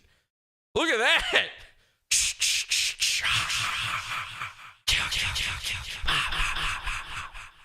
That fucking terrifying shadow on the wall. That is the poster to Friday the 13th. They're going to say Friday the 13th poster. That is crazy. Fucking Dear God works in mysterious ways, ladies and gentlemen.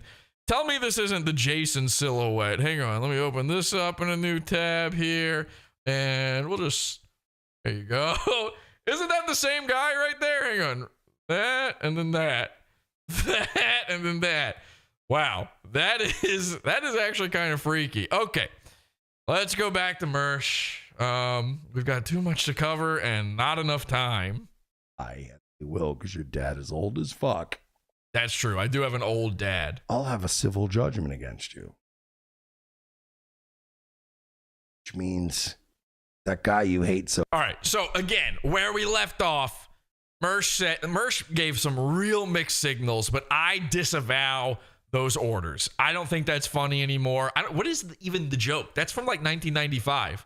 Imagine an entire town getting free deliveries like that and it showing up on the news. That doesn't even make any sense. That's a food mystery and nothing else. So I disavow it. And the last thing he said is, don't do it. Well, actually, the last thing he said was he doesn't care if we do it. The point is, last I understood it, I don't think he wants us doing this, so I'm against it. And obviously, he won't go back and say something else again. So much. The guy in the green screen suit with no dick or...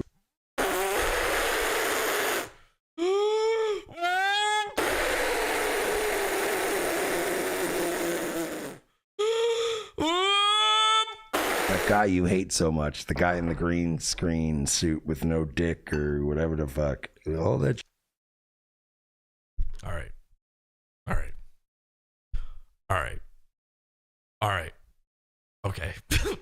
Okay. Okay. Okay. Guys. All right. Seriously? We have to stop. We have to. This episode has to end right now. We have to leave this man alone permanently.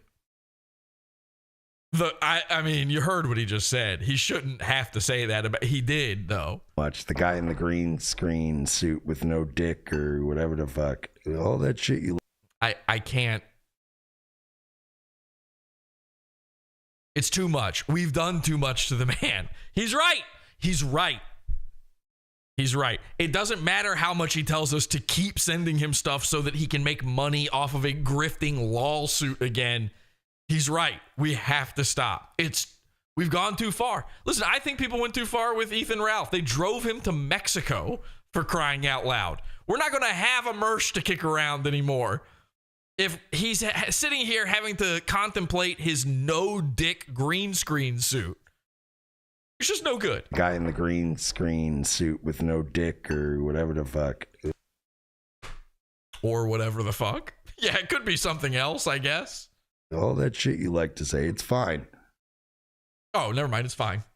But daddy in the green screen suit gets his money first.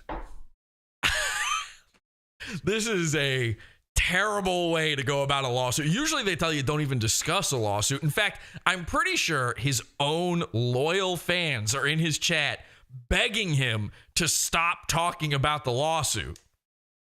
From your dead parents.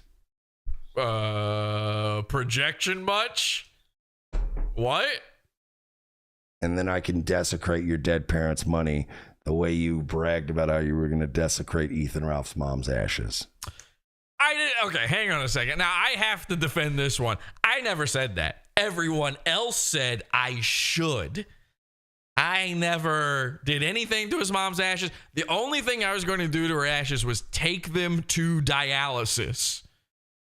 And Mersh, I'm happy to do that with you too if you need a ride, buddy. You're in bed with people like Gabe Hoffman and Andy Worski. Like that whole, you're all. Are those the same guy? What does that even mean? You're in bed with Gabe Hoffman. Let's go, Felted, etc. And Andy Worski. Mersh is losing. Listen. I'm willing to forgive Mersh on this one. He's clearly drunk out of his mind. He doesn't know what he's saying. All cesspool garbage people. I fucking dare you to keep this shit up, Jesse. Go ahead. You think I give a fuck? A little bit. My next door neighbor, the only person that's ever going to complain. You think she gives a fuck? Yeah, she's your landlord. She's fucking 90 years old. That's older than my old dad. Dead asleep before Nightwave starts. All that shit with the Uber drivers the other night never even got mentioned to me. Okay. So is your point that nothing bad happened to you? That you received no damages? Mersh, you have to stop. Somebody come get your guy. He's chirping too much. Please stop him. I want this lawsuit to happen. He's killing himself. Mersh, you're saying you had no damages. You're saying no one was bothered. You're not bothered. She's not bothered. Nobody's bothered. Because she's old and asleep. Who's going to complain? Nobody. Except me, to law enforcement. Because I'm a law-abiding citizen and a... He was about to say he is law enforcement, I think. I think he was about to become Judge Dredd right there. He is the law. Taxpayer and a job creator and a taxpayer and a business owner. You're just some faggot who's living off your parents. Downsized because you got kicked out of UCB school. Ladies and gentlemen, welcome to me downsizing because I got kicked out of UCB school. What the fuck is UCB school? Also, I didn't get kicked out. I quit because it was gay. Mersh, listen, stand-up is something that you, technically speaking, can't get kicked out of. There's no, you can be kicked out of a certain club, but there's no group, there's no school where you can be kicked out. Mersh was kicked out of stand-up. He was kicked out. That's what happened. He was kicked out of radio. He was kicked out of stand-up. That's why he stopped doing it. I quit doing UCB school, and then I downsized. Welcome to my downsize, Mersh. My downsize, listen, I'll never be as fat as you, but my downsize will always be bigger than your upsize. We just saw the front door to Buckingham Palace, not looking great. And your parents didn't want to fund you pretending to be a Brooklyn hipster anymore. Pretend? What does that even mean? Pretending to be a Brooklyn hipster. So you're saying I'm not a hipster? Ouch! Ow! Oh no! Yow! Leaving New York City is always an upsize. It's always an upgrade. There is no downgrading from leaving New York. You know what you get in New York? Less room for more money. It is a bad move to live in New York, period. Doesn't even matter how rich you are. You can have like the nicest place in New York and it's the shittiest place for nice people that exists. There's only but so much room in a skyscraper, you know? Mersh can't understand this because he's permanently poor. but I'm a pretend. I'm faking being a hipster. Agreed? I get. What is the insult there?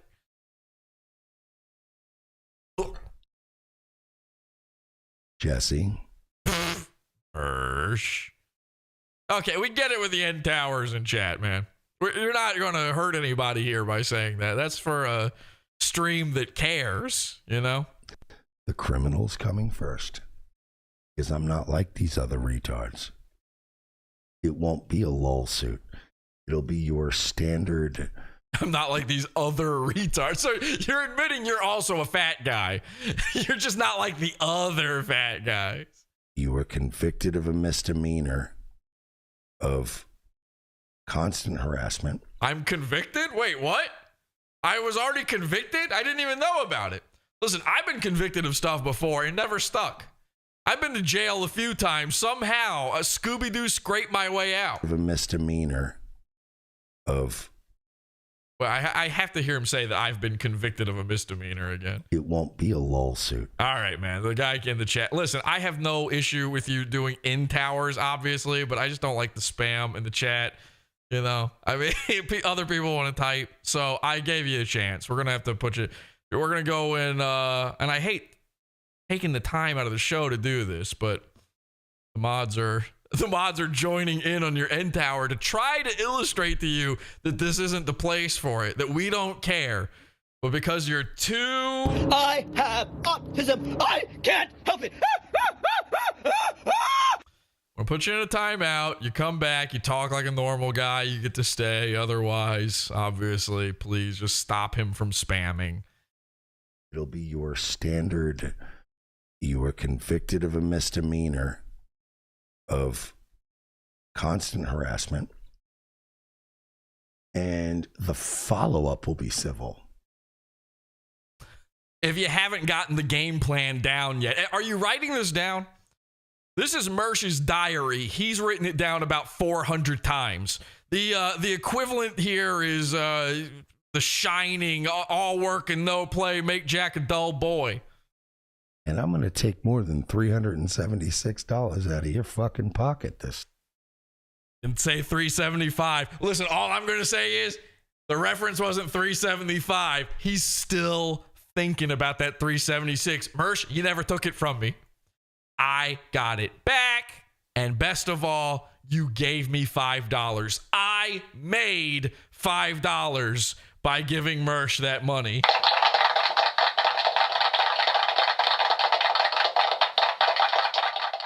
Nobody's got it as good. Time.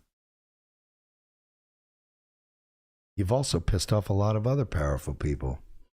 Other people that, you know, noticeably you've backed off recently because they threatened you with legal issues. Wait, what? Wait, am I missing something? What? Who did I back off of? If I backed off, do we even have an issue? What are we talking about? I did what to who now? You've also pissed off a lot of other powerful people. Other powerful people. Mersh thinks he's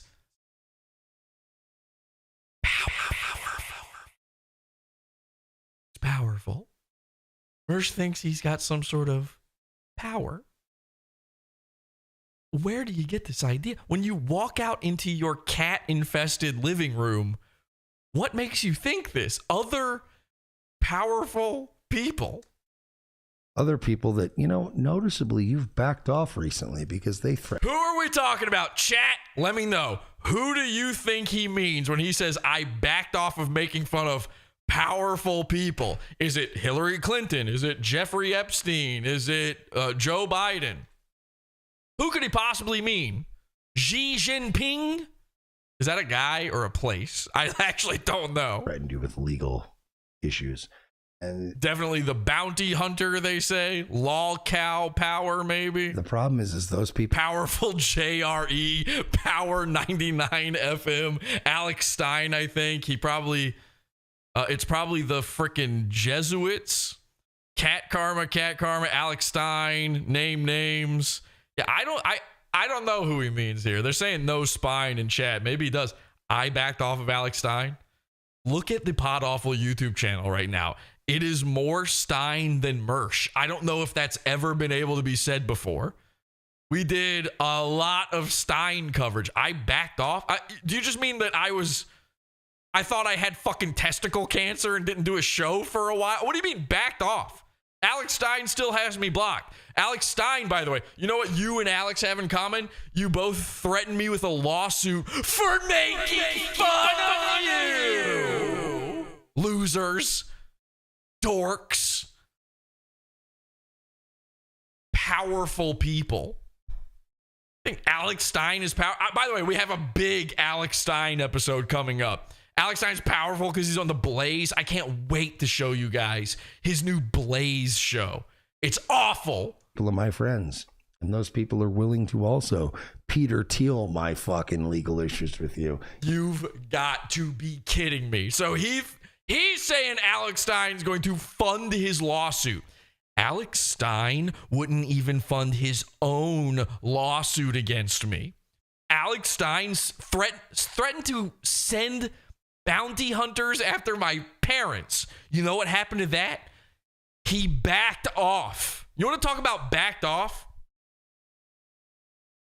We sent a guy to record Alex bombing his stand-up set, exposed that he has a wife, made fun of his wife nonstop on an episode, and her dead grandpa Taco. We didn't invent it. Alex invented it. We have taken a page from Alex's book and began sexually trolling his kid sister wife. That's backed off to you? Are you insane? No, I didn't back off from anything. Alex Stein backed off. You think he's going to fund your lawsuit? I dare you. Please. Now, maybe he's not talking about Alex Stein. I would kill for that to happen, because Alex Stein is bankrolling a lawsuit right now. This is something we have to talk about on the Alex Stein episode. Alex Stein is currently suing AOC, the woman he sexually harassed in public. He's suing her for the same suit she did against Trump, because Trump blocked her on Twitter. You know, people brought this against Trump for blocking them while being the president. Well, AOC blocked Alex Stein. Now, this is actually a funny move. I'm not against this. He's suing AOC for blocking him on Twitter, despite the fact that she's a public figure and a politician. And you shouldn't be able to do that. It's a freedom of speech, a First Amendment, being able to redress your grievances and stuff. So I get it. There's a little problem, though. If Alex Stein's lawsuit has any legs, any merit to it whatsoever, and maybe it's already been thrown out, I don't know, I haven't been keeping up. There's a little problem.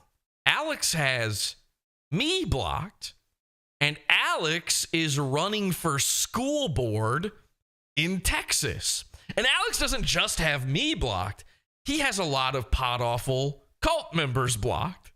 And a lot of cult members, it just so happens, live in Texas. Now, I'm not saying class action lawsuit, but I'm not saying class action lawsuit, but first criminal, then we go to discovery. Yeah, I'll get bankrolled. Yeah, this has never happened. Not in your wildest dreams. Alex Stein's not that stupid. You want to know how I know? Because he's not permanently poor. Because he had a trust fund. He knows how money works. Alex Stein had a credit card at 10 years old that his dad gave him to buy food with. You think Alex Stein is going to pay for you to have a lawsuit against me? Are you out of this world? Like Hulk Hogan in the Gawker lawsuit. Fucking play with me, dude. Oh, okay. So again, he's telling me to play with him. He's telling me to do it.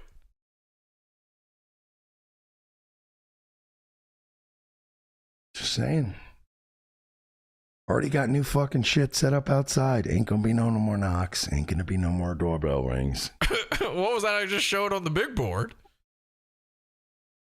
No more ways to penetrate my shit. Whoa! Stop getting sexual with me. Yuck. All right, add that to the board. The sexual harassment tally just gets longer and longer. Things. No more ways to penetrate my shit. No one was thinking of doing that. But I did wait. I did sit back. I did go, man, just leave it alone. And everybody went, I had to sit back for 2.5 years while people went, Jesus, has Mersh gone soft? No, he started off soft. Is Mersh some kind of faggot? Yes. Is Mersh trying to get his shit penetrated? How's Mersh just going to sit back, keep letting Jesse fuck with him like this? Easily? Now you're figuring it out. If I'd gone after you, if I'd freaked out the first time you doxed like fucking my apartment, I would have just looked like a lunatic. You doxed your apartment and you did look like a lunatic. You were screaming out your dox on air. Just did the usual thing. I kept the file open. Hey, it happened again. This is what's going on. Hey, you think I look crazy? Come to my address, 3215 Baird Avenue, apartment J66. I'm no lunatic. Seasoned lunatic fringe. Wait a second. If I'd freaked out the first time you doxed like fucking my apartment, I would have just looked like a lunatic. Yeah, can somebody clip that actually? We're going to need that for the intro. Just did the usual thing. I kept the file open. Hey, it happened again. And yeah, thank you for pointing this out, Doom Pill. I've been waiting to bring this up. Ladies and gentlemen, the spirit of Ray Charles is with us, of course. For some reason, Mersh has been possessed by Stevie Wonder. My apartment? I would have just looked like a lunatic. Now, these sunglasses, they're not... listen, he's got to wear them or else you're going to see he's blind in these eyes. Look at his head. I did the usual thing. I kept the file She take my money. open. Hey, it happened again. This is what's going on, is what I suspected it is. Ebony and ivory. Just keep that jacket open. Keep it open. Keep it open. Do we take action? Not at all. Wait, I just want it on record. Okay, you got it. Yeah, that's great. Wait, who is he? And now he's making up that he's been telling some lawyer this whole time. Like, I just went on record. Just write that down. Write that down. He's got him on retainer just to write down every time we give him an order. It's been 3.5, 4 years now. There's no court in the world that's going to watch. It's been like a year of the deliveries. The deliveries are still fairly new in all of this. I don't know what you're talking about. This is all the result of you trying to lose weight. Any of your shows in the last. How about this? How about you focus on losing weight by August and maybe forget about these fantasy lawsuits? Last few years and go, oh, that's completely, that's even tempered. He's absolutely fucking completely like on an even keel. I waited and waited and waited. And I knew he was going to dox this third address. I knew it was coming. Stevie Dunder over here. Went on about my life, knowing it was coming and knowing that when it came. It wasn't doxed, by the way. Do you know his address? Does anybody know his address? It wasn't doxed. The address is just out there, man.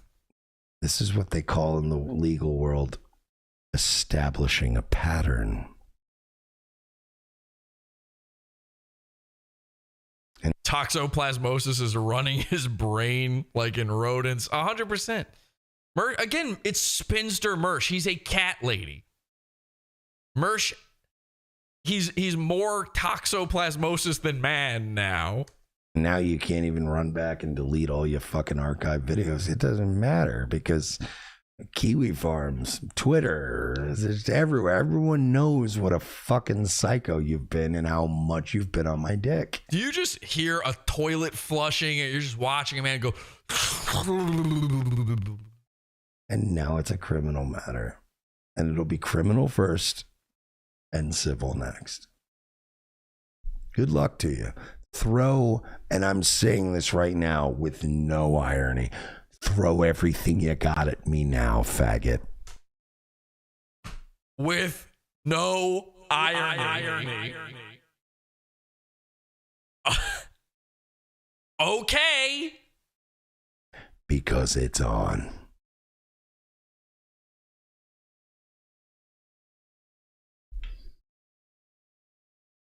Does he not realize what he's saying? Somebody needs to pull Mersh aside. You know, I had to have a talk with Royce a couple of years ago and tell him, reel your monkey in. Should I call Royce and say, like, maybe you should just have a sit down? Listen, I know you can't control him, but you might just want to say something to Mersh. You're the organ grinder. You're in charge. Pull that leash. Kofi. Let's do the Kofis. Okay, it's Kofi time. I didn't realize it was Kofi time. Okay, so now let's go to the next one. There is another and another, actually. Here we go, part 3. I guess we're just going for it. I don't know. Coffees. Oh, he's making mouth noise. Huntsman said Sun Tzu would be proud. So now this dude thinks Rufio says this same shit. You are on the level of Rufio. Sun Tzu, yes, the art of war. What does Sun Tzu say? Allow 1 delivery, around 2 delivery, but on 3 delivery, a pattern has been established. That's like, if you think... Yeah, I remember that part of the art of war. The famous Chinese saying. I think Confucius actually said that one first. It's one of those famous Buddhist koans. You know, it goes, when you see a man walking down the path. Mersh is sort of the Tasmanian devil. He's like an airbrushed Tasmanian devil on a black guy's t-shirt where he's dressed like crisscross. You know, he's Wigger Tasmanian devil. Be proud. That's like, if you... Proper Winsman said Sun Tzu would be proud. That's like... Yeah, Sun Tzu would be so... Sun Tzu is looking down from heaven right now going, perfect. He established the pattern. And first criminal charges, but always contact the police. If you think that's a reference that I didn't, like, trust me, where do you think I figured this out? Oh, yeah. Where do you think? He's been reading Sun Tzu. Where do you think he got this idea? Sun Tzu. Let me take the high road. Let me be the good guy. Okay, when is that going to start? I'm sorry, Your Honor. I present Exhibit B. Cam girl burqa. Take the high road and be the good guy. Are you insane? Do this for several years. Now you're backed into a corner, and I know you're gonna run and scrub. Start scrubbing shit, dude. Oh my God. My entire skin suit just crawled off of me and ran away. And now some guy from Chud Buds is trying to wear it. It's too late. That was humiliating. It's humiliating. I need you to understand. When Mersh does his little Bam Margera impression of me, it is humiliating for me. I hate it. Look at this. And scrub. Start scrubbing shit. Please, Mersh, I might sue you for this. Stop. You look ridiculous. You have to stop. Backed into a corner, and I know you're gonna run and scrub. Start scrubbing shit, dude. It's too late. Who sounds like that? Years, well, who do you think sounds like that? Keep letting it go on. Keep letting it go on so that when I eventually bring criminal charges, I don't seem like a lunatic. And guess what, Jesse? Man. I've already been... Some people probably heard the new season name and thought, Jesse, I don't know. It's no Dark Future. I don't know. It's no Season Infinity. I'm not sure about this one. Did I pick the best name for this season or what? Like a lunatic. Like a lunatic. And guess what, Jesse? It's perfect. I've already been speaking with people. I don't have to guess. We've watched 2 entire videos of you telling me you've been talking to some Asian guy on Discord, you know. You've asked Royce if he thinks this is stupid or not. And Royce went, I don't know, man. And you took that as no. And they very much don't think I'm a lunatic now. Add it to the soundboard one more time. With people. And they very much don't think I'm a lunatic now. Hey. Let's have fun. Here's how it's going to work. Stop swallowing. Stop it. What are you swallowing? What is filling your mouth so heavily that you have to swallow that hard that I can hear it after every one of your dramatic little sentences? Work, Jesse. This is going to end with me garnishing your father's lifetime hard-earned wages that he leaves you. He's on Social Security. What are you doing?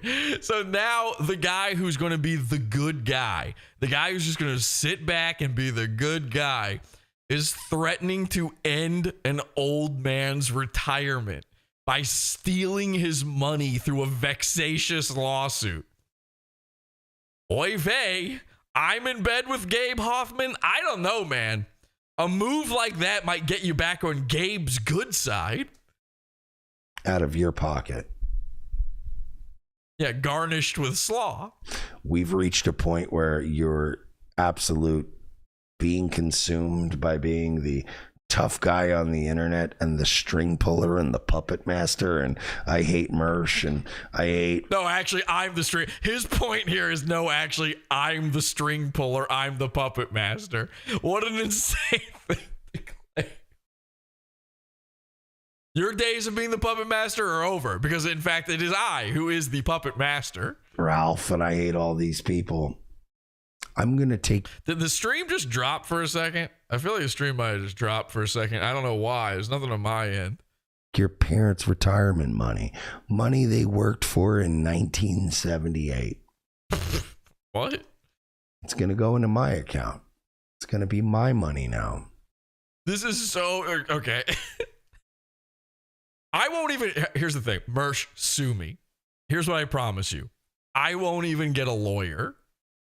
I am going to come to court and I'm going to bring one thing, and it's these videos. That's it.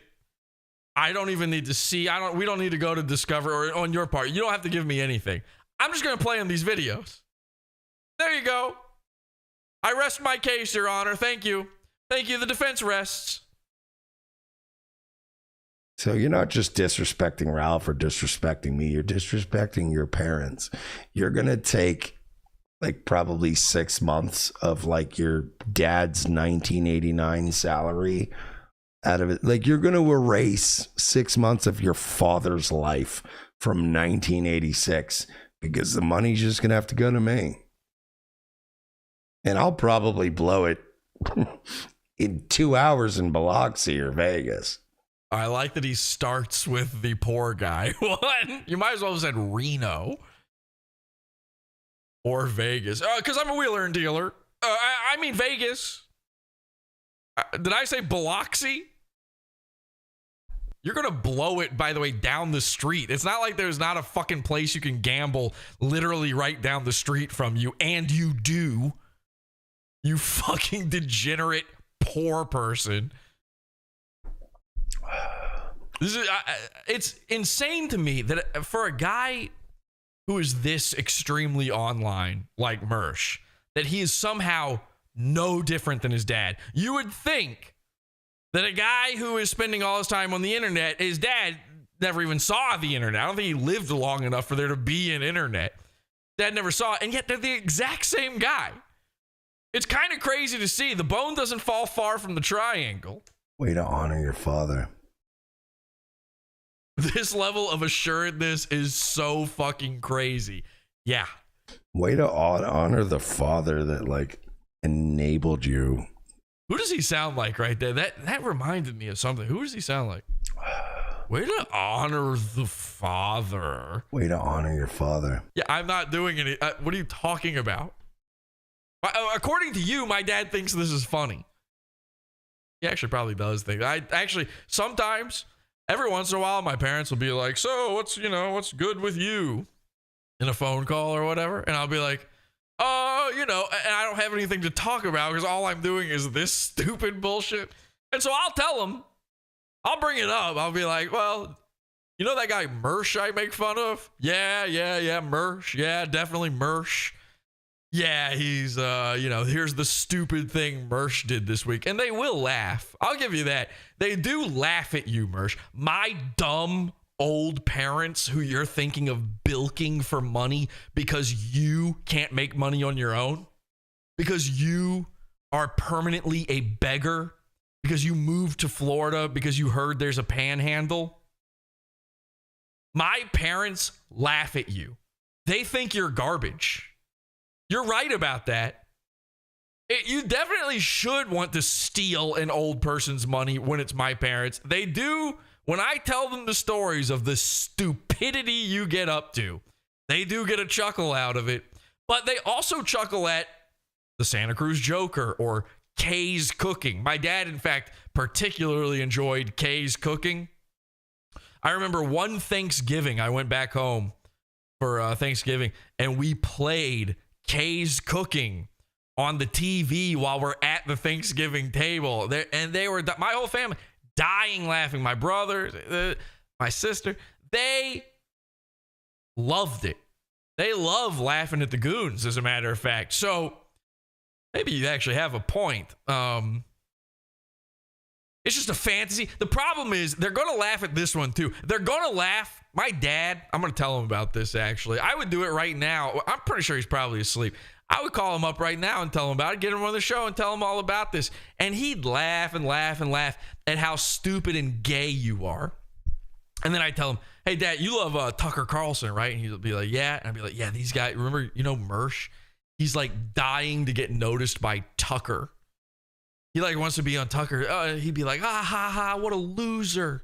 What a cross-eyed fat loser. That is something my dad would say about you. Now is Mersh the Mexican one? He might say something like that as well. Way to honor the father that like enabled you.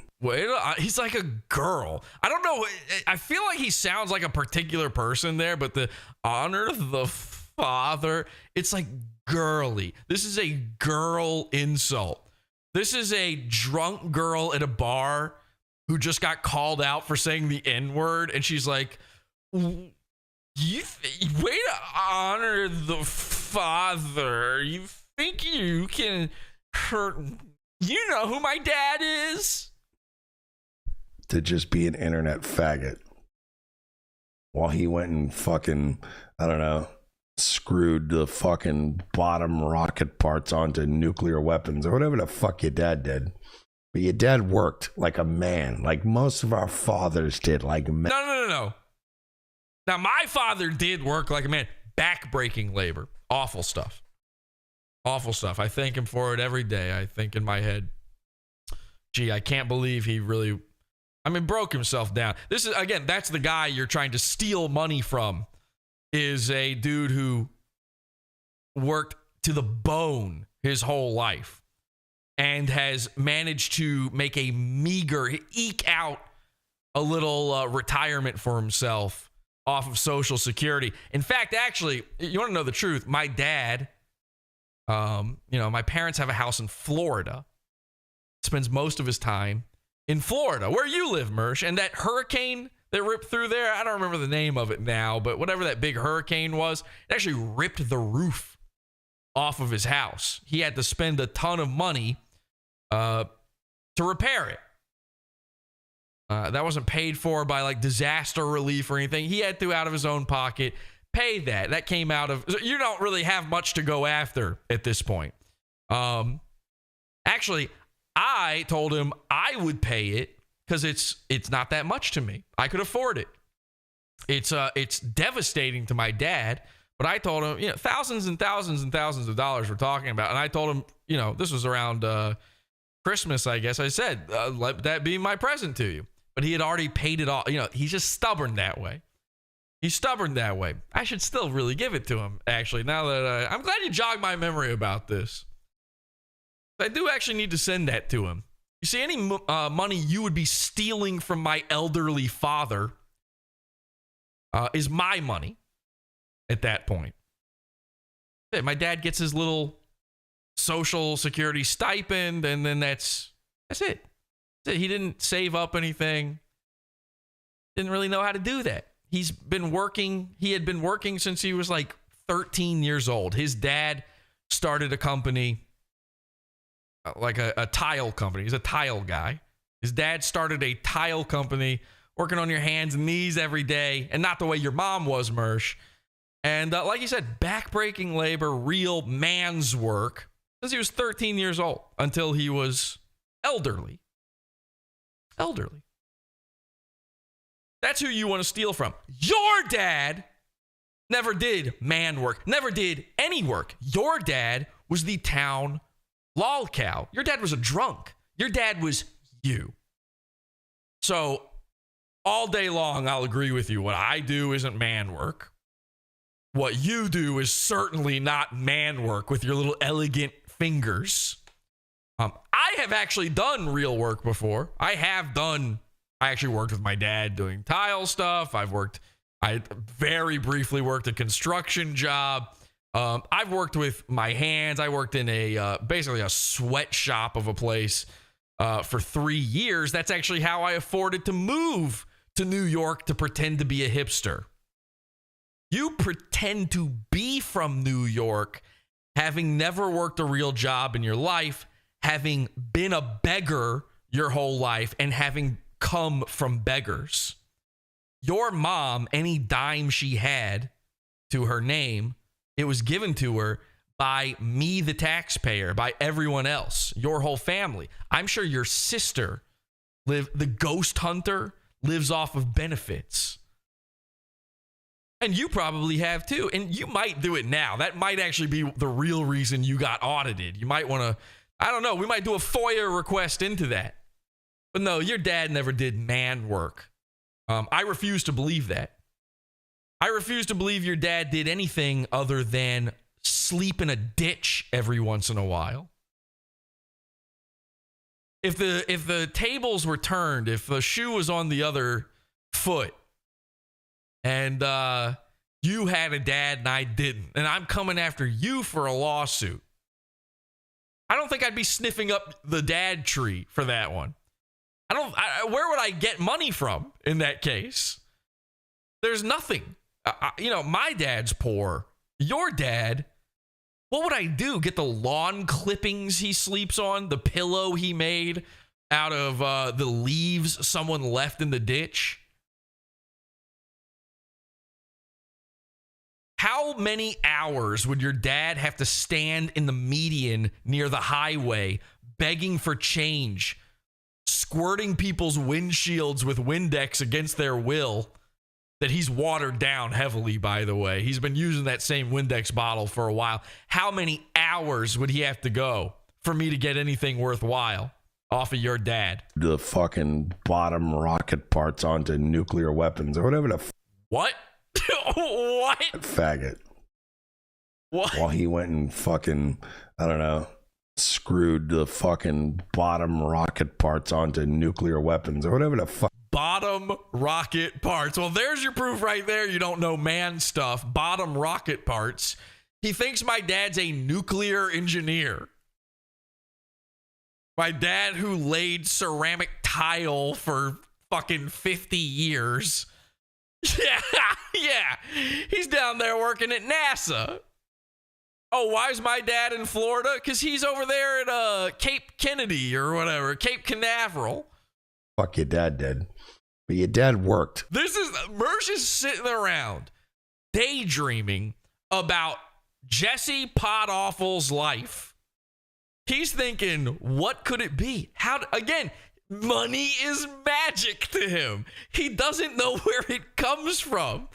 He has a child's a wrestling fan child's cartoon understanding of the way adults work. My dad's either an architect or a nuclear engineer or an accountant, at the bank. He works at the bank. Oh, he gets the money from the bank that he works at. Like a man, like most of our fathers did, like men. If my dad was a nuclear engineer, I would force him to use his knowledge of these things to carbon date your mom's bones so that we could find out if exactly when she passed away. I have a feeling that your mom was a corpse for years, and Psycho style, you didn't tell anybody, you just kept her there and you were stealing her benefits. If my dad knew anything about radioactivity, we would be finding out the half-life on your mom's mandible. I can admit I'm just an internet faggot and no. All right, well, case closed. We're going to wrap this episode up here. Thank you, everybody, for none of this is serious. You're going to harm their legacy. Your legacy.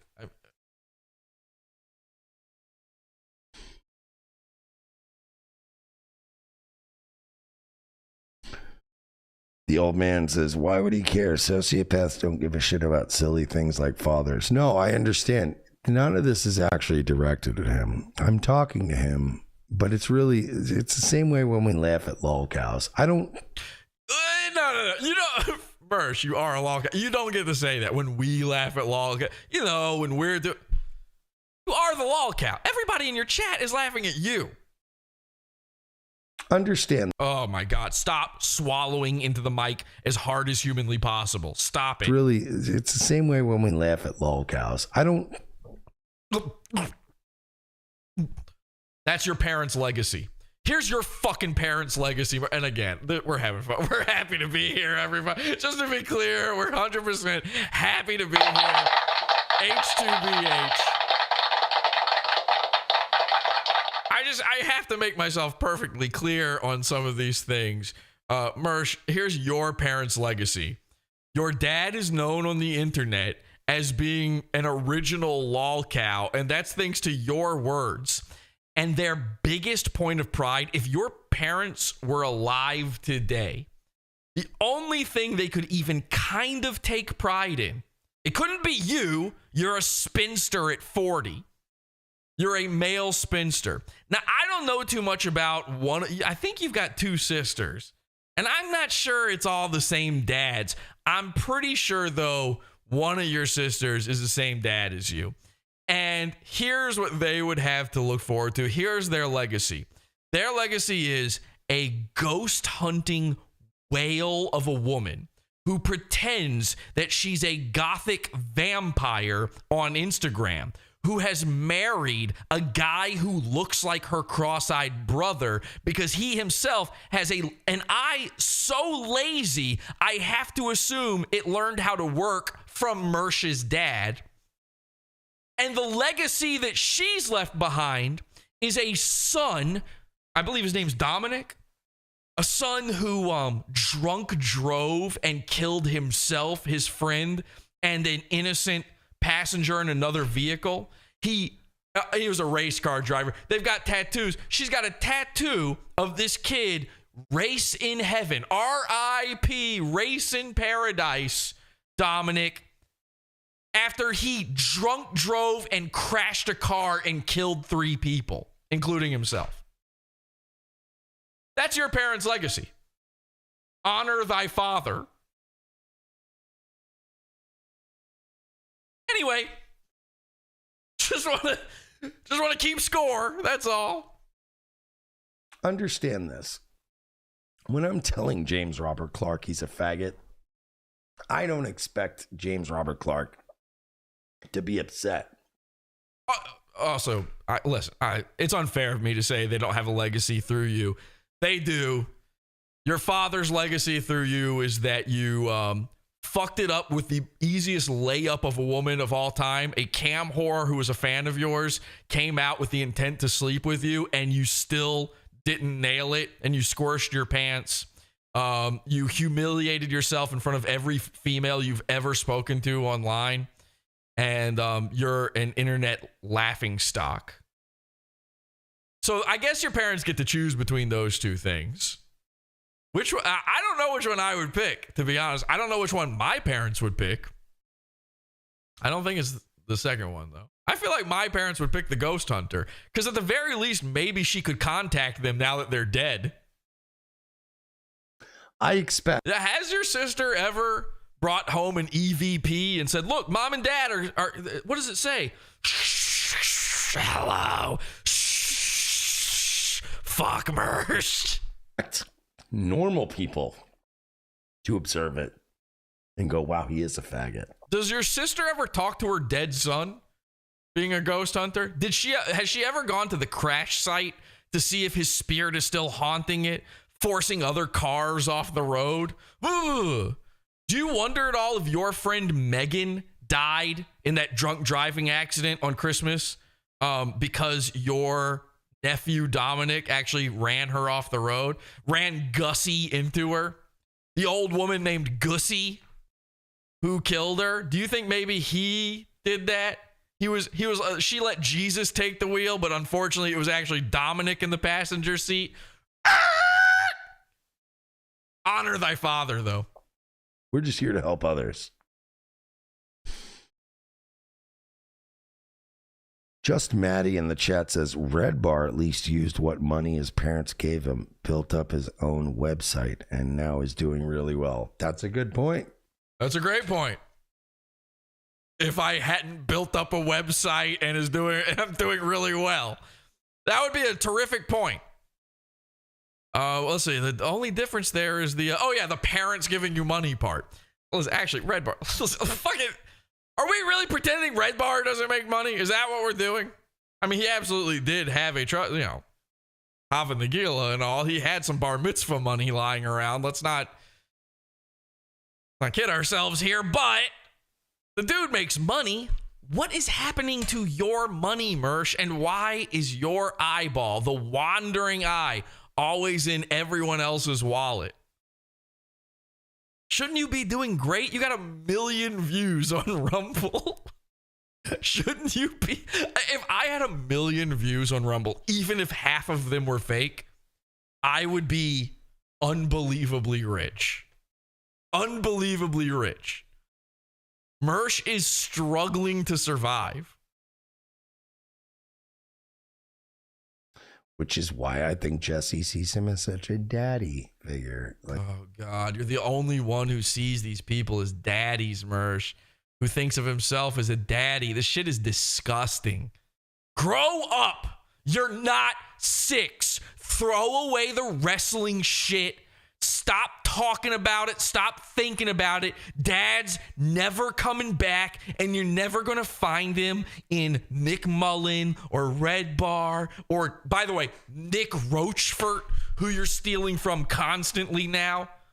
I got to hear this shit about Sam Hyde, who is now saying he's going to add this sound to a soundboard. Meanwhile, everyone's just letting Mersh get away with stealing he's actually done it several times in this video. Every time Mersh talks like this, you're going to get in trouble. That's straight out of an MDE sketch. That fucking, whatever the one is where he trips up the wife. You owe me $5,000. Ever since Nick Rochfort has shown up on YouTube more and more again, Mersh has been liberally stealing from him. Now, let me be clear. Nick is the funniest member of MDE by far. Absolute, naturally the funniest one. Mersh isn't copying him because he's the funniest one. He's copying him because he thinks it's the one he can get away with. And he's right. Nobody seems to know. I've only seen 4 other people say this.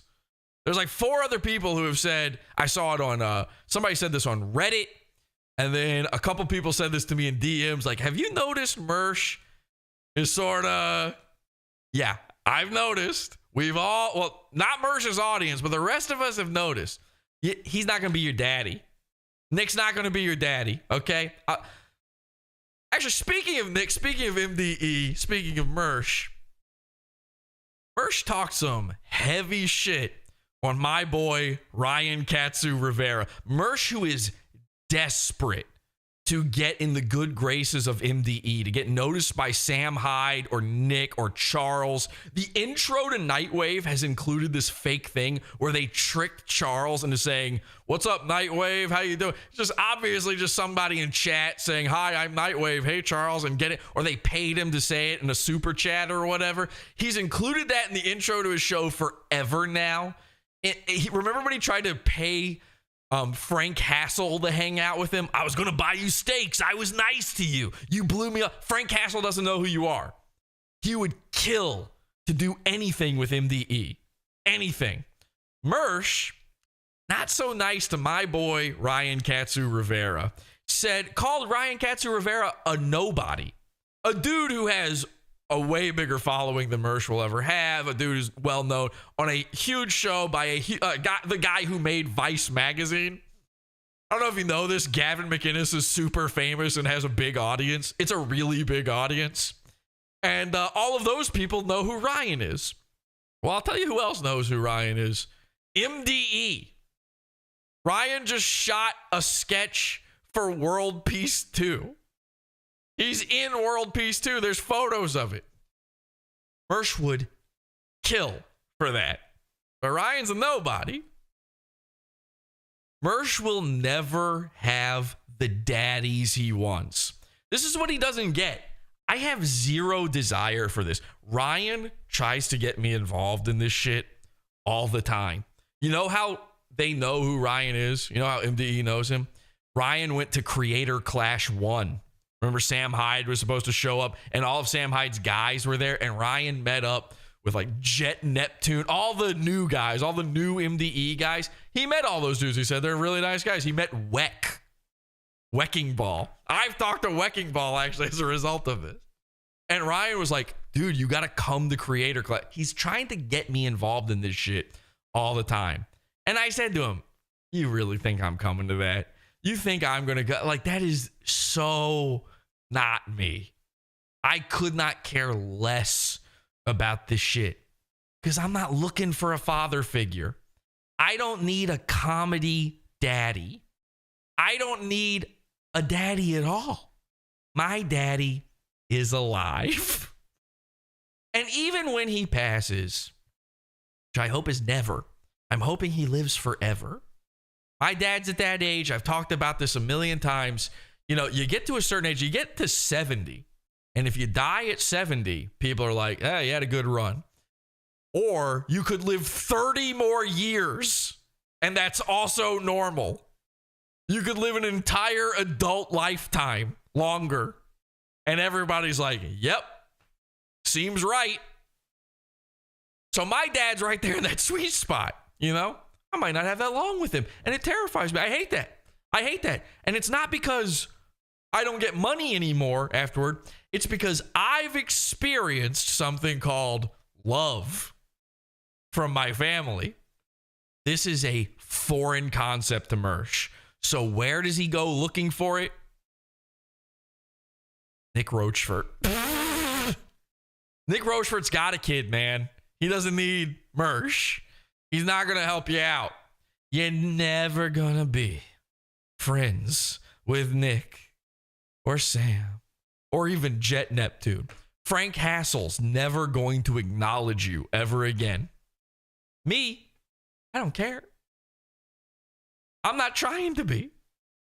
There's like 5 things I like on the internet. And I know all those people. That's it. I'm good.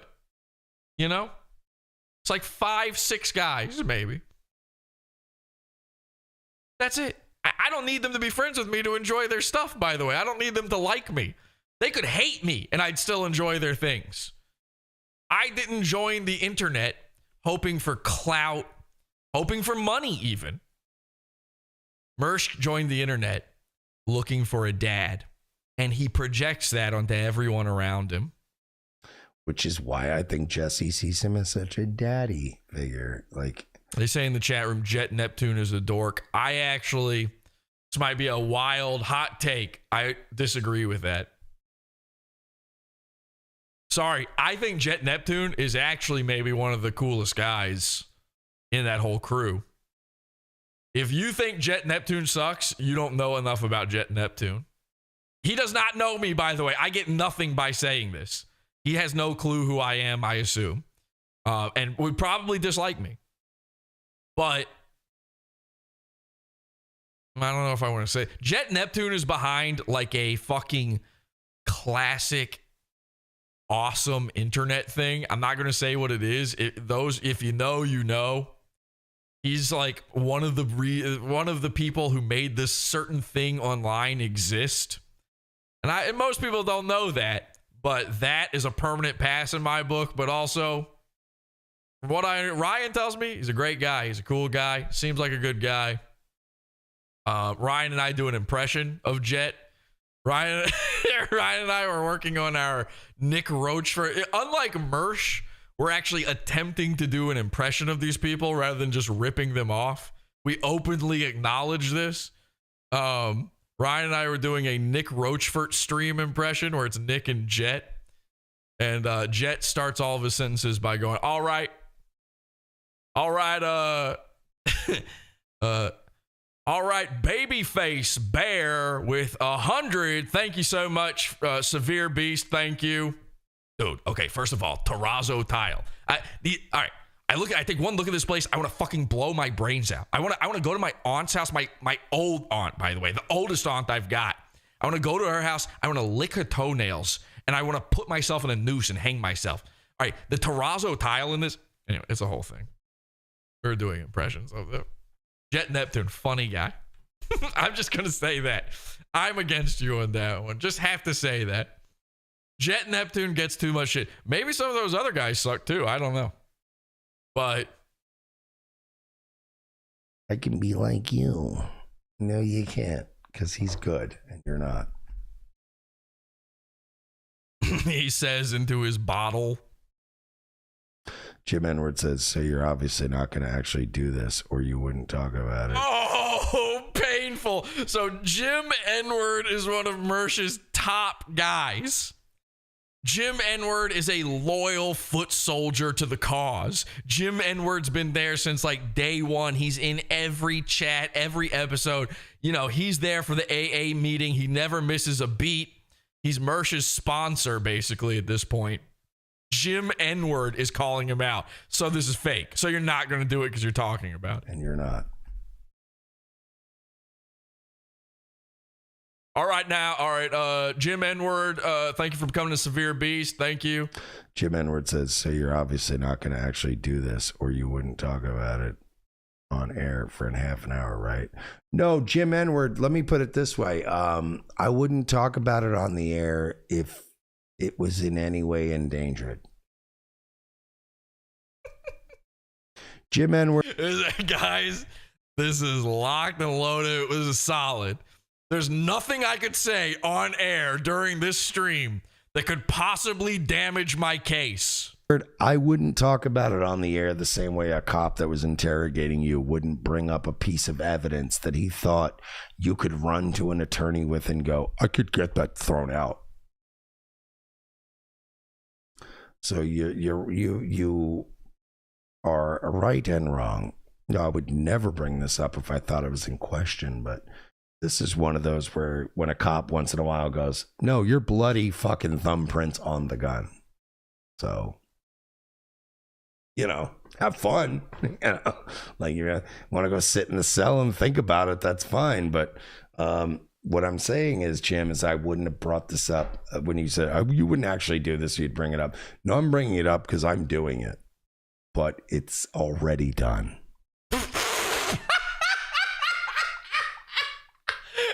Done and dusted. I'm sitting here covered in cobwebs, waiting for something to happen here. It's done, he says. Oh, okay. Whew, well, that was easy. Shit, I better call my dad and see if he's destitute. Where to get Art of War stuff. Well, yeah. I mean, Mersh studies Sun Tzu. Everything we need. So, if Jim N-word is questioning Mersh, Mersh is in a bad place. Jim N-Word is one of the few people in chat who ever tries to be a voice of reason to Mersh, because Jim N-Word used to watch Pod Awful. He used to enjoy Pod Awful, but then Pod Awful made fun of Red Bar, which he's a big fan of, and Pod Awful made fun of Mersh, which he's a big fan of. And so Jim N-Word, like Mersh, needs an internet daddy. He needs two of them, apparently. Got two dads, Ian Ellis style. So all of a sudden, Jim N-Word didn't like Pod Awful anymore. But that doesn't mean Jim N-Word doesn't watch it. That doesn't mean Jim N-Word doesn't understand Pod Awful. So whenever Mersh is teetering over the precipice of stupidity like this, whenever Mersh is dipping his toe into lolcaldom, Jim N-Word will send out a little flag. He'll throw one up and go, Mersh, are you sure about this? And every time, that should be Mersh's barometer for, am I doing the right thing here? And every time, Mersh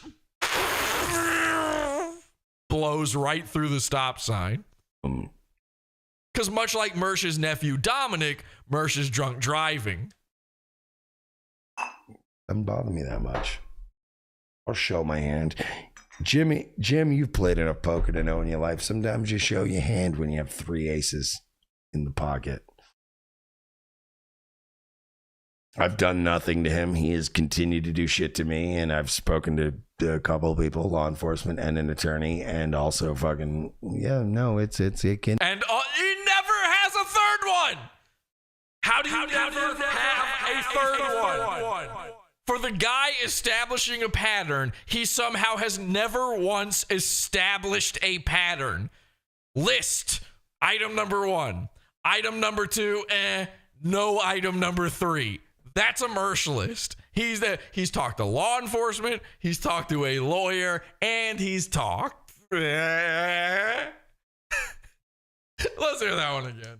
I've done nothing to him. He has continued to do shit to me, and You've done nothing to me. I've been sexually harassed by you nonstop, number 1. Number 2, you've done shows about me. We started this episode with you doing your tit for tat.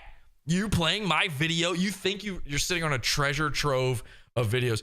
Here's the thing. Those videos he's talking about, like, I've got all these videos I haven't even played yet. They're all exactly the same as that one.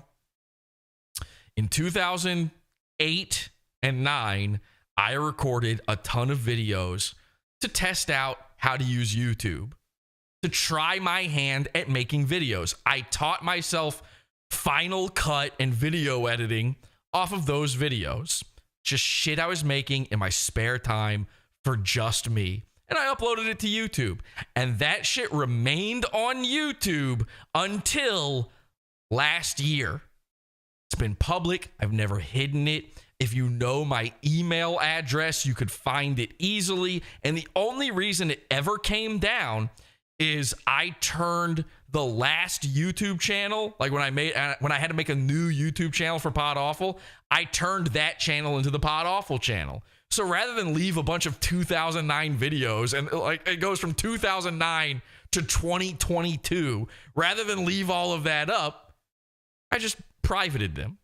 And now the channel's been terminated, so all that stuff is gone. I have never once hidden or shied away from any of these videos. These are the things he's sitting on. And it might also include, like, he might also have the one where my friend and I made there was like this competition thing. This is like, this is early YouTube days. This is like experimental internet days where there was this thing where they were like challenging people to all make their own short films of zombie movies. This is during the zombie craze. And we made a funny little, like, half funny, half serious zombie short film. That he might have that. It was publicly available until the channel was taken from me. I don't give a shit if he shows it. I've done nothing to him. He has continued to do shit to me. But he's threatening to show my stuff. How is that not doing something to me? He's done episodes about me. He's talked shit back to me. He said he'd fuck me over Blair White.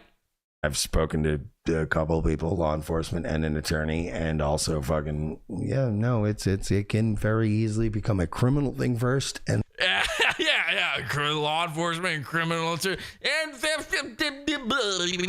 that's all, folks. That's the end of the list. Speaking to an attorney is not retaining an attorney. The lawyer would need 5 figures to get started on this lawsuit. Yeah, obviously none of this happened. None of it. If he talked to anybody at all about this that is even like a paralegal or something vaguely related to the law, it's just some guy who was like, yeah, you could. Listen, and here's what any lawyer will tell you. Ask a lawyer, could I sue someone over this? And their answer is yes. Period. You know why? They want you to retain their services. Ask a doctor, do I need a checkup? The answer is yes. And by the way, they're right. You can sue. You can sue anyone for anything, for any reason, at any time, ever. You can just sue. That's the way it works. You might not win. You probably won't win, but you can. Go ahead. Spend the money. Again, if I am sued, I promise you, I will not retain a lawyer. I will work, I will do my own lawyering, and my lawyering is showing them this video. That's it. What's that called when you, other than a fool, what is it called when you represent yourself in court? There's some sort of Latin term for that. It's like on the tip of my tongue, and I'm not thinking of it. Pro se, is that it? Pro se? And then a civil thing second. I got no problem talking about that publicly because faggots had 4 years to knock it off or get it out of his system. Right. It's on now. We're doing it. Oh, it's on. We're doing it. Oh, okay. The wheels are in motion. We're doing it big. Someone bought a coffee and bought a coffee. Said this Joe Rogan Star Trek. I don't know if you've ever seen it before. I don't know what it's a fucking reference to. I don't know. Okay, hang on. We're just trailing off here. There's a pretty good amount of video left here. I'll just let it play. Kofi. Let's do these and get out of here. I gotta get out of here. Food mystery. I do it up. This doesn't hamper your kids. No, it's not gonna hamper my kids. It's again, Jim. If it weren't 3 fucking years of him doing that. Oh, Jim Enward is still telling him, "Hey, man, this is stupid. Knock it off." Hamper my kids. It's again, Jim. If it weren't 3 fucking years of him doing this. That was 4. In court, he says he's been harassing me for 3 years. 4, Your Honor. Actually. It's actually been 4.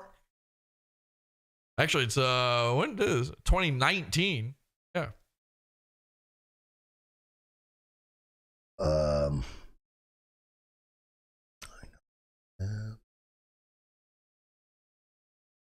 buy me a coffee. We did it. We got over 200 tonight, though, so we could do a white boy summer before we go. Just begging for those donuts. Okay, I'm gonna cut that one off there. Let's just do it. Let's go through the whole thing. We're gonna hit them all, guys. An amazing first episode back here, episode 1, Lunatic Fringe. We're doing it. I'm not gonna make you wait. I'm not gonna make you even join the pizza fund to see it. We're just gonna go through this whole thing. Let's have some fun. Here we go. We got 8 solid minutes of Mersh losing his mind. What a jaunty tune to come back to. Stephen, if it's white boy summer, gonna sue Jesse. I don't want to sue Jesse. I'm gonna do the. Oh, okay. Well, our work here is done. Goodbye. The criminal thing first. Maybe that'll make him stop. I don't know. Maybe that will make him stop. Oh my God, I'm so embarrassed. Maybe that'll make him stop. Stop it. Ow, stop it. That is so embarrassing. Mersh just tattled on himself. He gave up the ghost. Cat's out of the bag now. We know the real motive here. He just wants to scare me off so I stop making fun of him. Just say that, Mersh. Literally, if you just say that outright, I kind of have to stop. Kind of. I mean, you're a public figure and you make a show. I can still make fun of your show. But the whole direct, like actually trolling, bullying, heckling thing, I'd have to at least reel it back a little if you just directly said it. Just say it. Just admit it. You just want it to stop. That's fine. I never am shocked when I get blocked on Twitter. I'm annoying. I'm trying to annoy people. Of course they should be blocking me. First, just say it. Do the criminal thing first. He laid his aces on the table and showed his whole hand. Let's go, felt it, etc. Maybe that'll make him stop. I don't know. There are other people, certain pimps on a blimp, that threatened to sue him, and then he backed off, and that was... Whoa!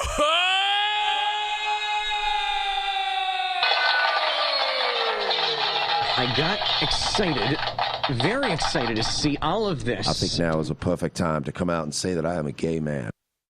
Okay, did I cross swords with this guy? Did I cross swords with this guy at some point? So there it is. Certain pimps on as if that could mean somebody. Like, why even pussyfoot around it? Well, because Mersh has pussy feet, I guess. But obviously, there you go. So he did mean Alex Stein before. Mersh thinks in his he has not talked to Alex about this. This is bad. You should not do this to your friend Alex Stein. This looks really, really bad on your part, Mersh. Because here's what happened. Mersh didn't check in on this. Mersh has like half of the info of what's happening, and then he's just fan fictioned the rest of it. You really need to do a huddle with Alex before saying shit like this. He's claiming Alex threatened to sue me and I backed off. I did an entire episode about Alex threatening to sue me. What are you talking about? Backed off? I could not have backed on anymore. I fronted on. I have done nothing but tell everybody I possibly could. Alex Stein threatened to sue me over jokes on the internet as much as humanly possible. As a matter of fact, I've made a campaign to make sure people know that his grandma was a school shooter. You call that backing off? We were there on episode 1 of his Blaze TV show. Pickles in chat, Betty Minyard Stein in chat, everything we could throw at him. I made an entire thread on Twitter proving that Alex Stein is a pedophile who's into baby Latinas. That's your backing off? Check in with Alex. Just check in with Alex. I mean, you got to check in with him. Alex must be sitting there. If he ever even tuned into Nightwave even one time, he hasn't. Even the episode he was on, he wasn't tuned into. If he ever did, though, and he saw this episode, he'd be sitting there going, Mersh, my dad's credit card is only meant for Taco Bell. I mean, Mersh, come on, man. I mean, you're being ridiculous. Come on. I mean, really, Mersh. Pimps on certain pimps on a blimp and backed off, and certain pimps on a blimp might want to be, involved in funding my lawsuit. All I'm saying is tread lightly with me. I am the one who knocks. See, it's fine. Everything's fine. Tread lightly? Are you fucking kidding me? You mean like the way you daintily pranced away from Baked Alaska when he challenged you to a fight? You really want to do this right now? Tread lightly, tread lightly, tread lightly. Holly, tread lightly over here. So, an order of slaw comes to the door, and you think that of me, Skylar? Skylar, you think that of me, Skylar? No, I am the one who slaw knocks. Tread lightly. you've gotten your content. And That's true. And thank you. Hats off to you. Well, not your hat. Keep that on. I don't want to see that weird Tintin haircut you've got going on. Fucking move on. If you want to keep this shit up, keep this shit up. It's fine. But just know. Say my name. Mike Stephen Sheely? You're goddamn right. That you've been doing this for a lot. Like, it's again, I was like, for so long. Whoa. Mersh, hang on a second. We're just gonna back that up a little bit. Actually, let me just go all the way. You've been doing this for a lot. Like, Ooh, boy, Mersh. I don't know. I'm sorry, man. Listen, I apologize. Listen, obviously, is this where Dominic is buried, by the way? It's inside that graveyard right there? I don't know. I shouldn't have said that. You know what? That one, I will admit that is a bridge too far, and I actually take that comment back. I apologize. It's, again, I was like... Unless, of course, you suddenly tell me it's okay to say. For so long, like at the new place, I'm like, let me wait. People are like, oh, you know, let me. Heisensberg. Oh my God. Fucking comment of the night. Ladies and gentlemen, give it up to Dog996.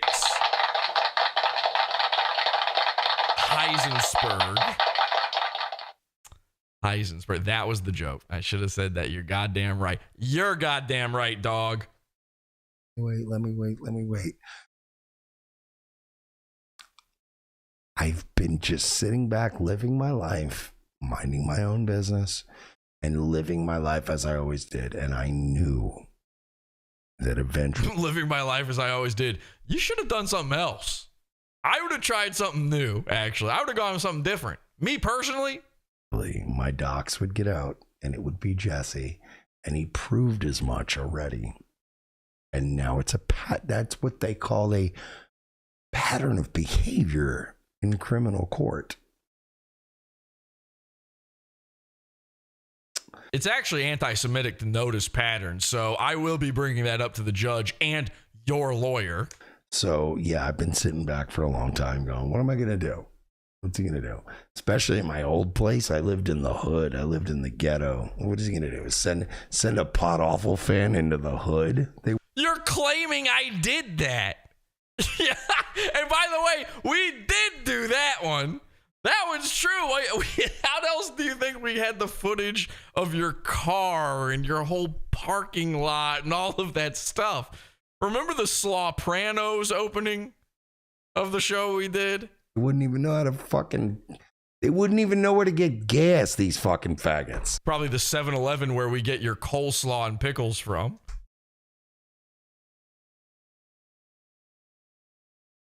So it was like, yeah, go ahead. Nobody ever came to the fucking apartment complex. They're terrified. It's all fucking hood rats. Now they want to fuck around. Well, that's cool. Now I'm on private property. So you sent it like that person you sent. You think it wasn't private property before? By the way, the other night, whose face I have on camera. Oh my God. I've got whiplash from the lies he's told on this. So he has this person on camera, then he doesn't, and he only just bought the camera. Now he's got her face on camera again. Which is it? Mersh? I can't keep up. It's like the Heisenberg uncertainty principle. I need to ask my nuclear physicist dad about this one. That wasn't an Uber driver. That was one of your fans. So you said... Oh, okay. And somebody on my okay property that had no business being there. I sent them. What am I, a dispatcher? I mean, sort of, in a way, sort of. But I can't force them to do anything. What do you think is happening? What do you think the world is around you, Mersh? You're getting into some weird fucking legal areas. I now understand. It's weird. Oh, it's weird. Well, why didn't you just say that from the beginning? Ladies and gentlemen, welcome. It's weird. What does weird mean? Something Mersh doesn't like. Sort of like gay ops is trolling he doesn't like. Weird is just a feeling he has sometimes. When Mersh gets this, it's sort of like a spider sense, okay? When Mersh is getting made fun of, he has this like sixth sense where he goes, that feels bad. And then he knows something weird is afoot. Is a pussy foot. Sock feet. But I can tell you this, if you think I've backed off or you think I'm going to stop doing what I do or I'm going to stop being who I am, I'm going to be here. And I'm going to tell you this right now. You've now established a pattern, a criminal pattern. It's a pattern of somehow Mersh has said this thing so many times and still hasn't established a pattern inside my head where I remember the exact phrase. Let's hear it. Pattern. Oh, it was just pattern. Oh, okay. I guess I got it. And that pattern is legally recognized. Actually, it's Argyle, but thank you for noticing. As criminal harassment. Except in Florida, where you said the laws are lax, where you live. Just to be clear, also where my dad lives, who is the one you're actually suing, apparently. Is it a misdemeanor? Yes. But once I get the misdemeanor charge and once you plea out. A lot of people call me Missy Misdemeanor PS. Please don't start calling me Missy Misdemeanor PS. Please. I've got enough nicknames. They don't all need to stick, okay? Finger guns, bullets. These are all, we've got plenty. Pod. To it. Then I. Pattern wave, yeah. Can sue you. Is he frozen? Am I playing this? I literally can't tell. Is he thinking? Is he buff? Oh, I'm not playing it. Okay. It's hard to know, man. I know. What do you care? It's not your money, right? It's your dad's hard-earned money. But right. That should bother you more. Oh, but that should bother me more. Okay. This sounds like a guy detailing his evil plan against me, not his good guy plan to win over the bad guys. This sounds a lot like you stealing from an old man and making me upset. If I thought that at any point, by the way, my mom, if my Mersh loves dead air. Well, yeah, of course he loves dead air. It's the type his parents breathe. Mom's life insurance, it's the type his nephew breathe. Money hadn't been stolen by me, stolen by my aunt from me. Wait, what? Hang on a second. Deep Mersh lore. That should bother you more. Deep Mersh lore alert. Deep Mersh lore alert.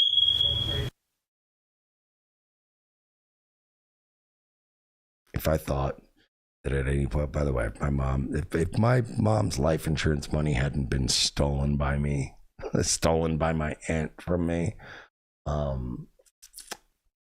I could understand. So Mersh has been sitting there. His mom died and he went, finally, a payout. And he's been salty ever since because he didn't get the money from his dead mom. His aunt stole it, which I know she didn't want it to go to her sister. That makes sense to me. She might want it to go to her sister. You're a self-sufficient guy, right? You can do some man work and earn it. This is why he's hungry for a payout. He's been hungry for a payout ever since his mom croaked.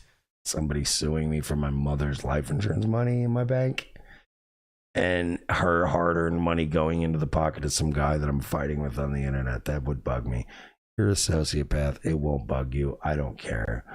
But I can promise you this. I am going to find out everything that your father hated in life. I apologize about the sound. This is just the way he talks. This is the actual sound of his show. I can only crank this, but so high. I'm going to find out everything that your father didn't stand for in life. I'm going to find out everything that your father... My dad's alive. You don't have to say in life. ...father hated in this world. What if it turns out it's you, Mersh? Actually, I got to be honest with you. My dad hated... My dad can't stand alcoholic, junkie, know-it-alls who run their mouths. He hated... If there's three big things he hated, it was busted graveyard dead teeth. Okay. Lol cows. I thought that was crazy too, but he said he hates them. And finally, junkie addicts. Those are his top things. And I'm going to take not every penny. I want to spend a little bit for as much as you've busted my chops. Is that in the video? I don't know what that sound was just then. What's happening? Was that inside my head? Is Mersh's detective hacking my brain? I don't want to say all the money. He's just sitting here telling a court. He's telling an imaginary court one day when he sues me and I take this in. He's just telling them, here's my plan at making money. Right. But post-tax. He's dreaming about it. He's like, I mean, this is like, people make jokes about Jewish people having dreams about pennies. Mersh is doing it in reality right now, out loud, in front of people. This is a choice you made. Usually a person keeps these thoughts to themselves. This is the kind of thing you wouldn't want your best friend knowing you ever thought about. You wouldn't tell your, I don't know, parents you ever had a thought like this. I don't want to say all the money. He's on a 45-degree angle. Yeah, listen, when you're triangulated as Mersh is, you kind of got to get isosceles every once in a while. But post-taxes. Jesus Christ. So we need a chiropractor to come in and fix Mersh. I'm going to put a good solid 50% of that money and just donate it to causes that would have made your father roll in his grave. He's alive. Please stop killing my dad. Please. And I know you're not going to drunk drive into him, are you? As a sociopath, you don't understand. Like, it doesn't bother you. You're like, I don't get how that's bothering me. But now maybe because you're a psychopath, you understand. Oh, I'm a psychopath and a sociopath. Both. I'm a criminal sociopath. How much that gets me off. Arrest him! Arrest him! Am I being detained? Sad! Pathetic! It's not true. That's not true! I need this man put behind bars. I am tired of being sexually harassed. This guy has got to stop. Because you're a psychopath, you understand how much that gets me off. So you get off on, subverting expectations. I feel like Jesse's just a guy. This dude is squirshing. I knew it. We shouldn't have gone this deep. I should have cut it off after the first video. Mersh is squirshing. He's sitting there going... Those sounds we heard, they weren't mouth sounds, unfortunately. He's sticking to the chair. The reason every time he gets up his butt crack is hanging out is because his pants stay behind a little bit as he tries to get up. They have to pull themselves off the chair like an old patch of bubble gum from under the bleachers. Mersh is scrumming his pants over me. He's getting off. He's thinking about me sexually. He just had a thought in his head. He went, Blair White or Jesse? I'm going Blair White. No, wait, Jesse, actually. Listen, I don't know what Blair White's op status is. Post-op, pre-op, gay op. I'm not exactly sure what's going on there, but certainly Blair White's got to be closer to having a pussy than me. I mean, literally, I've got 3 testicles at this point. I'm double masculine. Hee-hee. That like went to UCB college, like, oh, UCB college. What does he think UCB? Does he think does Mersh think I went to the University of California, Berkeley? Is that what he thinks UCB is? Also, by the way, your friend Dick Masterson went to UCB. Your friend Dick Masterson cried that he got kicked out of UCB. The thing you claimed about me, the guy who you think is behind our whole thing here. You're, once again, a dude with a trust fund whose parents paid for everything, who got kicked out of UCB. By the way, there's a list for you. I just established a pattern. You're talking about Dick Masterson. How do you do this, dude? How are you this stupid? I'm going to give you $3,000 of my parents' money to learn how to be funny. And their first lesson was like, subvert expectations. And he's like, so I should murder a bitch. I'm gonna subvert expectations. Is that why you spit on that anti-abortion protester that one time? Was that you subverting expectations? I'm going to do you think I've murdered someone? What have I done that is equivalent to murder? What Mersh just said is that I've murdered him. Let's roll that back. You got to hear that beautiful bean footage one more time. Get me off. Oh, not the get me off part. I didn't mean to go that far back. So you get off on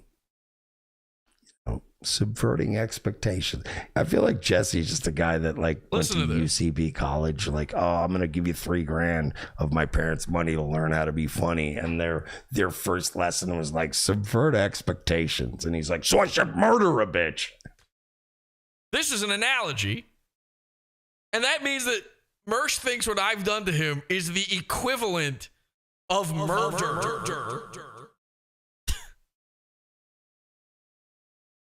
This man got coleslaw sent to his door and went, help, police, I've been killed. I am dead. I am the victim of murder. I'm going to subvert expectations.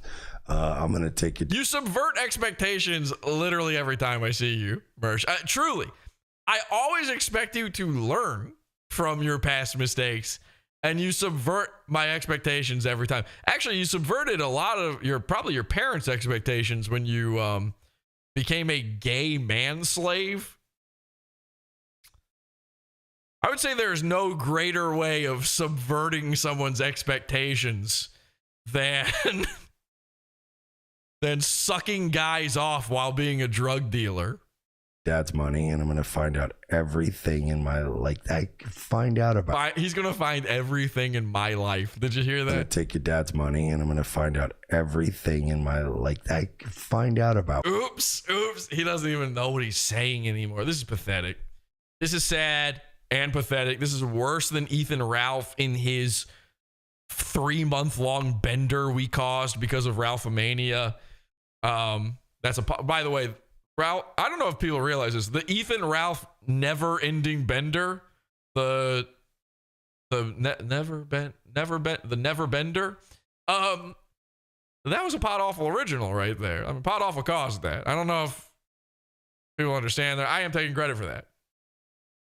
This is worse than that, though. What he didn't believe in, everything he hated in life, and I'm gonna pledge his money to those things. They're just going to give it to yourself then.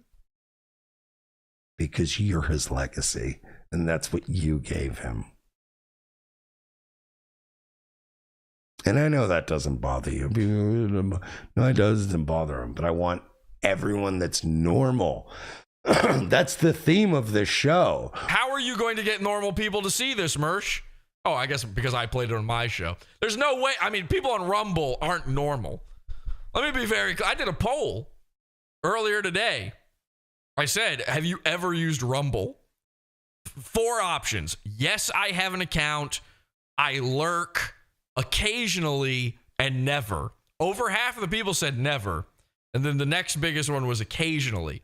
Normal people don't watch Rumble. The people who said yes, by the way, many of them left comments, and it's exactly the type of people you think. No offense, sorry, but it's like you're basically a groiper. Okay? You have a Pepe, Pee-Pee? What is that guy called? You got a Pee-Pee, the frog picture, and every post is about being vaxxed or not. Every post is about the clot shot. That's everything you do. You're not a normal guy. Nobody watching your show is normal, Mersh. Not one of them. Again, you're in the empty gymnasium with the swinging light bulb right now. Everyone that's normal. That's the theme of this show. Why are you yelling at a lol cow and telling him how to live his life? No, I know he's never going to listen. I'm the lol cow.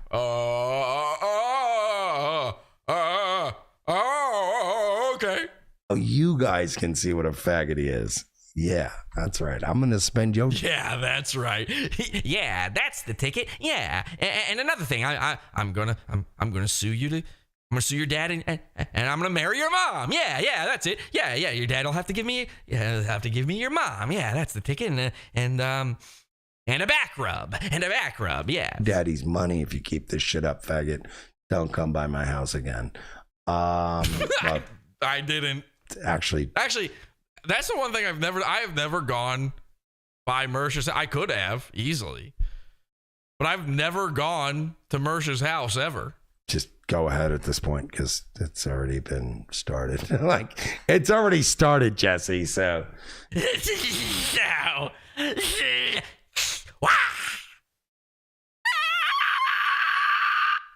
you know, you're a gay pterodactyl.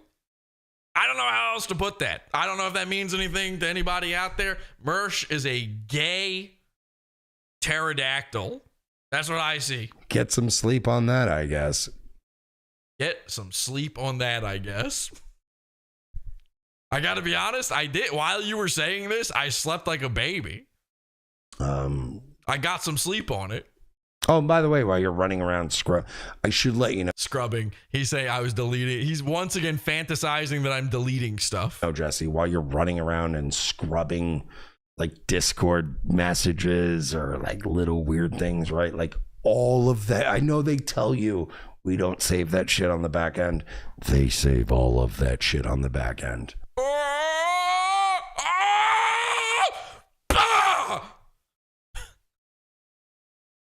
Ow! Ow! Owie! Ow! Ow! Ow! Ow! Ow! Ow! Ow! Ow! Ow! Ow! You're blowing my mind here, Mersh. And when subpoenas and, you know. Did he say subpenis? Did he say sub-penis? Hang on a second. I might have just been sexually harassed again. And when subpoenas and yeah, he's talking about his own penis, a sub penis. You know, court orders get they're gonna find out everything. Sub penis and corduroys. This is a message to gay guys out there. He's sending out. This is you see that triangle there? This is MK Ultra Freemason stuff. He's sending gay signals out to when subpoenas and, you know, court orders get subpoenas and corduroys. Yeah, they're gonna find out everything you're doing in that gay server. So. Godspeed. And then he lights up a fag. The buy me a coffees we did. I think I got a coffee at Ko-Fi or two. Oh, there's still more. Okay, there's more. Not done yet. Sub penis. Samaria for $20. Thank you so much. Oh, but that's not. Says stay strong, dude. Fuck all the haters. Sending all the best vibes. Happy Irish American History Month. Thank you, Samaria. You and the husband are well. Do you know how pathetic it looks to go from saying you're going to steal an innocent old man's money to begging online? Do you know how bad it looks to then start reading your little donations? If you live off of donations, what does that make you? You're either an internet homeless person or an e-waitress. Now, I've called Mersh an e-waitress before, but I've been watching him be so mentally homeless during this entire stream that I have to assume at this point he's basically a bum. We should be picturing Mersh in an old ratty beanie wearing 5 coats for some reason. It's the middle of white boy summer, but he's sweating to death because he just needs to keep every article of clothing he owns on him, or else the skis will come over with a knife and steal it from him in the middle of the night. This is an internet homeless man begging.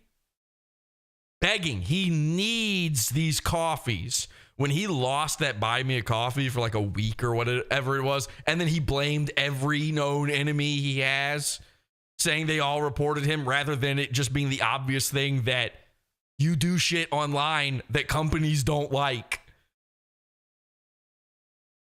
He was about to kill himself. He was on the brink of suicidal ideation at that point. He needs this money. He needs my dad's money. You know, I've given Mersh plenty of money and plenty of free food over the years, and I would hate to see him go without. Maybe I can't send him coleslaw anymore, but it's clear he wants money. You know what I'm going to do? I'm going to call up my dad. I can't do it now. He's probably asleep. He's an old guy after all. But I'm going to call up my dad and I'm going to say, Dad, I need a favor. All right. I know I never ask you for anything. I know you never set up a trust fund for me. But I need you to do me something. It was just one solid, okay? And I know you don't have much. And I'm going to contribute to it too. But I want to do this. I want to do it in your name. I want to open up a trust fund for Mersh in my dad's name. Now, what Mersh doesn't know is a trust fund, the way it works, you get a lawyer, which obviously he doesn't know how that works, can't do. He's lying about having a lawyer. You get a lawyer and you get somebody, it's a trust. This is what you do. You start a trust. It's got to be somebody that you trust will take care of this under the circumstances stipulated. And the way a trust fund works is you can stipulate any sort of factor, and that's how the person gets the money. This is why it's so stupid to say somebody online has a trust fund, because even if they do, they might not have done the things that qualify them to receive the money. Oftentimes, trust funds are given out, they're doled out over a period of time. It's basically an allowance that happens, after someone's dead or something. Or you're an adult and you're no longer living with your parents, so they don't have to monitor it. It's just given to you on like a monthly basis or whatever. I can stipulate anything I want to be the way Mersh gets this money. Anything. Now, the thing that I haven't addressed in this whole episode, as long as it's gone on for, is I own the trademark to Nightwave Radio. And if Mersh really wants to take me to court, I may just have to countersue him. I may have to countersue him for infringement of my trademark. So here's what I'm willing to do, Mersh. Obviously, so far, your attempt to sue me has not been too successful. But I'm still a little nervous. I'll be honest. I'm a little bit worried that you're going to try to do this lawsuit anyway. So here's what I'm saying. If you sue me, I will countersue you for the use of the name Nightwave Radio. I legally, obviously own the trademark, and it's time to enforce it. If I don't enforce it, I don't really own it anymore. So you will force my hand. I will have to do that. I will have to countersue you for just as vexatious a lawsuit. And here I am talking about it out loud, just as you did. I'm saying I'm doing it punitively against you because you're doing it to me. Now we're even, right? So you can sue me and you'll lose because obviously you lost your last lawsuit. And I will countersue you and I will win because I literally legally own the name of your show. And I will keep the name. I will actually own Nightwave Radio. I will sue to own your backlog of content, your channel, your Rumble channel, all of that. Because that's all you have to give me. You clearly don't have any money. You live off of donations and you want to steal from my elderly father. So instead, I will seek the damages in this. I will seek the way I will be remunerated over this is by you giving me your assets that are tied to Nightwave Radio. That will be my intention.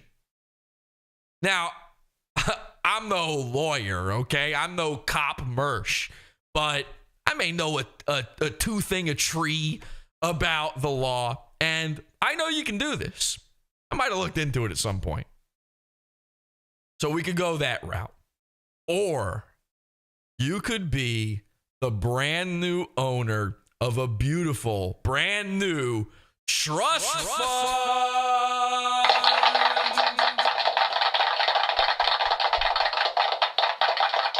Now, here's the way it works. Here's the stipulation.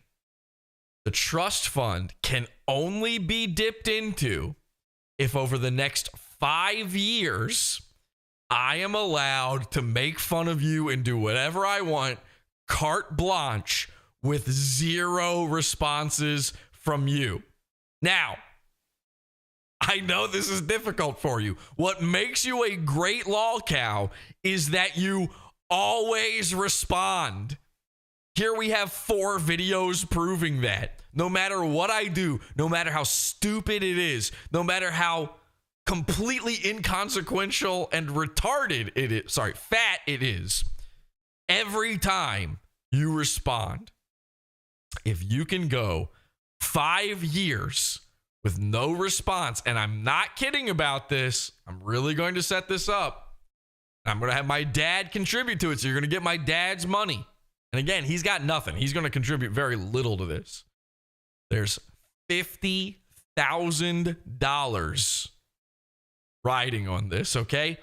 Plus interest. 5 years, it's going to sit in an account. It's going to gain interest. So, plus interest, whatever that is. And obviously, listen, I understand inflation is bad. Maybe it's not going to be the same. It's still more money than you're going to make in the next 2 years.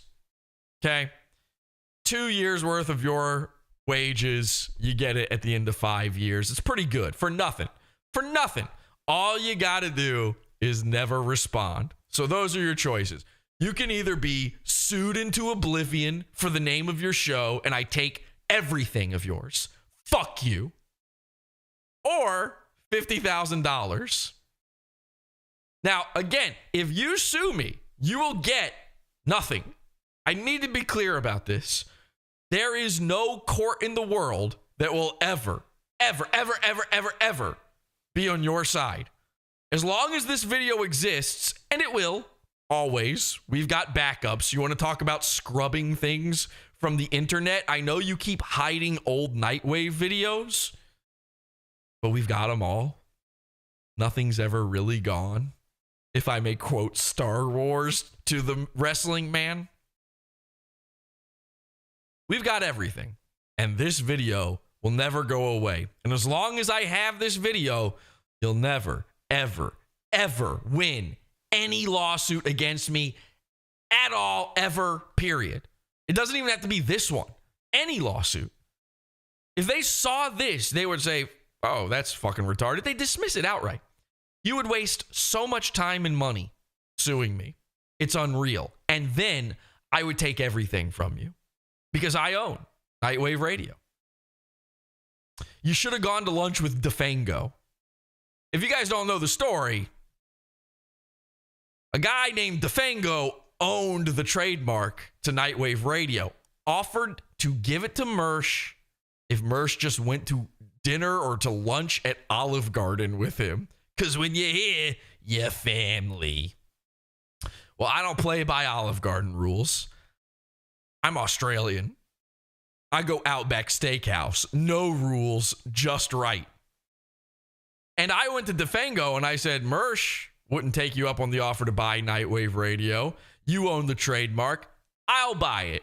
And he sold it to me. He sold it to me live on air. On the air. Going live. He sold it to me, and I own it. Okay? A lot of people, they might not realize that, but I do own the trademark. I would hate to take everything from you. I really would. I want there to be a Nightwave Radio to make fun of. So those are now your choices. Ask your buddy Nick Roachford.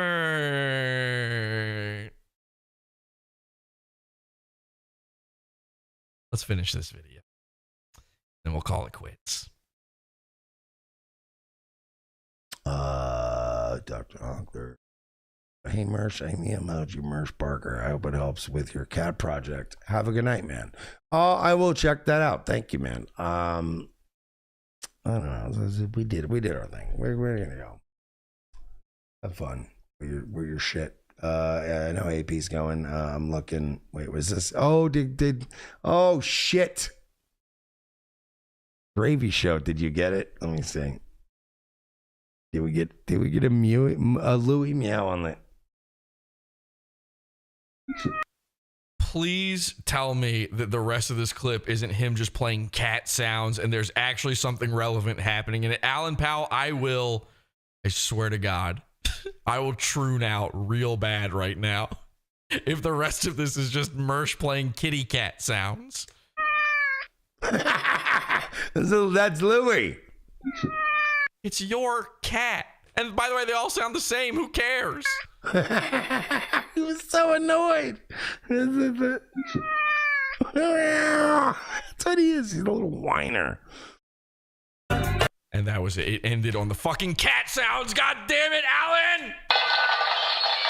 I got excited, very excited to see all of this. All right, there you go. Ladies and gentlemen, that's the Slawsuit.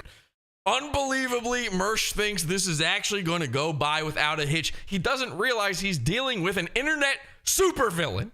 I've got a lair, for crying out loud. I have henchmen. You think you can come after me? You think that's the way this works? There's no lawsuit that can stop me. There's no bars that could keep me. You're going to go after me criminal first and then civil. I'm establishing a pattern. I've got a pattern for you, a test pattern, because your show is over. I own it now. Nightwave radio, every time you tune in, it's just colored bars. Boop!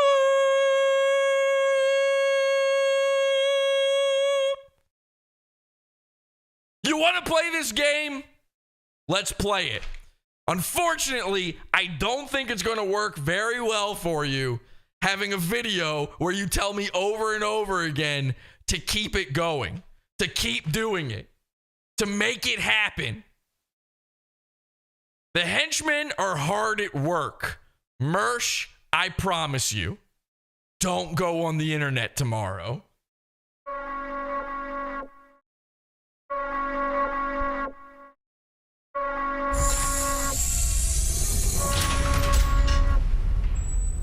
Until next time, have an awful day.